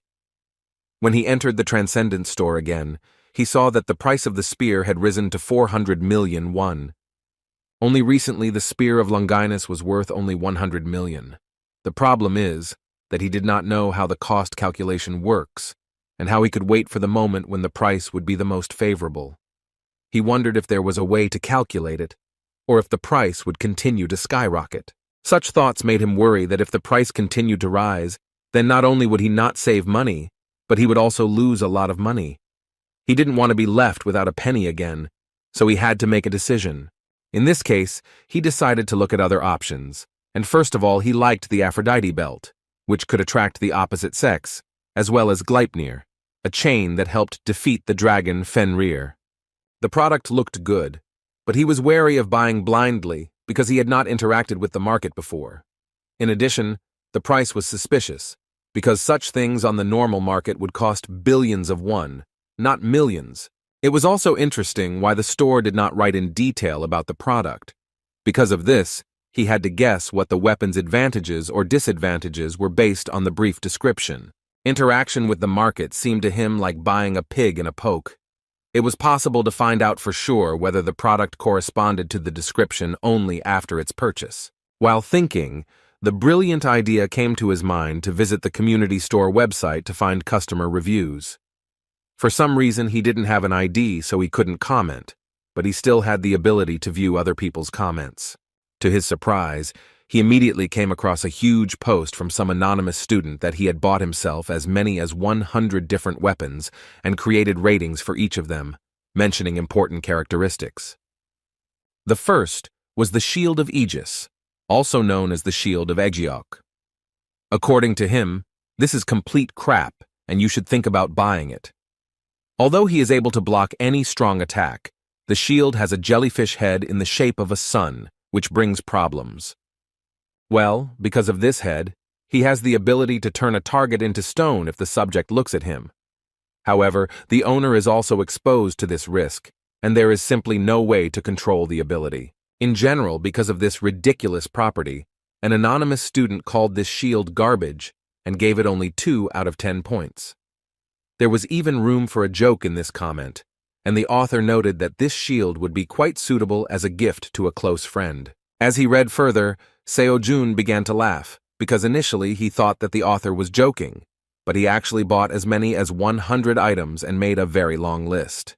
Seo Jun became interested in an item called kibisis, which at first glance is an ordinary bag for carrying light things. As it turns out, this bag has spatial magic that helps expand the space inside and stop the flow of time in it. The author also believed that it is better to buy this kind of product as a replica, rather than an expensive original, which does not even match its price. Since it is a replica, it only reduces the weight by 70%, and the internal size is not infinite, but quite large. This was the first review in which an anonymous student was ready to give 10 out of 10 points, passionately recommending the item and promising that if he bought it, the buyer would definitely not regret it. Seo Jun remembered that kibisis has the same name as the pouch possessed by the goddess Hera from Greek mythology. She gave it to the hero Perseus, who, with the help of this item, managed to defeat the jellyfish. When he went to the market to calculate the individual price, he was surprised that it was only 100 million won. Considering this, he thought that this was quite a useful thing, because when carrying out raids, he would immediately be able to put monsters and weapons inside. The only downside was that it does not completely reduce weight. However, after a moment, the realization came to him that this minus could play into his hands. Kibisis will be very useful for him even without a complete weight loss, because he will be able to put everything in this bag to make doing the exercises even more convenient. Seo-jun decided that he simply had to buy this item. 3 days later, he left the hospital and prepared to go on a raid with new items. In his hands was his new spear, which even in life looked simply amazing. As with the Kibisis, he still had to test the effectiveness of the new items, but he already felt that an unusual aura was emanating from the spear. And yet, his savings book was empty again. Despite this, he was not upset because he bought what he wanted. He hoped that these items would be worth the investment, which he could earn at any time. Standing on the street, Seo-jun was suddenly noticed by Seo-yoon, who realized that he was going to a dungeon raid, so she excitedly said that it would be better for him to take a short break. He replied that he was fine and there was no need to worry about it. He admitted that he couldn't just sit back, knowing that he needed to earn more money. So Yoon was surprised and said that in fact, he only recently received a big cash prize. She was simply shocked when she heard that he had already spent every last penny. Looking at his weapon, she understood without words how he managed to spend a huge amount in a short time. Seo-jun decided to buy a spear and a strange bag despite complaining about his empty pockets, but he looked happier than he had ever seen before. When Seo-yoon found out that he spent everything again, she became furious, but this is his personal responsibility, so she refrained from liking it. The guys went to the nearest 4-star dungeon. Seo-jun asked So-yoon to be careful and stay close, because if it becomes dangerous, it will be easier for them to fight against the sudden attacks of monsters. Taking a few steps forward, they noticed that the statues suddenly came to life. They were gargoyles. While spinning his spear, Seo-jun thought that since this was a 4-star dungeon, the monsters here should have the highest defense rank. Rushing to attack, he decided that in this case the gargoyles would be ideal for testing the strength of the Spear of Longinus. At first, he decided to use it without investing magic to see what damage his new weapon did. No matter how strong a level 4 gargoyle was, he was sure that the Spear of Longinus would definitely be able to inflict at least some damage. In case of danger, he was going to strengthen his attacks with magic in order to deal with the monsters without any problems. However, what happened next simply shocked him. Having come into contact with the monster, the spear easily tore it into 2 parts. Seo-yoon and Seo-jun immediately looked at each other, not understanding what had happened. The mentor did not understand at all why the student was asking her about this, if he himself made this incomprehensible blow, which, without investing force, cut such a monster in half. Seo-jun decided to check the spear again, and, as it turned out, his own aura was more than enough to not sense such monsters. Trying to keep a smile on her face, shocked by what was happening, So-yoon thought that it seemed to her that after all his accomplishments, she would no longer be surprised by any surprises. As it turns out, this is far from the case. She couldn't believe how the hell a gargoyle cut as easily as tofu. However, this was not the end, because when enough monster bodies had collected, Seo-jun reached for his bag, saying that it was worth collecting the loot. So-yoon didn't understand what they could be talking about, because you could barely fit 2 fists into his bag. However, within a moment, Seo-jun began stuffing entire bodies of monsters into it. Watching this, she was speechless, and Seo-jun began to jump, saying that even though the bag reduces the weight by 70%, it still feels a little heavy. Having checked the properties of the new item, he threw out a mountain of monsters from the bag in order to use it at the end of the raid. When Seo-yoon came to her senses, she awkwardly asked whether the prize was 400 million won or $400 million. She couldn't believe how he managed to acquire such incredible things for that kind of money. Seo-jun found himself in a difficult situation and began to become visibly worried because the academy director wanted to know where he was able to get such things. He answered hesitantly that he bought them at a hunter's store that he wandered into in passing. So-yoon's face began to glow with incredible joy, and she shouted that she wanted to know where this place was. Seo-jun replied that the store was located in a dark alley next to his house and was intended for academy students. So-yoon was surprised that you can really buy such cool things there for only 400 million, after which she asked to quickly tell the exact address. The lie had completely exhausted itself, and Seo-jun was forced to disappoint her by saying that she would not be able to go there, because the last time he shopped there, the owner told him that he was planning to close and go on a trip. Looking at the ridiculous expression on her student's face, Miss Park knew perfectly well that he was trying to lie. Despite this, she sadly said that if he said so, then she was forced to believe him. After a moment, they had no time to talk. They felt the dungeon begin to shake violently. It became clear that this was due to the approach of a huge number of gargoyles. So Yun, grabbing her sword, said that she would take care of them herself, but her student quickly asked her to stop. He asked to be given a chance to deal with them with his own hands, since he had not yet fully tested his new weapon. The Spear of Longinus was indeed stronger than he expected, because it cut the gargoyle like tofu without any invested magic. Moreover, having felt the aura of this weapon, the monsters were afraid to attack alone, and always tried to do it only in a crowd. Now, Seo-jun decided to find out what would happen if he put the magic he had recently learned into the spear. When a whole crowd of monsters appeared in front of him, he decided to put into practice the teachings of Chiron, the enormous power that rips mountains out of the ground, erases all obstacles on the way, and dominates enemies. Concentrating on his spear, he poured his magic into it. After this, he began to use complete destruction. A huge sphere like an aura of magic formed around him. Seo-jun sensed the powerful power that she first saw her student use. The terrifying power that the magic-embedded spear possessed gave her goosebumps. The monsters that were already several meters away, sensing the incredible power, wanted to run back. But it was already too late. Seo-jun had already swung his spear, releasing terrifying energy towards them. A moment after that blow, they disappeared in the blinding blue glow of his magic. The area in front of them was destroyed, and part of the dungeon began to collapse. There was no trace left of the monsters, so Yun couldn't believe her eyes and couldn't even utter a word. Such incredible power shocked even the owner of the spear, because he did not even think that he would overdo it, and the gargoyles would simply disappear without a trace. Still, this is the holy spear with which, according to myths, Jesus was pierced while hanging on the cross. Despite the story behind the weapon, Seo-jun thought it would be a mediocre weapon and hoped it would be at least somewhat effective considering it was a replica. However, after he used it in the dungeon, he was completely out of it, realizing that with such a weapon it was worth holding back in most of his battles. Still, he was glad he didn't buy something else, because even though the price was enormous, the weapon was truly worth the expense. Kibisis also pleased him, so based on the feedback from students, he wanted to purchase more weapons to recoup their cost. In the meantime, he only had 25 days of free pass left, so he planned to catch as many lectures as possible.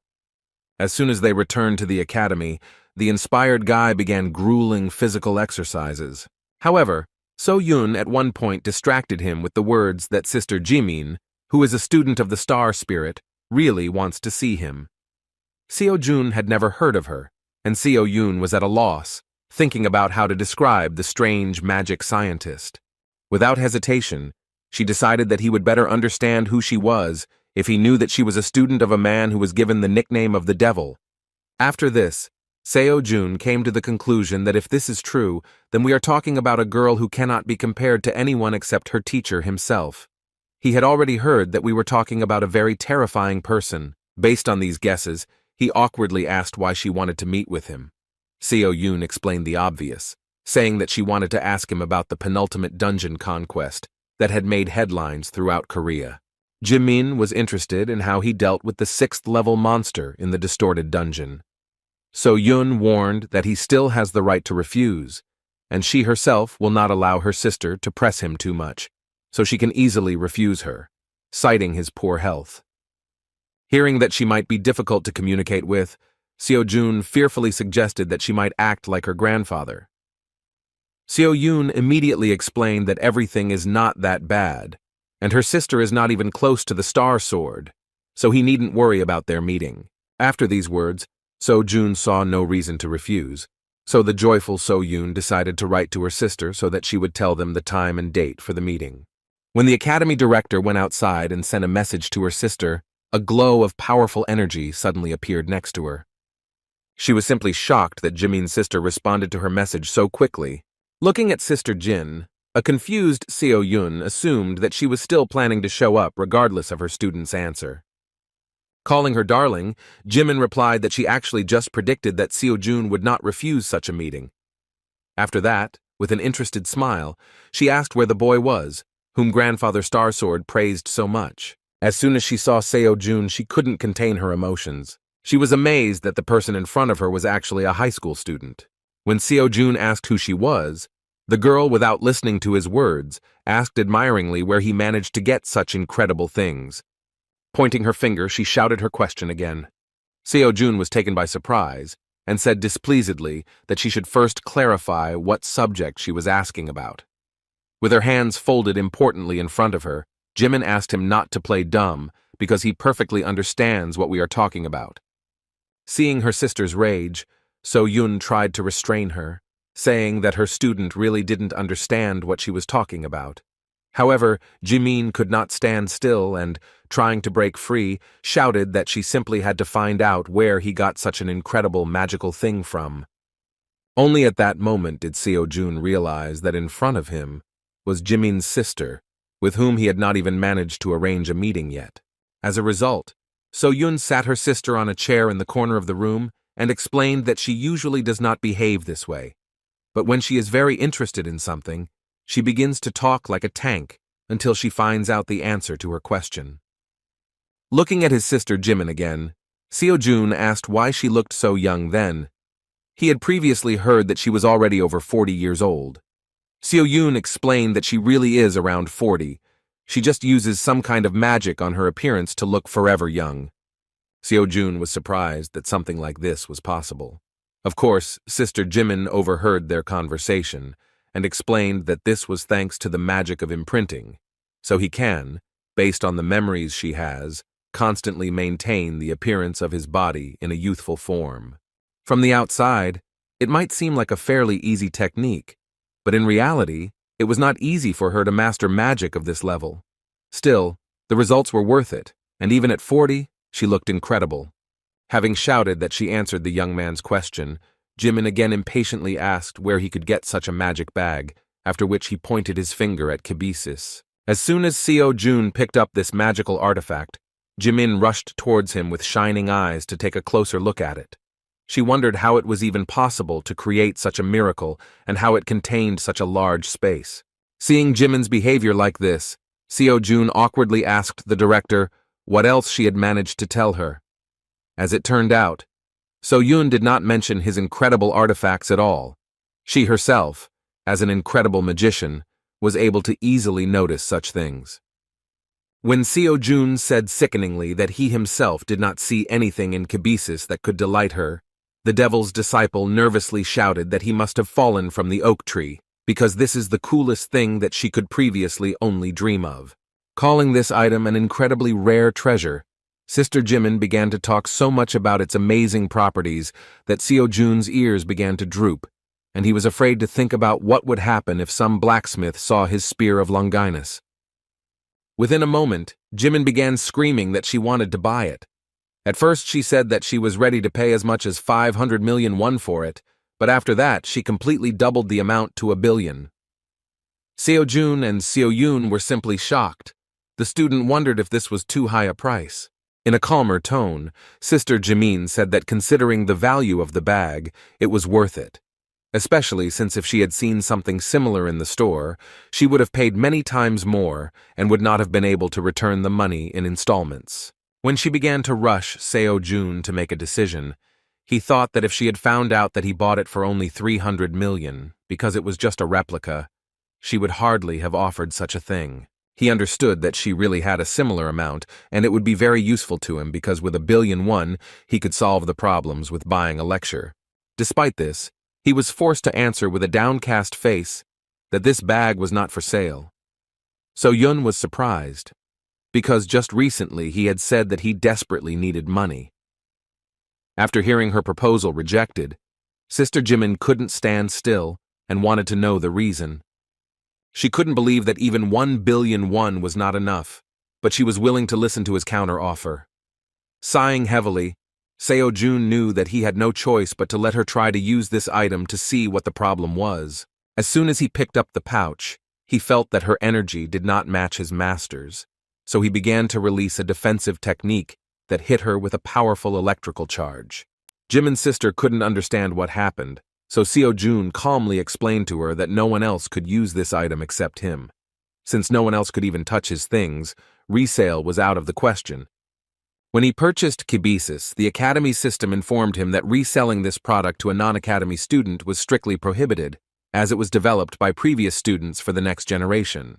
Even though Jimin gave up on trying to get the pouch, she was still fascinated by the mere fact that Kibisis has 5 different types of magic spells, including a protective one. She began to obsessively wonder where he managed to buy this item. She was willing to pay as much as 10 billion for information about where such items could be found. But as expected, the obvious lie from Seo-jun's mouth made it clear to her that an honest answer was out of the question. Taking into account his situation, she said that then he should help her in one matter. Since she could not use Kibisis, she asked him to help by participating in her venture. She promised that there would be nothing difficult about it, and besides, it would be for money. Naturally, we were not talking about 1 billion, but Seo-jun was not against any amount. He was surprised that even when Jimin found out that she would not be able to buy his item or use it, she decided to resort to a very cunning method, hoping for help. She understood perfectly well that if someone else just wanted to touch the bag, protective magic would work. However, it will be a different matter if the owner of the bag himself helps with this matter. There was little time to make a decision, but Jimin glared at him so much that he couldn't refuse her. Seo-jun didn't mind helping if she paid him decently. The joyful sister jumped up, anticipating an incredible exploration. He immediately said that sometimes he is very busy, so it is better to notify him in advance about when to start. Jimin replied that it would be a little later, and she would inform the date and time in advance, and then they would go to the laboratory together. After that, she finally remembered the reason for her visit. Seo-jun immediately assumed that she was interested in the penultimate conquest of the dungeon. Jimin was ready to listen to a detailed account of what happened that day. Over a cup of coffee, she learned that Nerkura somehow ended up in the dungeon, but the magic cast there could not detect him. It seemed strange to her that the academy student was able to defeat her, but Seo-jun, without looking away, said that he was just lucky. Jimin could not accept this answer because we are talking about a 6-star monster, and even a high-class professional, when fighting him, was raked and carried away quite a few times. Still, any person would have suspected something was wrong, because even a professional could not defeat him. He was unstable only to the magic he used. So Seo-jun understood that it would be scary to imagine what the outcome would have been without Merlin's training. Remembering Merlin, he wondered if it could be that the theory discussed in the lecture could be applied in their world and in this particular situation. Jimin was already looking at him with suspicion, but Seo-jun, not wanting to talk about the battle with the monster, asked if he could express one theory that was firmly lodged in his head. Jimin was surprised, but was still ready to listen to the strange young man. In response, he mentioned that everyone knows that magic and aura are directly dependent on mana. He wanted to touch on the topic of how mana is used and how it relates to their world. He warned in advance that this might sound absurd, but perhaps there would be some truth in his words. After these words, he suddenly assumed that the deformation of the dungeons was somehow related to the influence of mana. Hearing this, Jimin jumped up and asked him to tell him more about his theory, not missing a single detail. Seo-jun began with the assumption that magic and aura still tend to be distorted. He wondered whether the deformation would be related to these distortions. Merlin often mentioned in his lectures that after using one or another magic, one could even distort the space of their world, so the student considered that based on this, the assumption was valid. Applying the knowledge gained in the lecture, he still suggested that the deformation of the dungeons could be caused specifically by someone's will, and all because the deformation is not a natural phenomenon, which could mean that it could only be the result of outside interference. Seeing how Chinmin suddenly fell silent, Seo-jun began to get nervous, thinking that he had in vain raised such a stupid topic in front of the brilliant magician that he would most likely simply laugh at his words. To relax the situation, he began to awkwardly scratch the back of his head and said that this was just a theory, which most likely sounded too absurd, so you shouldn't pay attention to his words. However, as it turned out, Jimin was simply shocked by his assumption and even thought that he was also a magician. Seo-jun was confused and replied that he was just an ordinary beginner hunter. In response, Jimin impatiently shouted that she didn't understand how he could come up with this theory. She even suspected that he did not want to reveal the truth to them because one would not think of such a thing without being good at magic.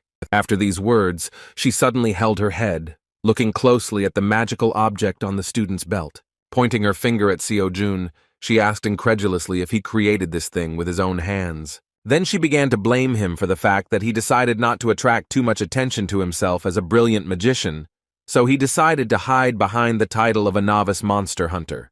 Confused, Seo-jun didn't know how to answer. He didn't understand how their conversation suddenly went in such a direction.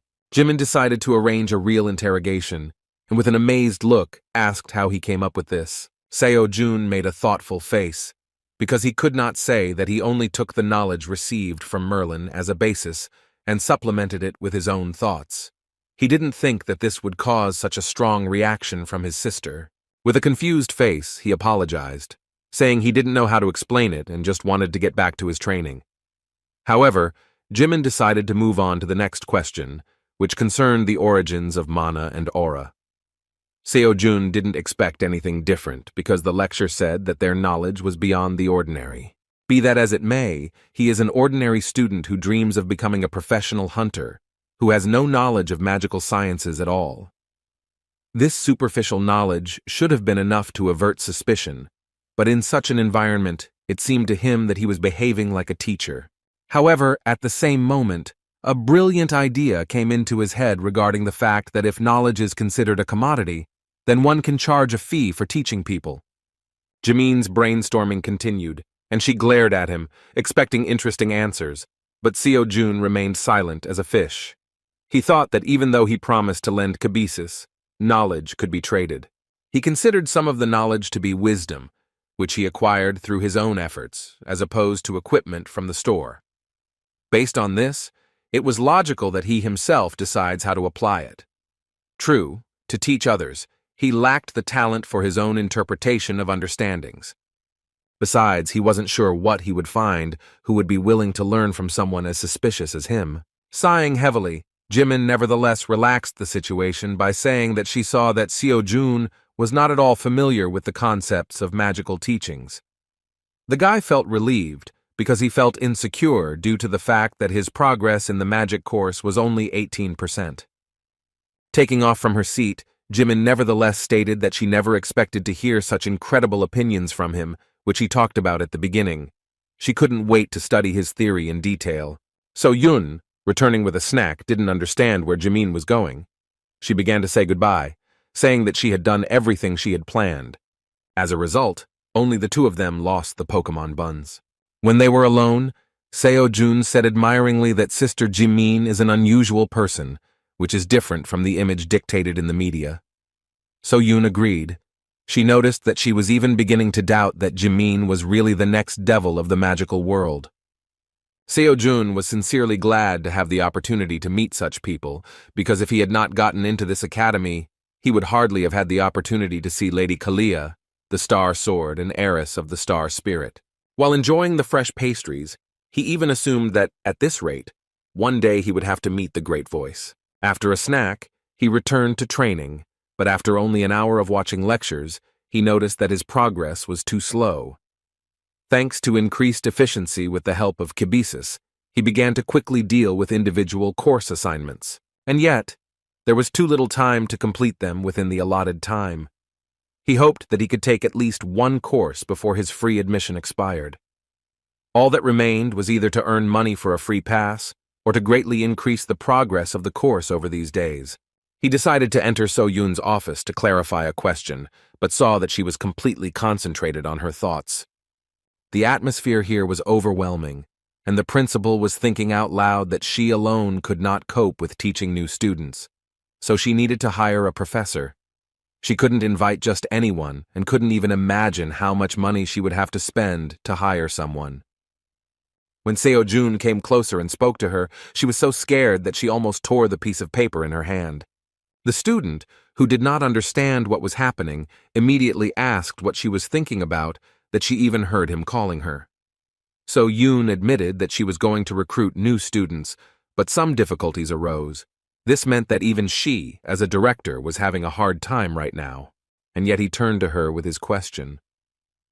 Seo-jun wanted to know if there was any competition going on soon, like the previous academic competitions or the recent dungeon clearing competition.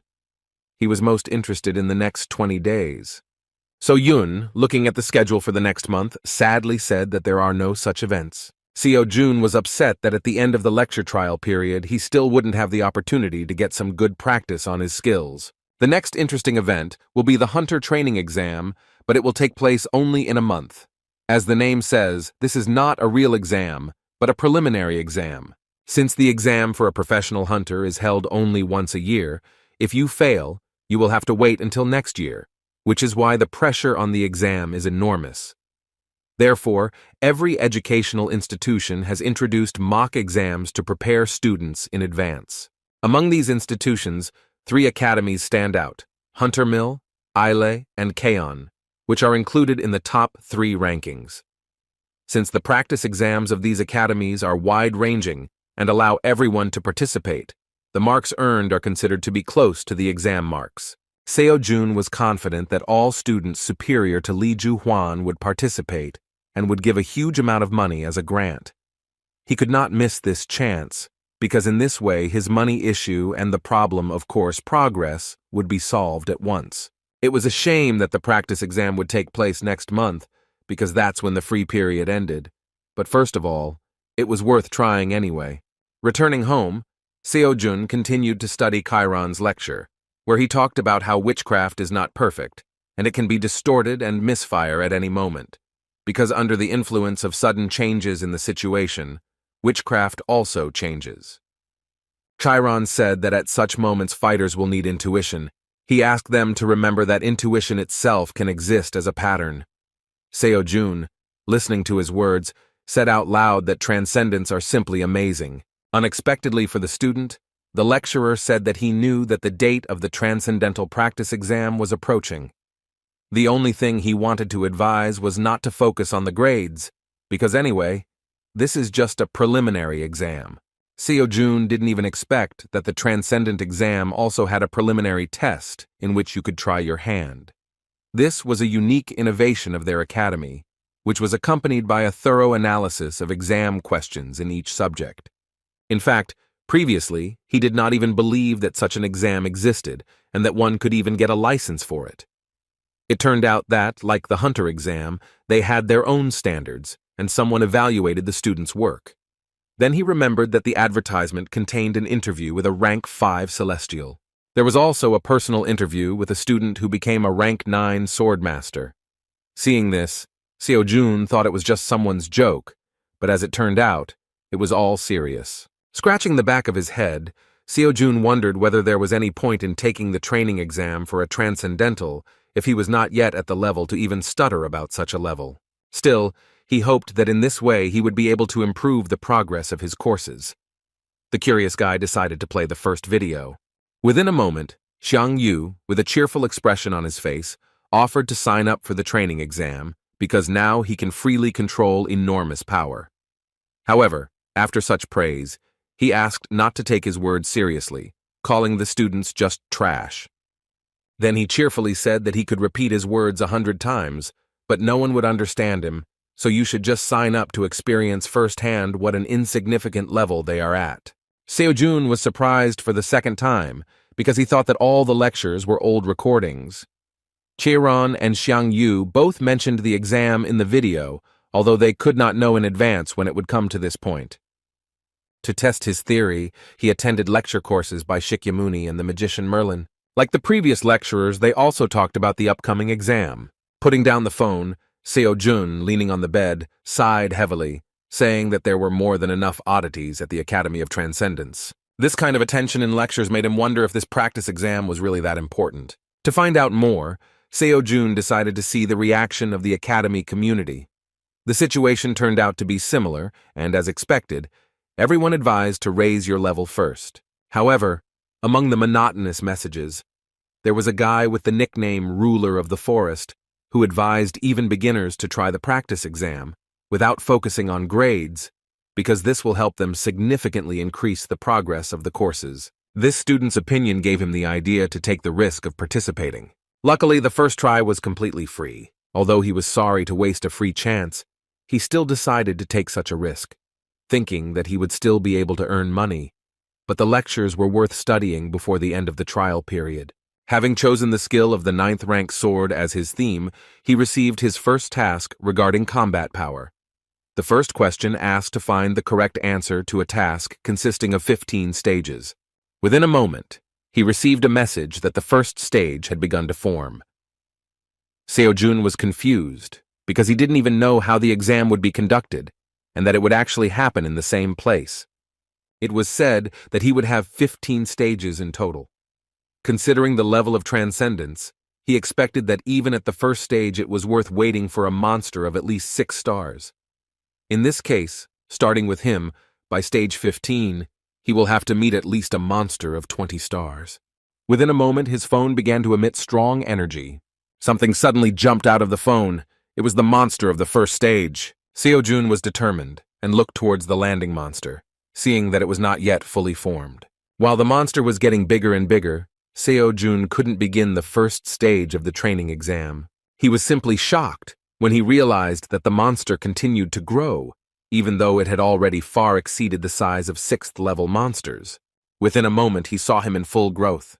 It was a dragon with terrifyingly powerful magic, making it look like only a small and weak man.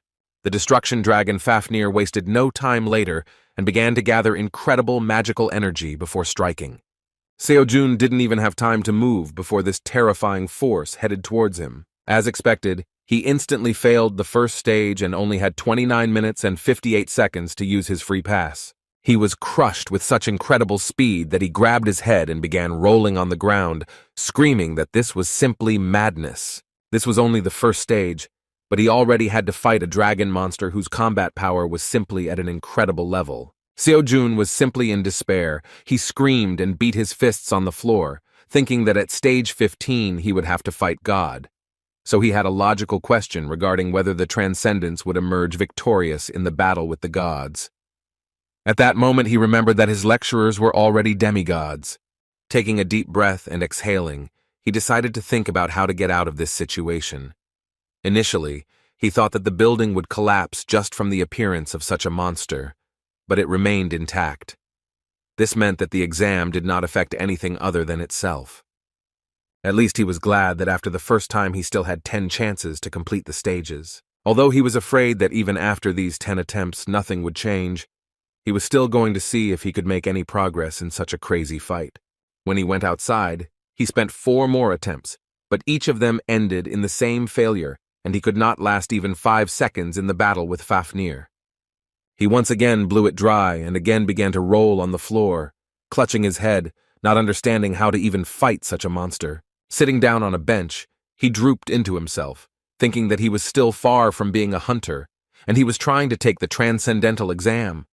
Still, he needed to do something to improve the progress of the course. He was losing before he could even move, so he saw no point in continuing. It was already too late to refuse or change my assignment to something else. Suddenly, he heard a message from Transcendence Academy. Looking at the phone, he saw an offer to listen to an explanatory lecture on a relevant issue. If he agrees, points will be deducted from his grade. Seeing such a proposal, Seo-jun immediately grabbed the phone, thinking that they would tell him how to defeat this beast. He had 3 lectures to choose from: the Great Sage, Siegfried, and the Divine Blue Dragon. What he was counting on most was the lecture of the Great Sage equal to heaven. He hoped that his lecture would somehow help him with this battle. Turning on the lecture, he heard that Sun Wukong knew that the task of the first stage of the training exam was the battle with the Dragon of Destruction Fafnir. With a kind smile on his face, he said that in fact this is a task of attentiveness, due to which it causes some difficulties. But if you look deeper, everything will turn out to be much simpler than it seems at first glance. He expected that many students might be stunned by his first installation in the form of a breathing technique, but as it turned out, this is as much the beginning of Fafnir as the end, because there is simply nothing else at his disposal. Seo-jun hadn't seen him for a long time, so he listened carefully to every word to find at least some clue. In the end, The Great Master boiled it all down to the fact that you just have to avoid the breath of this monster, and the matter is in your pocket. After that, he suggested looking at how this is done in practice. His first advice was to not try to cut the breath. He did not say that this was impossible, but he believed that this was simply not necessary, so he should just avoid it. Having dodged the attack, he calmly said that by expelling his breath, Fafnir would not be able to use it again for some time. With a sly, bestial smile, he suggested that at this moment Fafnir was no more dangerous than an ordinary lizard. Naturally, in this case, he suggested simply beating her like an ordinary monster. With these words, he struck with incredible power, which is the first form of his spear technique called meteorite fall. Naturally, Fafnir instantly disappeared under such pressure, and the old man said that in fact everything was quite simple. Such a demonstration was not at all what Seo-jun expected. Calling this an easy stage, the lecturer said that the task was aimed only at testing the ability to understand the situation. Seo-jun couldn't believe that this was actually an expository lecture. He plunged into severe despair and literally lost his own identity from the realization that he was unfamiliar with the concept of clarification used by transcendental-level masters. The second lecture was no less useless, since the divine blue dragon simply stopped Fafnir's attack with lightning breath. Naturally, Seo-jun was not a dragon and had no idea what to do with this information. At that moment, he felt completely disappointed in the lectures and thought that this was the end. There was only one lecture left, but he no longer believed that he would find answers to his questions. Having spent his precious free coupons, he thought it would be a shame to back down right now. The last was Siegfried, a hero who possesses the famous sword Balmung and is the strongest dragon slayer. The dragon that helped him gain such a title was none other than the dragon of destruction named Fafnir. The title of the lecture mentioned the characteristics of this dragon, which was not strange, because Siegfried really is the most knowledgeable about this. Seo-jun hoped that he was the compiler of the first stage, because in this case he would have at least some chance of a decent explanation. Siegfried began his lecture by saying that the key to defeating Fafnir depends on whether you can dodge his breath or not. He said that a student just needs to be able to dodge the flames to achieve the goal. As soon as Seo-jun heard these words, he immediately lost hope and decided to stop the lecture. However, he immediately changed his mind when Siegfried said that he was probably watching this lecture, because for him, dodging the dragon's breath was not so easy. As it turned out, he was the only one who could understand the features of Fafnir and show the second way to achieve the goal. First of all, he clarified that Fafnir spews out his breath where he is summoned, so if you call him and quickly jump away, the breath will rush in that direction. It was pure trickery, but knowing this, inexperienced students might have a chance to evade the breath. Still, Siegfried took into account that there would be students who would find it difficult to cope with the speed of the dragon.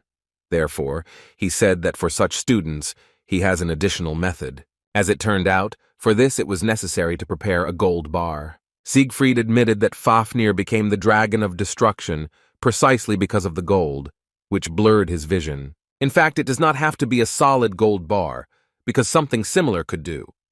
After calling Fafnir, he offered to throw gold right under his nose. In this case, the brat will not immediately use his breath because he will be afraid that the gold may melt and mix with dust.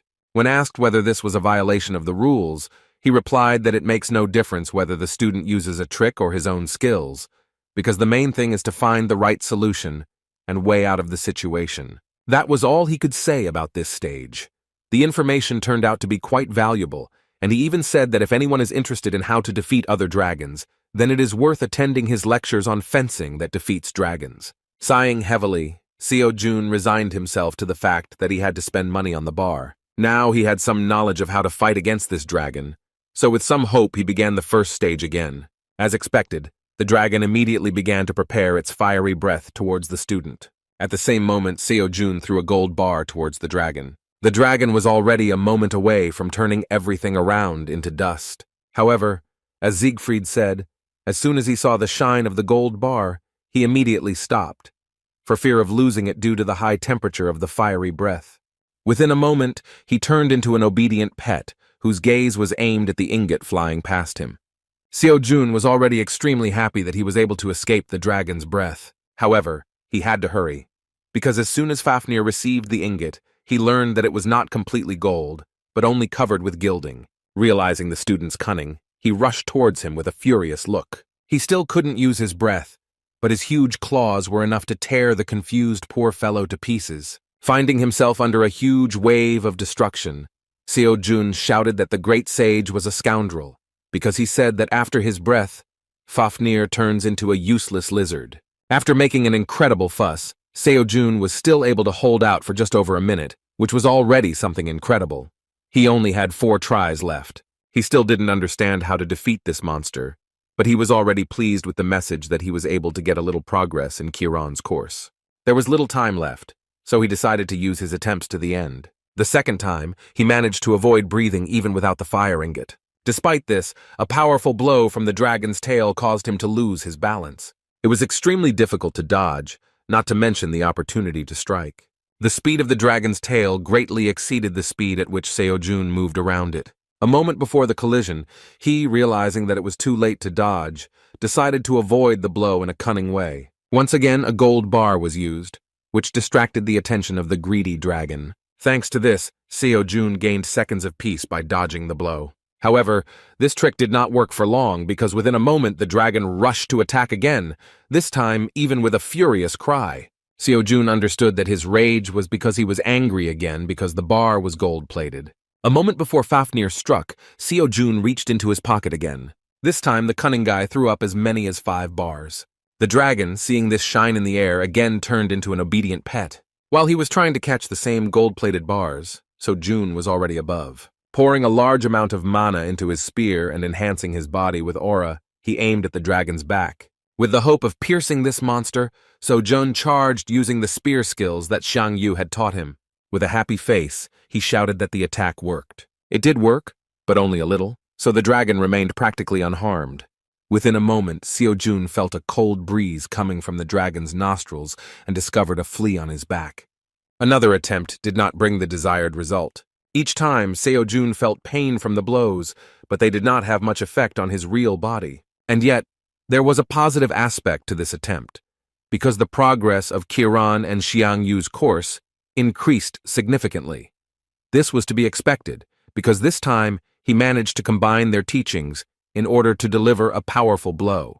Looking at the progress of the lectures, Seo-jun realized that if this continues, then by the end of the free trial he will complete at least 1 course, and if he tries, even 2. Finally, a smile appeared on his face with hope that he was doing this for a reason. After using up his remaining 3 attempts, he returned to the academy to continue studying the lecture. Seeing him, Seo-jun asked why he hasn't been going on dungeon raids lately. Seo-jun was surprised by his answer, because he said that he did not have time for this, because he decided to focus on individual training. To avoid another awkward conversation, Seo-jun replied that in that case she would simply go back to sorting through the paperwork in her office.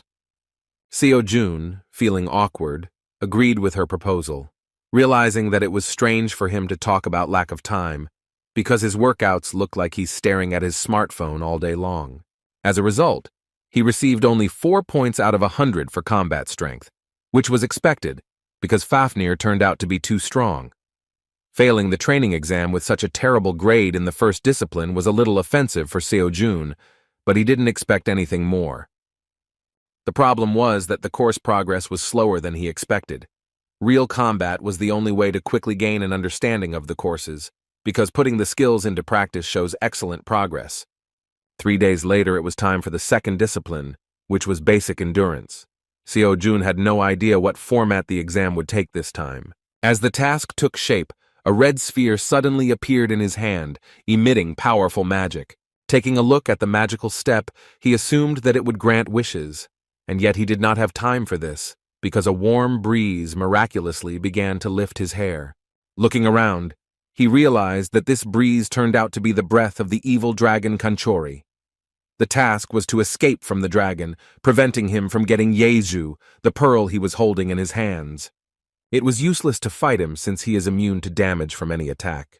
Running away from such a terrifying enemy for 1 hour seemed simply an unrealistic task, even though this was only the first stage of this discipline. Although Seo-jun failed the stage, he managed to bring Chiron's course and Xiang Yu's course closer to the 90% progress mark. After another 3 days, It was time for the third discipline, which was about adaptability. His 5 senses were blocked, while the task was to destroy the Sphinx, or survive. Seo-jun didn't understand what was happening at all, so he simply stared at the majestic Sphinx with incomprehension. He thought he was going to play a word-guessing game with him, so all 10 attempts were wasted in a few minutes. The fourth discipline was testing mana-related abilities. The first stage involved curbing Pulgasami's appetite within the allotted time. Seo-jun was forced to feed this elephant-shaped monster with his mana, but his city was simply immeasurable. After a few minutes, the student had exhausted his small supply. With a scream and tears in his eyes, he ran away from the monster in horror. The fifth discipline turned out to be where he showed himself quite well. In the first stage of the mental strength test, he had to hold out for 30 minutes while listening to the siren's song. Surprisingly, this test, which should have driven him crazy, turned out to be quite pleasant for him thanks to Shakyamuni's wagging ataraxia. Having completed the first level for the first time, he hurriedly moved to the second with a joyful face, expecting that he would easily overcome all 15 stages. As expected, he failed to last the allotted time while listening to the requiem from the world of the dead. Despite this, he was able to make minor progress in the Buddha course, the percentage of understanding of which reached 15%. As a result, Chiron's course and Xiangyu's course exceeded the 95% mark, and Seo-jun was already close to their complete mastery. He was glad, knowing that if he continued like this, he would be able to complete them completely during the next 2 disciplines. There were 2 disciplines left to choose from, but he did not know what would be in them. In those first 10 answers when he chose the 9th rank, nothing was mentioned about the disciplines to choose from. Seo-jun thought about what he should simply be allowed to choose on the day of the exam. After 3 days, he still had not received the message to continue the practice exam and began to get nervous. Seo-jun couldn't help but notice the change in his behavior, but Seo-jun tried to deny it, saying that everything was fine. He was literally in a cold sweat due to the fact that he was unable to complete the courses, because there were only 5 days of free use left. When he stopped looking at his phone, he thought that the only way out of this situation might be to raid the dungeon. It was better than just sitting and waiting for something unknown. However, at that moment, his phone began to release some magic. As soon as he looked at the phone, a mentor suddenly appeared in front of him and said with a joyful look that he had been waiting for their meeting. The mentor showed up on time because he had quite a lot of questions. Trying to relax the situation with his sweet smile, he realized that he was a little late, because the last time they saw each other was at the very beginning of the free course. When Seo-jun came to his senses a little, he, not noticing Seo-jun behind him, shouted dissatisfiedly to the mentor about what he had been doing all this time, that he only showed up at the end of the course. Seo-jun was a little scared, thinking that he was talking to her. Hearing her voice, Seo-jun hid the phone behind his back and tried to awkwardly justify himself, saying that due to fatigue he was starting to talk some kind of nonsense. After these words, the strange guy simply ran out of the academy onto the street to continue the conversation with his mentor. Once away from the people, Seo-jun began the interrogation by asking what had made the mentor so late since their last meeting. When the mentor said that he thought the student could cope just fine without him, Seo-jun nervously replied that these were just excuses. Seeing the student's dissatisfied face, the mentor, feeling that he was still to blame, said that he would continue to be honest. He admitted that he was going to check his profile and come back right away, but after looking at it, he was very upset. Seo-jun did not understand what he was talking about and asked him not to hesitate and explain what he meant. As it turned out, the reason for this was his level. At that moment, the mentor wanted to give at least some advice, but realized that this would not help his level much, so he decided that it was best to let the student focus on the 2 recommended courses. The fact is that the period of free use is short, and consultations become useful only when the student acquires a specific level of knowledge. Seo-jun didn't know how to answer, because the mentor really sounded convincing, and there was no point in being angry with him. Still, he apologized for disappearing without warning. Next, the mentor decided to check whether he had missed lectures and whether there was at least some progress in his studies. Expecting nothing from the student, the mentor could not believe his eyes and thought that some kind of mistake had occurred. His intense gaze made Seo-jun a little worried. When asked if there were any questions, the excited mentor answered hesitantly that it was nothing special, but he didn't understand why the system showed as many as 4 courses being studied and what generally happened to their progress. Seo-jun only confirmed that this is current information and that he actually teaches all 4 courses. The mentor could not believe his ears and hastily began to verify the information, thinking that perhaps there had been an error in karma.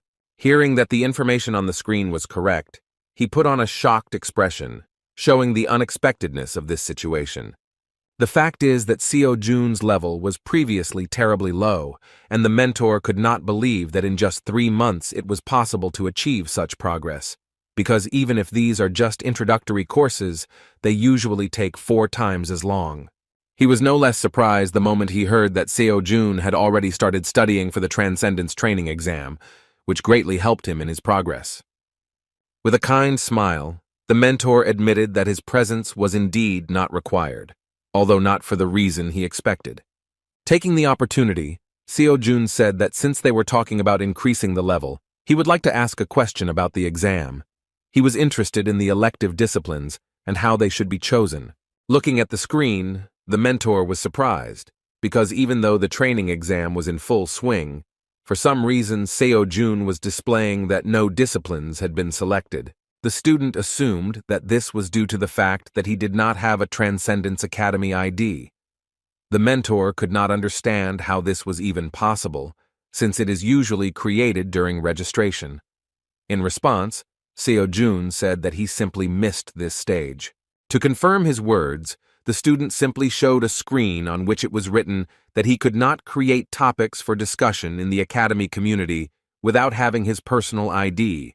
Nothing like this had ever happened before, so the mentor didn't even know what to answer. Nothing came to mind, so he decided that he needed to address this question directly to the director of the Academy.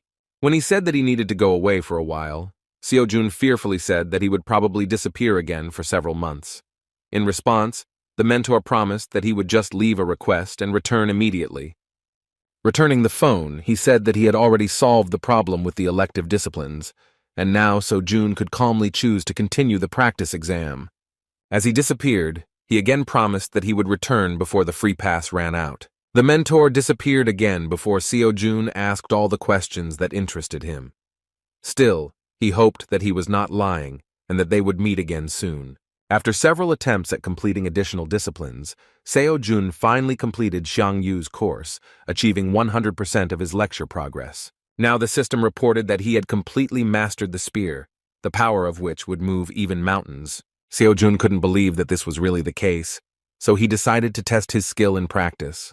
Filling the spear with magic, he made a small swing and felt the destructive power emanating from it. At that very moment, he received an offer to listen to the epilogue lecture from lecturer Xiang Yu. With a cheerful laugh, Supreme Ruler Xiang Yu said that he never thought that the day would come when the student would graduate from the course. He really thought he would never see it. Xiang Yu was sincerely confident that the students who completed the course had undergone strong changes and could now freely use limitless power that would move even mountains. However, he asked that it was stupid to become proud over such a trifle, because this is only the basis for learning, which gives the right to move on. To encourage the students a little, he said that they had now moved from the status of ordinary garbage to the status of recyclables, which still does not change the truth that they are worthless masters, far from transcendence. Despite these words, the congratulations actually brought a smile to the student's face. Finally, he warned that this path would be extremely thorny, and students would probably still want to give up and doubt whether this was the right choice. He asked to remember that in transcendence, there is no one right answer, as in everything in this world. Therefore, he advised them to trust that they had made the right decision in order to confidently follow this path to the end, regardless of the speed of progress. Xiang Yu's course was completed, and Seo-jun fully mastered the power that moved mountains. When he returned to the academy, So-yun was already waiting for him with an interesting offer. She had previously mentioned the hunter training exam, and this time she said that applications were just beginning to be accepted and would last a week. Seo-jun was just about to ask about this, so he agreed that he wanted to participate. He failed the Transcendence training exam, and the grades made him want to cry.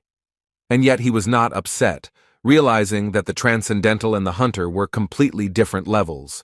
Xian Yu's course helped him gain incredible strength. Plus, he now has a holy spear.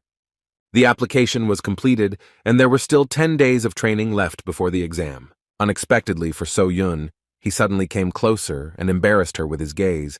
He just wondered what would happen if they fought in a duel now. Still, he understood that this was unlikely to affect progress, so there was no point in distracting her. Awkwardly apologizing for his behavior, he asked how the search for students was going. So-Yun replied that this question actually bothers her a lot. She was worried about how grandfather would behave with the new students.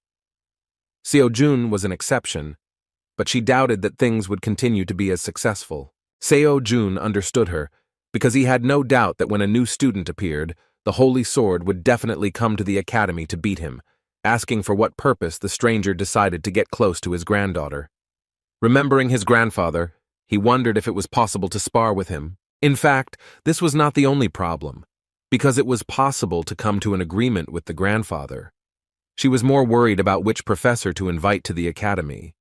The problem was that her strength would not be enough to teach everyone at the same time, because each student takes time. When So-Jun heard about the need to have a professor in each field, he became very interested, because it was about money. So-Yun argued that hiring just anyone is a bad idea, and the academy simply does not have money for famous professors. With these words, the student had a logical question about how much the annual salary of famous professors is. So-Yun replied that it directly depends on the professor himself, but famous ones have salaries of hundreds of millions of won per month. So-Jun was shocked when he heard that, in the case of those who occupies the top, it can be on the order of several billions. Now he understood that professional hunters don't just go to academies, because in fact there is no less money there than in dungeons. 3 days later, the Transcendence practice exam was completed, and So-Jun scored a total of 29 points out of a possible 700. However, he did not expect more, and was actually glad that he had at least completed one of the 4 courses. It was a shame for the Chiron course, which lacked 5%. Within a moment, the mentor suddenly jumped out of his phone and again amazed him with his appearance. However, this time So-Jun did not show that he was surprised, but rather showed displeasure. He recalled that the mentor himself said that he would return before the end of the free pass, so he assumed that he would appear when he completed at least one course. Hearing that So-Jun had completed the course, Mentor screamed in surprise and opened his mouth wide. He was so happy for the student that he admitted that he couldn't even find the appropriate words to congratulate him. Still, So-Jun would like to hear more about what the principal said about his situation with the academy's student ID. From Mentor's reaction, it immediately became clear that everything was not as simple as we would like. In response, he shouted that it looked like they were in big trouble. So-Jun didn't understand what could have gone wrong.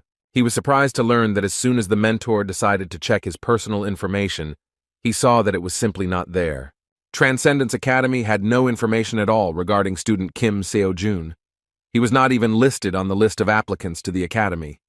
So-Jun, clutching his head, said that this means that he is not a student at the academy. On the other hand, he could not accept this as the truth, because all this time he had been studying their lectures and even completed one of them. The mentor actually shared his feelings, because in his entire career, he had seen something like this for the first time.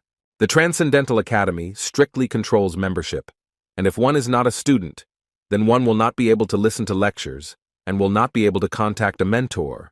When asked how the director of the academy reacted to this, the mentor said that he also did not understand how it happened. Although So-Jun did not know the director of the academy, it was easy to assume that he was someone very impressive. Even if the director doesn't understand what's going on, then it's hard to imagine who will explain the situation to them. So-Jun suggested that perhaps this was a system error, but the mentor replied that this does not happen unless karma is changed. However, karma remains the same no matter what happens. Still, the director noticed that there were some traces of someone else's intervention, but they could not even guess who did it. The only question that worried the student was what would happen to him next. He was afraid that because of this news, he would be forced to leave the academy altogether. Noticing his excitement, Mentor quickly asked him not to worry, because one way or another it was just a misunderstanding. The problem arose from their side, and the student had nothing to do with it. Ironically, he really had nothing to do with this, therefore, when he spoke about problems, they concerned only the academy itself, because, as mentioned earlier, the one who became a member of the academy will always remain one. And yet, the words that the lack of ID was not a simple system error made him think. Signs of someone's interference meant that his membership in the academy was completely intentional and even had its own purposes. But Seo-jun had no idea why his life was affected specifically. Still, he believed that there was nothing special about him, because he was a simple, hard worker who dreamed of becoming a professional hunter. The mentor assured him that this situation would not affect his further studies in any way, so he could safely do what he had done before. Returning to equally exciting questions, Seo-jun asked what he should do next, since the free pass was almost over. The mentor decided to explain a certain feature of their curriculum, namely that it can be divided into 4 stages. Seo-jun had just completed the entrance exam. As it turned out, even having overcome the last stage, he will not become transcendental. Having completed the advanced stage, he will simply stop needing their advice and will continue to train independently, in accordance with his characteristics. The true beginning will be the advanced stage.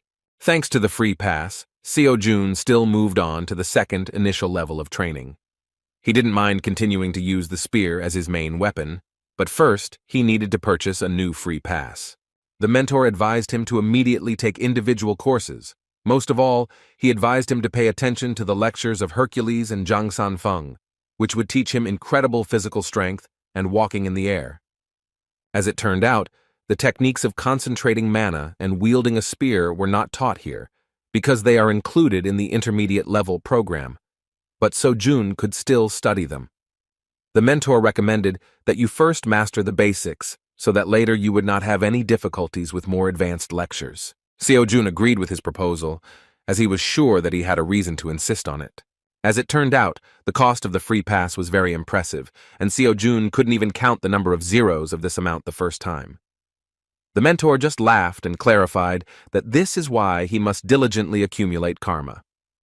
Hearing about karma, Seo-jun was a little confused and still asked what it was. The mentor explained that for the academy, this is a reason, but for the students, it is a consequence that can be influenced.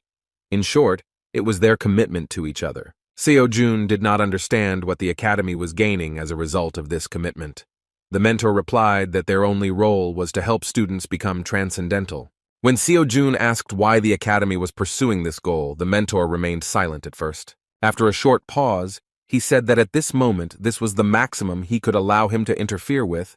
Accordingly, this was the maximum that he could tell him. And yet, he asked Seo-jun not to give up, because when he reaches great heights, then he himself will understand what his words meant. Diluting the tense situation, he cheerfully said that until then he would actively support him and help him in any way he could. Seo-jun wanted to ask another question that was troubling him, something that had been bothering him all this time. He asked if they had other students besides him. The mentor noted that this is not difficult to understand just by looking at their academy community. After these words, he assumed that Seo-jun was actually asking if they were in the same dimension as him. After thinking a little, Mentor said that the answer to this question would be ambiguous, and yet he clarified that among all the dimensions using their academy, the place with the largest number of transcendent students is 4 people. Returning to the Hunter Academies, it is worth mentioning that in Korea there are 3 largest organizations. These are Isle, Gaon, and Huntermill. Each academy differs in specialization, and based on this, people usually say the following. If you want to learn magic, go to Isle Academy, and if you want to learn how to use weapons, then go to Gaon. As for Huntermill, they welcomed everyone, even those who didn't know anything. The absence of any features also means the absence of disadvantages. Since Huntermill is one of the top 3 academies in Korea, we can fully assume what they are like. So, the day has finally arrived for the professional hunter training exam from Huntermill Academy. Seo-jun and Seo-yun arrived early to avoid the long line, but even so, it was very crowded. The student immediately noticed the differences between this event and the previous ones in which he took part. Compared to competitions, the scope of a practice exam and the money invested in it is on a completely different level. Moreover, the participant with the best grades will receive a scholarship of 1 billion won. The new pass costs 500 million won, so the prize was very important. It is possible to raise 500 million won and is not a huge problem, but do not forget that there are also individual courses that the mentor recommended. Seo-jun literally burst into flames, realizing that in order to collect such a tidy sum, there was only one thing left to do, to take first place in the training exam. Meanwhile, a large number of people wishing to take part made themselves felt, and there was a lot of noise in the hall. Such turmoil surprised the guys, because indeed no competition could be compared with the activity of the participants in this event. Seo-yun completed her assignment and decided to leave, wishing her student good luck in the exam.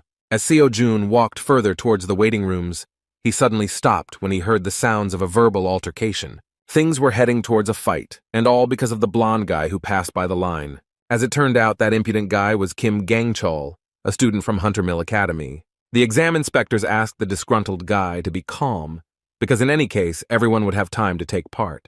Suddenly, the students began to whisper among themselves, recognizing the young man who had jumped the queue.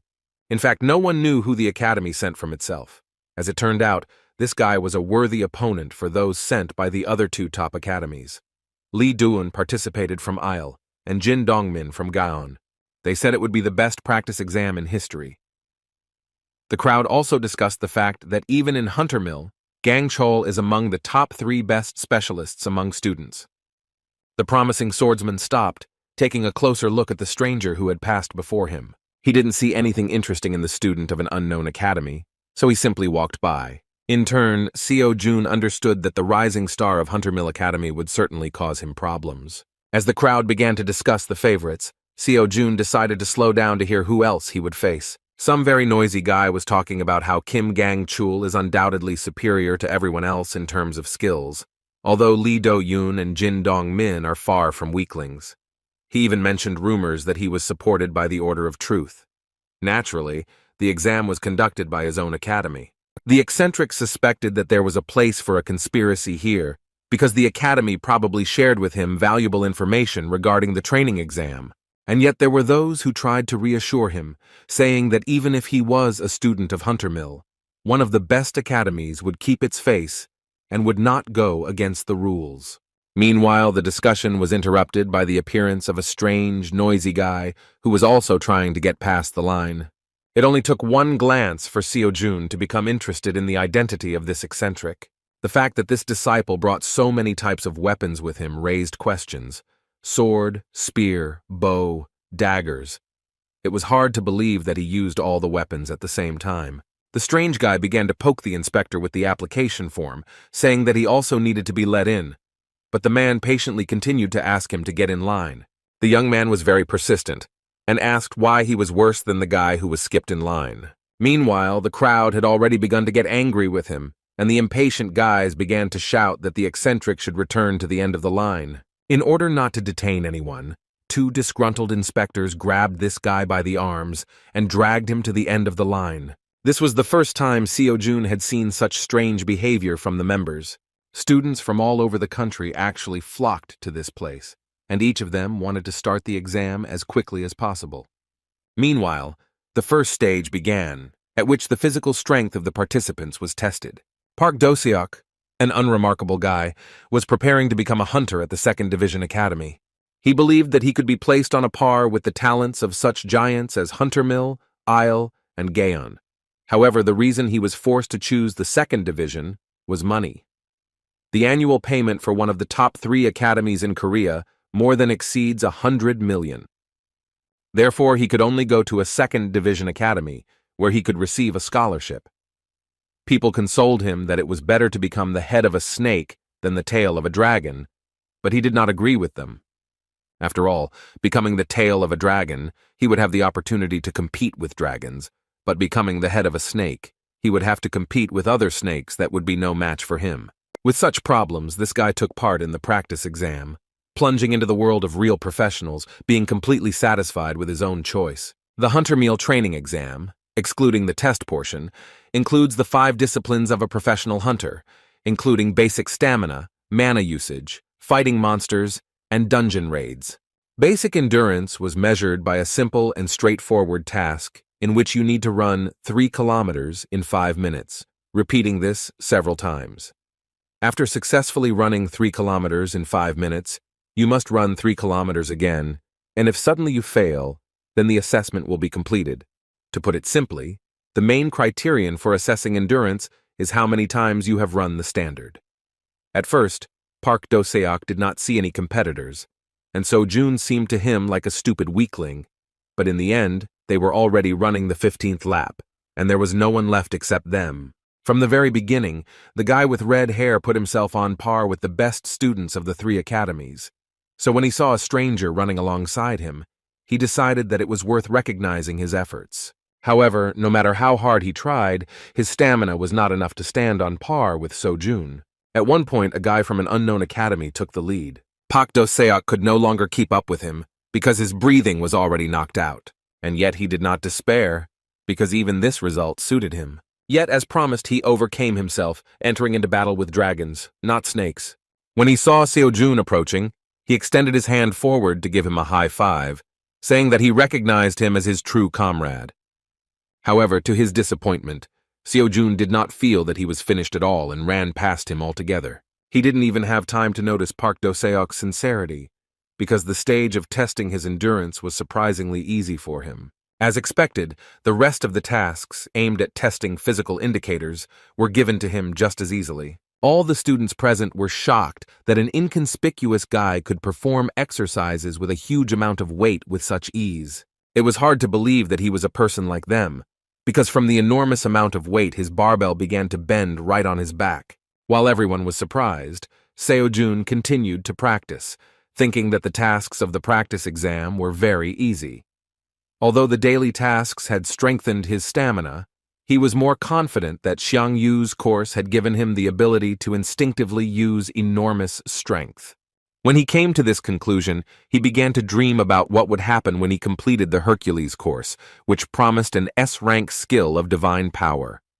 Seojun was literally fired up with the idea of earning even more money to afford the Hercules course, while the academy worker behind him asked him in a confused voice to take a break and move on to the next task. Meanwhile, Kim Gang-chul also finished his strength testing exercises and was asked to rest before starting the next task. He was in another room, but none of those present could compare with him. He believed that, in fact, for above-average specialists, the training exam does not play a big role. Kim Gang-chul, Lee Do-yoon, and Jin Dong-min, as the strongest participants in the training exam, were supposed to put on nothing more than a demonstration performance to confirm the prestige and greatness of the top 3 academies in Korea. Kim Gang-chul himself understood perfectly well that this entire exam could be called a battle to defend the honor of the 3 academies. However, his case was a little special because he received some assignment from the Order of Truth. They asked him to take a closer look at the actions of a member named Kim Seojun. They didn't demand anything more from him, just watch what that guy was doing. That representative of the Order of Truth always supported him in all past competitions, without putting forward any special conditions, spoke only when necessary, and the rest of the time silently patronized him. It was strange that such a condition would appear so suddenly. A month ago, Student Huntermill had already heard the name of the student the Order was interested in during the dungeon distortion incident. But when they collided in the passage, he did not notice anything outstanding about Kim Seojun.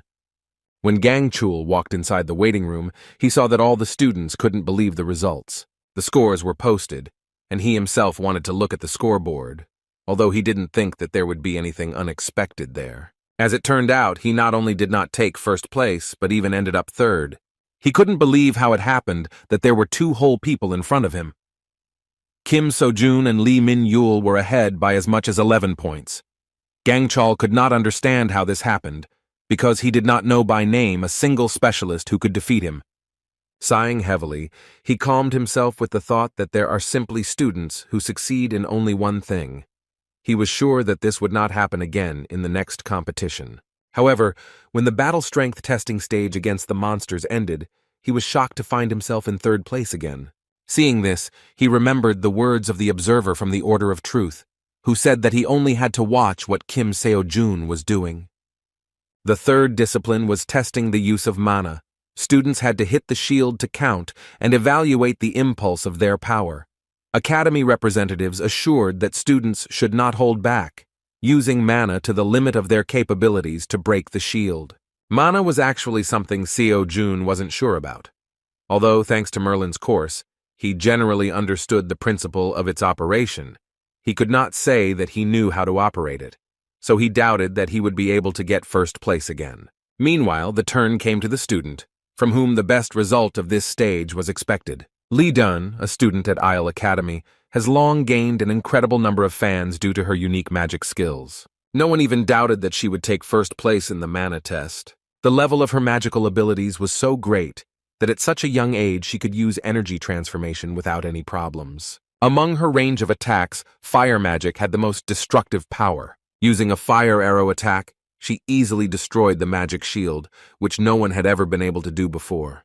Taking first place and overtaking her main competitor from Huntermill Academy, she proved that in terms of mana, no one can keep up with Isle. At this moment, Seo-jun saw for the first time what mana conversion looked like. Although Lee Do-yoon had one more try, she had no doubt that no one could even come close to her result. The next participant in line was Kim Seo-jun, who interested all the students because he took first place in the previous two disciplines. As he passed by, he met Lee Dun's gaze, sensing her arrogance. Sighing and looking away, she had no doubt that he had no chance to even come close to her first place. Seo-jun, getting up on stage, thought about what her look even meant. Then he was allowed to begin. Although he was a little unsure of his own abilities, he did not refuse to try using magic. He had no doubt that the power that moved mountains would show itself remarkably well, so he decided to focus only on Merlin's mana, which he had not yet fully mastered. Within a moment he rushed to the attack, performing the third movement of the spear, striking. He was simply shocked, because when he came into contact with the shield, he easily cut it into two parts, like tofu. Moreover, although he did not make any special efforts, in addition to the shield, he also destroyed the force measuring apparatus, and also left a huge crack on the surface of the arena. Within a split second of his impact, the powerful energy created such a current that the inspectors of Huntermill Academy could barely stand on the stage. When Seo-jun could not understand how this happened, Lee Do-yoon, who was confident of her victory, was completely speechless. Only he understood that most likely this was due to some extraordinary ability of his spear, which makes it possible to ignore magical shields to a certain level. As a result, Seo-jun again took first place. After this, since the shield-forming device was broken, the exam had to be suspended for a while. It seems that they didn't even think about a breakdown, so they didn't prepare an additional device. When the situation was resolved and the results were updated, the crowd fell silent in surprise. The situation with the results did not change even when it came to using mana. The top 3 Hunter Academies were pushed down, with Kim Seo-jun and Lee Min-yeol once again taking first and second place respectively. The crowd discussed what was happening with great interest, and so they remembered that Seo-jun was the one who solved the problem with the corruption of the dungeon by catching the 6th rank monster Nerscylla. Naturally, after mentioning him, people began to discuss Dream Academy itself. Seo-jun, who was among the spectators, actually had no doubt that her student would demonstrate excellent results, but she did not at all mean that Kim Seo-jun would get ahead so much. She was sure that with such success, he could be predicted to take first place not only in the training exam, but also in the main exam for a professional hunter. Thanks to him, no one could now predict how the upcoming exam for a professional hunter would turn out. Representatives of major organizations overseeing the Huntermill practice exam suggested that the difficulty level and grading system would have to be revised this year. It was also surprising that Kim Gang-chul was pushed down so much, also in the Huntermill exam. The audience speculated that if they had known this would be the case, they would have sent Lee Ha-yoon, whom the Huntermills had raised with extreme care, as their strongest weapon instead. Previously, no one doubted Miss Lee Ha-yoon's superiority, but this training exam made it clear to everyone that even beyond the 3 strongest academies, there were educational institutions where incredible future hunters were studying. Even in the waiting room, Everyone was talking about how incredibly cool Kim Seo-jun is. Naturally, he himself could not even think that the last stage would happen in this way. Yet his weapon was a sacred spear, which, according to stories, pierced Jesus, crucified on the cross.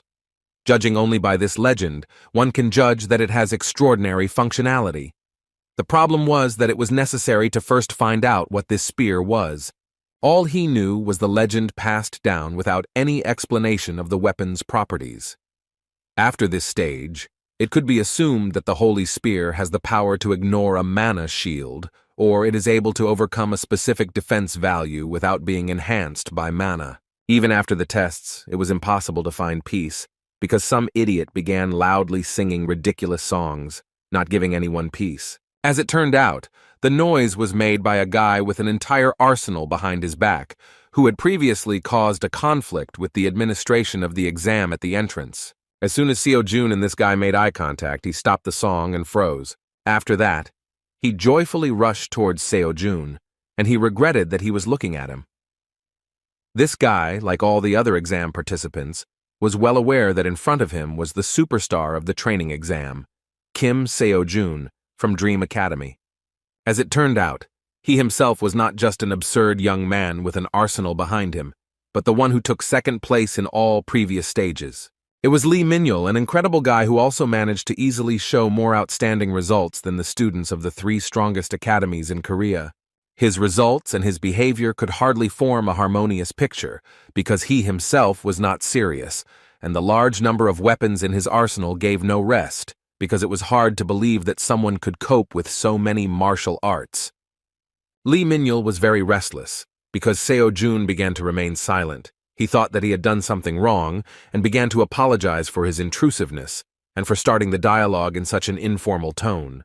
In response, a kind smile appeared on Seo-jun's face, because in fact he was not against his company, because he did not come to swear or make any claims against him.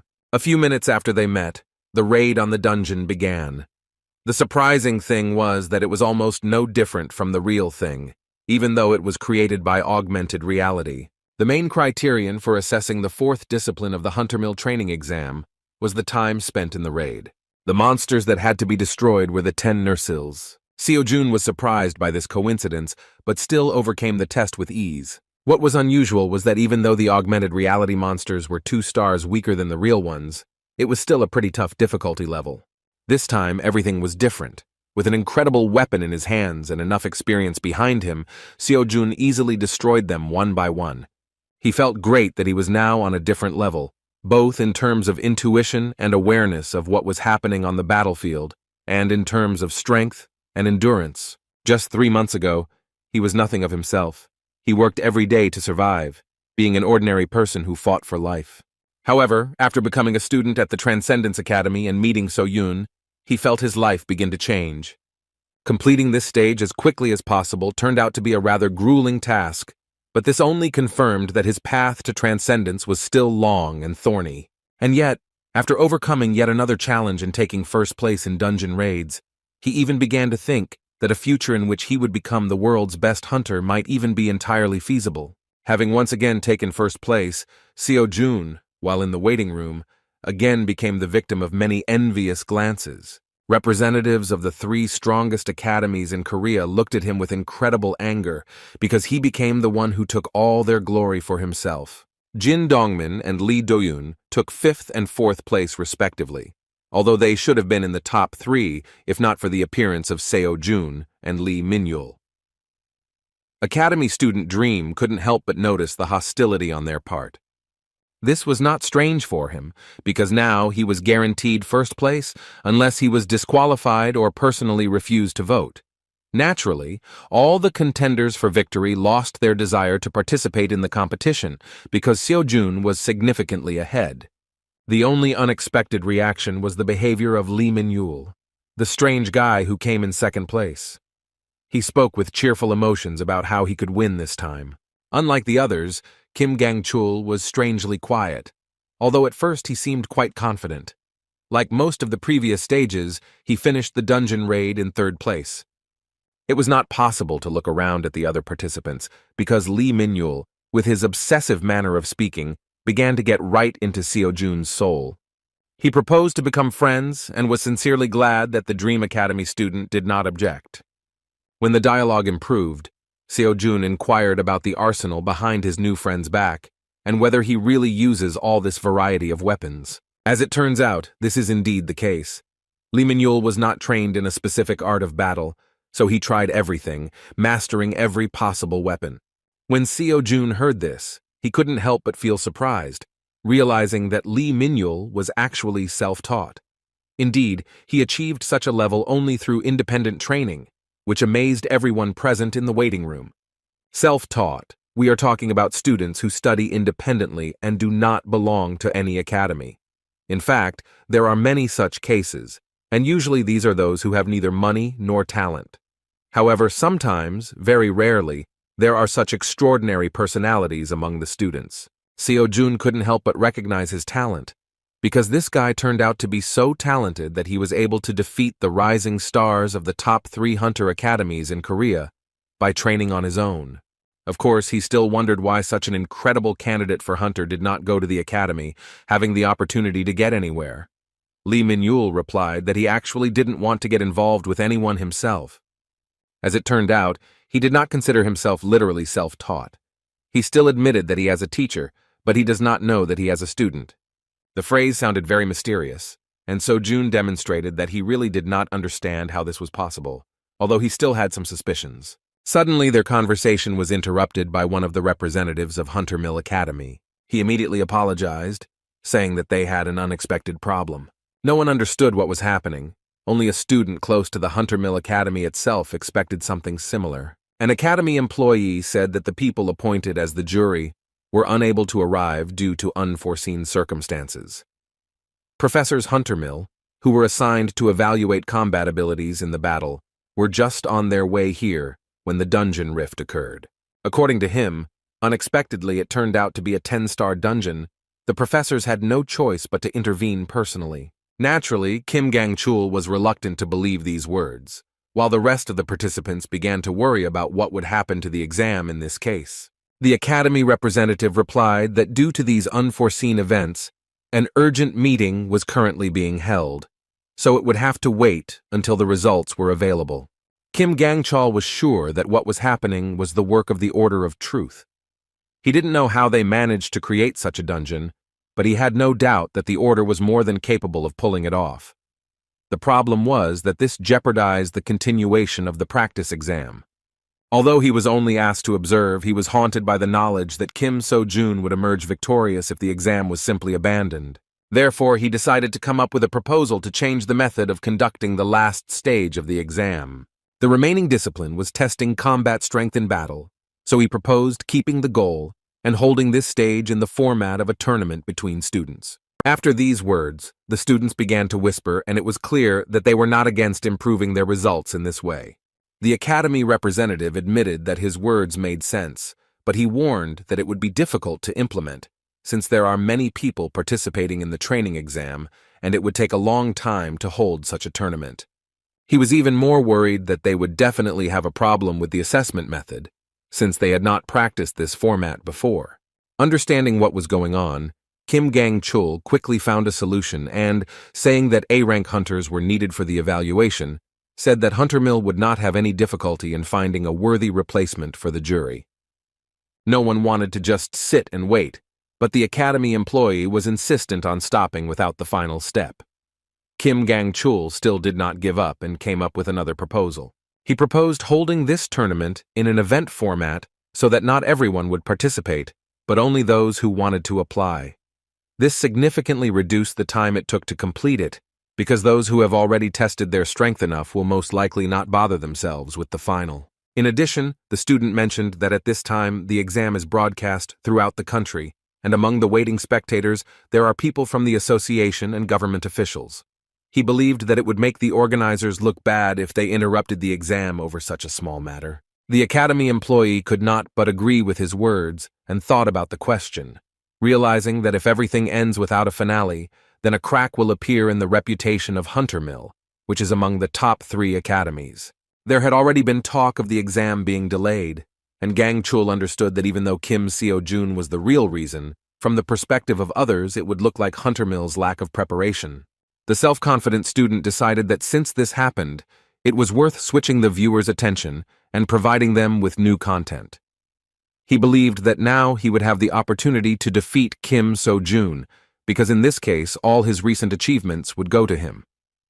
Even if Seo-jun had won the exam, what would have been more important was how the representatives of the top 3 academies confirmed their status as the strongest in practice. That is why Lee Do-yoon and Jin Dong-min immediately supported this idea, understanding the intentions of the Huntermill Academy representative. As it turned out, even those who were already guaranteed second place were not against this format of the final stage.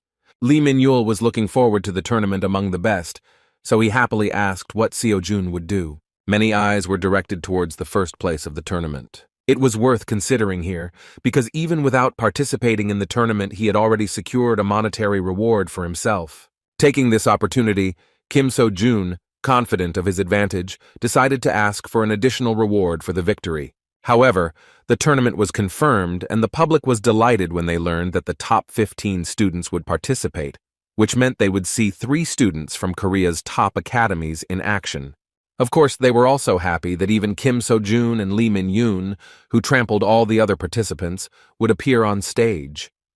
The entire internet was buzzing because of their incredible results, which left even the students of the strongest academies behind. The tournament began with confident victories of representatives of major academies. Their skills were truly amazing, so the top 3 did not have any chance of winning. The number of participants decreased quite quickly, and interesting battles were already approaching. The 3 guys felt very confident and were looking forward to victory over Kim So-jun. However, the guy they competed so hard with was not thinking about them at all, as he had the $1 billion reward on his mind. Victory in the exam was already his, but together with winning the event match, he will receive as much as $2 billion. The smile on his face did not disappear because of the thought of money, because even after purchasing a free academy pass, he would still have an impressive amount left. The courses recommended by the mentor cost $2 and $2.5 billion, so he will be able to start one of them earlier than expected. In fact, he was not at all worried about that evil and envious trio from the strongest academies. He did not even think that there was any possibility that he would lose to them. And yet this tournament still had a worthy opponent, which would not be easy to deal with. Of course, he was thinking about Lee Min-yul. The audience and even the match commentators were crazy about his unusual fighting style. He changed his weapons during the battle, using his entire arsenal, putting enormous pressure on his opponent. Sometimes hunters use additional weapons, but usually it does not exceed the number of 3, because most focus on one main weapon, because it is difficult to ideally master even one.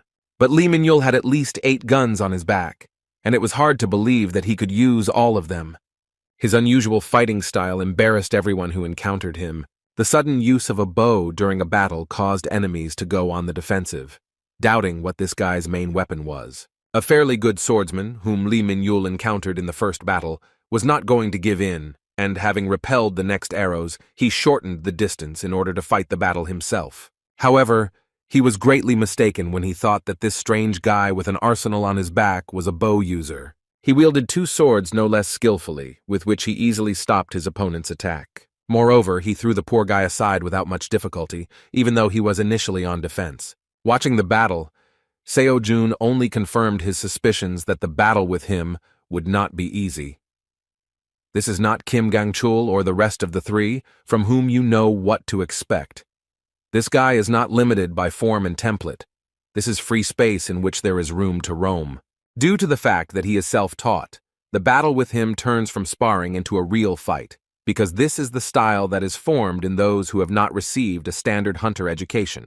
Seo-jun, although not so free from patterns, could see that their styles were definitely somewhat similar. Because of this, he might wonder if Lee Min-yul, like him, was a disciple of the Transcendence Academy. When the mentor said that among the dimensions using their academy, there were 4 people in the place with the largest number of Transcendence disciples, he did not claim that it was Earth, but he did not deny it either. This means that those 4 people may well be the inhabitants of the Earth. Lee Min-yul's words that he has a teacher who doesn't know that he is his student could well be regarded as learning from video lectures, because professors don't know who is watching their videos. Meanwhile, this incredible guy with an arsenal behind him and a smile on his face took his first victory of the tournament. He treated the battle as if it were some kind of game, demonstrating superiority over the intense efforts of the enemy. Seo-jun had enough reasons to doubt, but since there was a possibility that this guy was also a Transcendence disciple, it was worth checking. Meanwhile, the host of the additional event summed up the recent battle as an invigorating and crushing fight, after which he moved on to announce the next fight. Looking at the list, he paused for a moment, saying that everyone had been waiting for this moment for a long time. The next participant was a talent recognized by the Devil's disciple herself. The world of magic was anticipating that she would be the one to usher in a new era.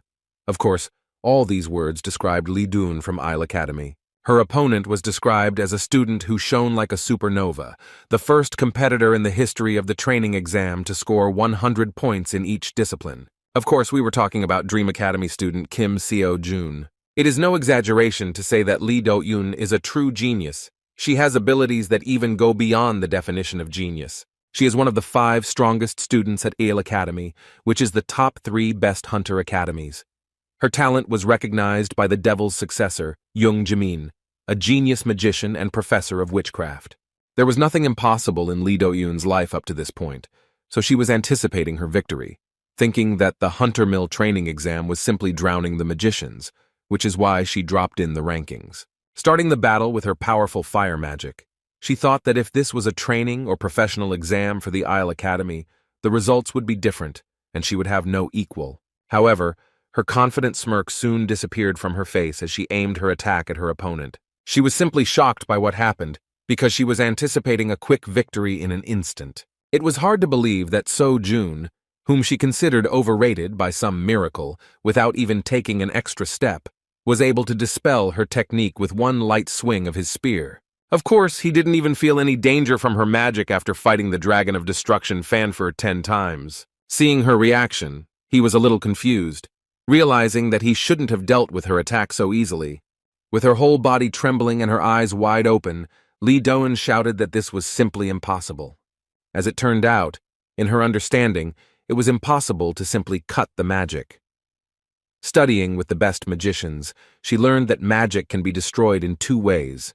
This is done with the help of overwhelming mana, but if he has stepped over the law itself, embodied by the magician. Another option was to study the ideal law of the corresponding magician and destroy his attack with a reverse spell. However, looking at this guy, she thought that he was not even a magician and was not capable of understanding magic, and even if he understood, he would not be able to cast a reverse spell in such a short moment. Naturally, Seo-jun dealt with her attack with the help of a spear, because he was interested in its properties. He acted like he didn't understand what was going on, while a stunned Lee Do-yoon tried to figure out how he did it. Realizing that the spear still had some special effect that he could not accurately determine, Seo-jun decided that it was worth buying an additional weapon with 1.5 billion in order to conduct a comparative experiment. Within a moment, Lee Do-yoon distracted him from his reasoning by sending her most formidable arsenal of magical weapons, consisting of fire arrows, at him. She poured most of her mana into this attack with incredible fury so as not to give her opponent any chance to counter. However, even in this situation, Seo-jun did not feel much danger and reacted to the magic with a calm and cool mind. Again, without even moving, he spun his spear and began to parry each of the attacks with ease. Lee Do-yoon, filled with anger, directed subsequent attacks at him even more furiously, hoping that at least some of them would hit the target. No matter how much she screamed, Seo-jun did not experience any difficulties at all and calmly cut through all the magic arrows. Mana was running low, and the powerful fire form of magic that Lee Do-yoon was famous for did not bring any results at all. Shocked by what was happening, she let go of her magic cane and fell to her knees. She was completely overcome with fear and despair because of how terrible Seo-jun was in her eyes. She understood that there was no way she could defeat such an opponent. As he approached, he pointed his staff at her. With a kind smile on his face, he asked if this was his first victory in the tournament. Confused that she could not break through his defense, Lee Do-yoon shouted that he was a real monster. Next up was an equally interesting duel between Lee Min-yul and Jin Dong-min. Unexpectedly for everyone, at first the battle was on equal terms. The fight was fierce, and Lee Min-yul even agreed to play by his opponent's rules, using a heavy weapon in the form of a huge axe. The self-confident Dongmin believed that the advantage was on his side, and he would soon be able to break the enemy.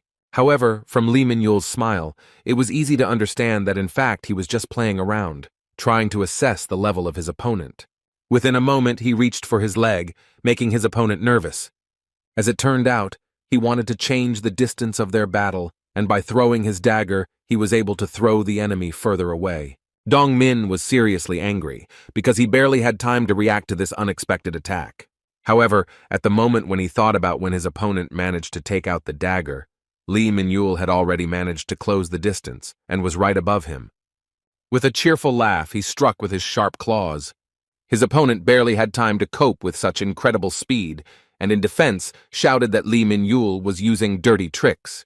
He could not predict his actions and felt uncomfortable, because all this time he had to be on defense. Dong Min hoped that soon his opponent would exhaust his supply of variety of attacks, and he would have the opportunity to find a gap in his defense without fear of missing a blow, because if the match continued in the same spirit, the advantage would be on the opponent's side. However, he did not have time to cope with how quickly his opponent changed his fighting style, distance, and weapons. Under constant pressure, he relaxed his guard for a moment because he thought he had gotten enough distance, but Lee Min-yul quickly closed the distance and dealt him a heavy blow to the stomach. The representative of the Gaon Academy dropped his weapon a moment later and, grimacing in pain, knelt down. The judge thought that this was the end, so he declared Lee Min-yul the winner. Dong Min's self-confidence was shattered, and he began to scream in dismay that his opponent was fighting against the rules. He did not understand who would even fight in this way, so he said that he was not going to admit it, calling the fight invalid.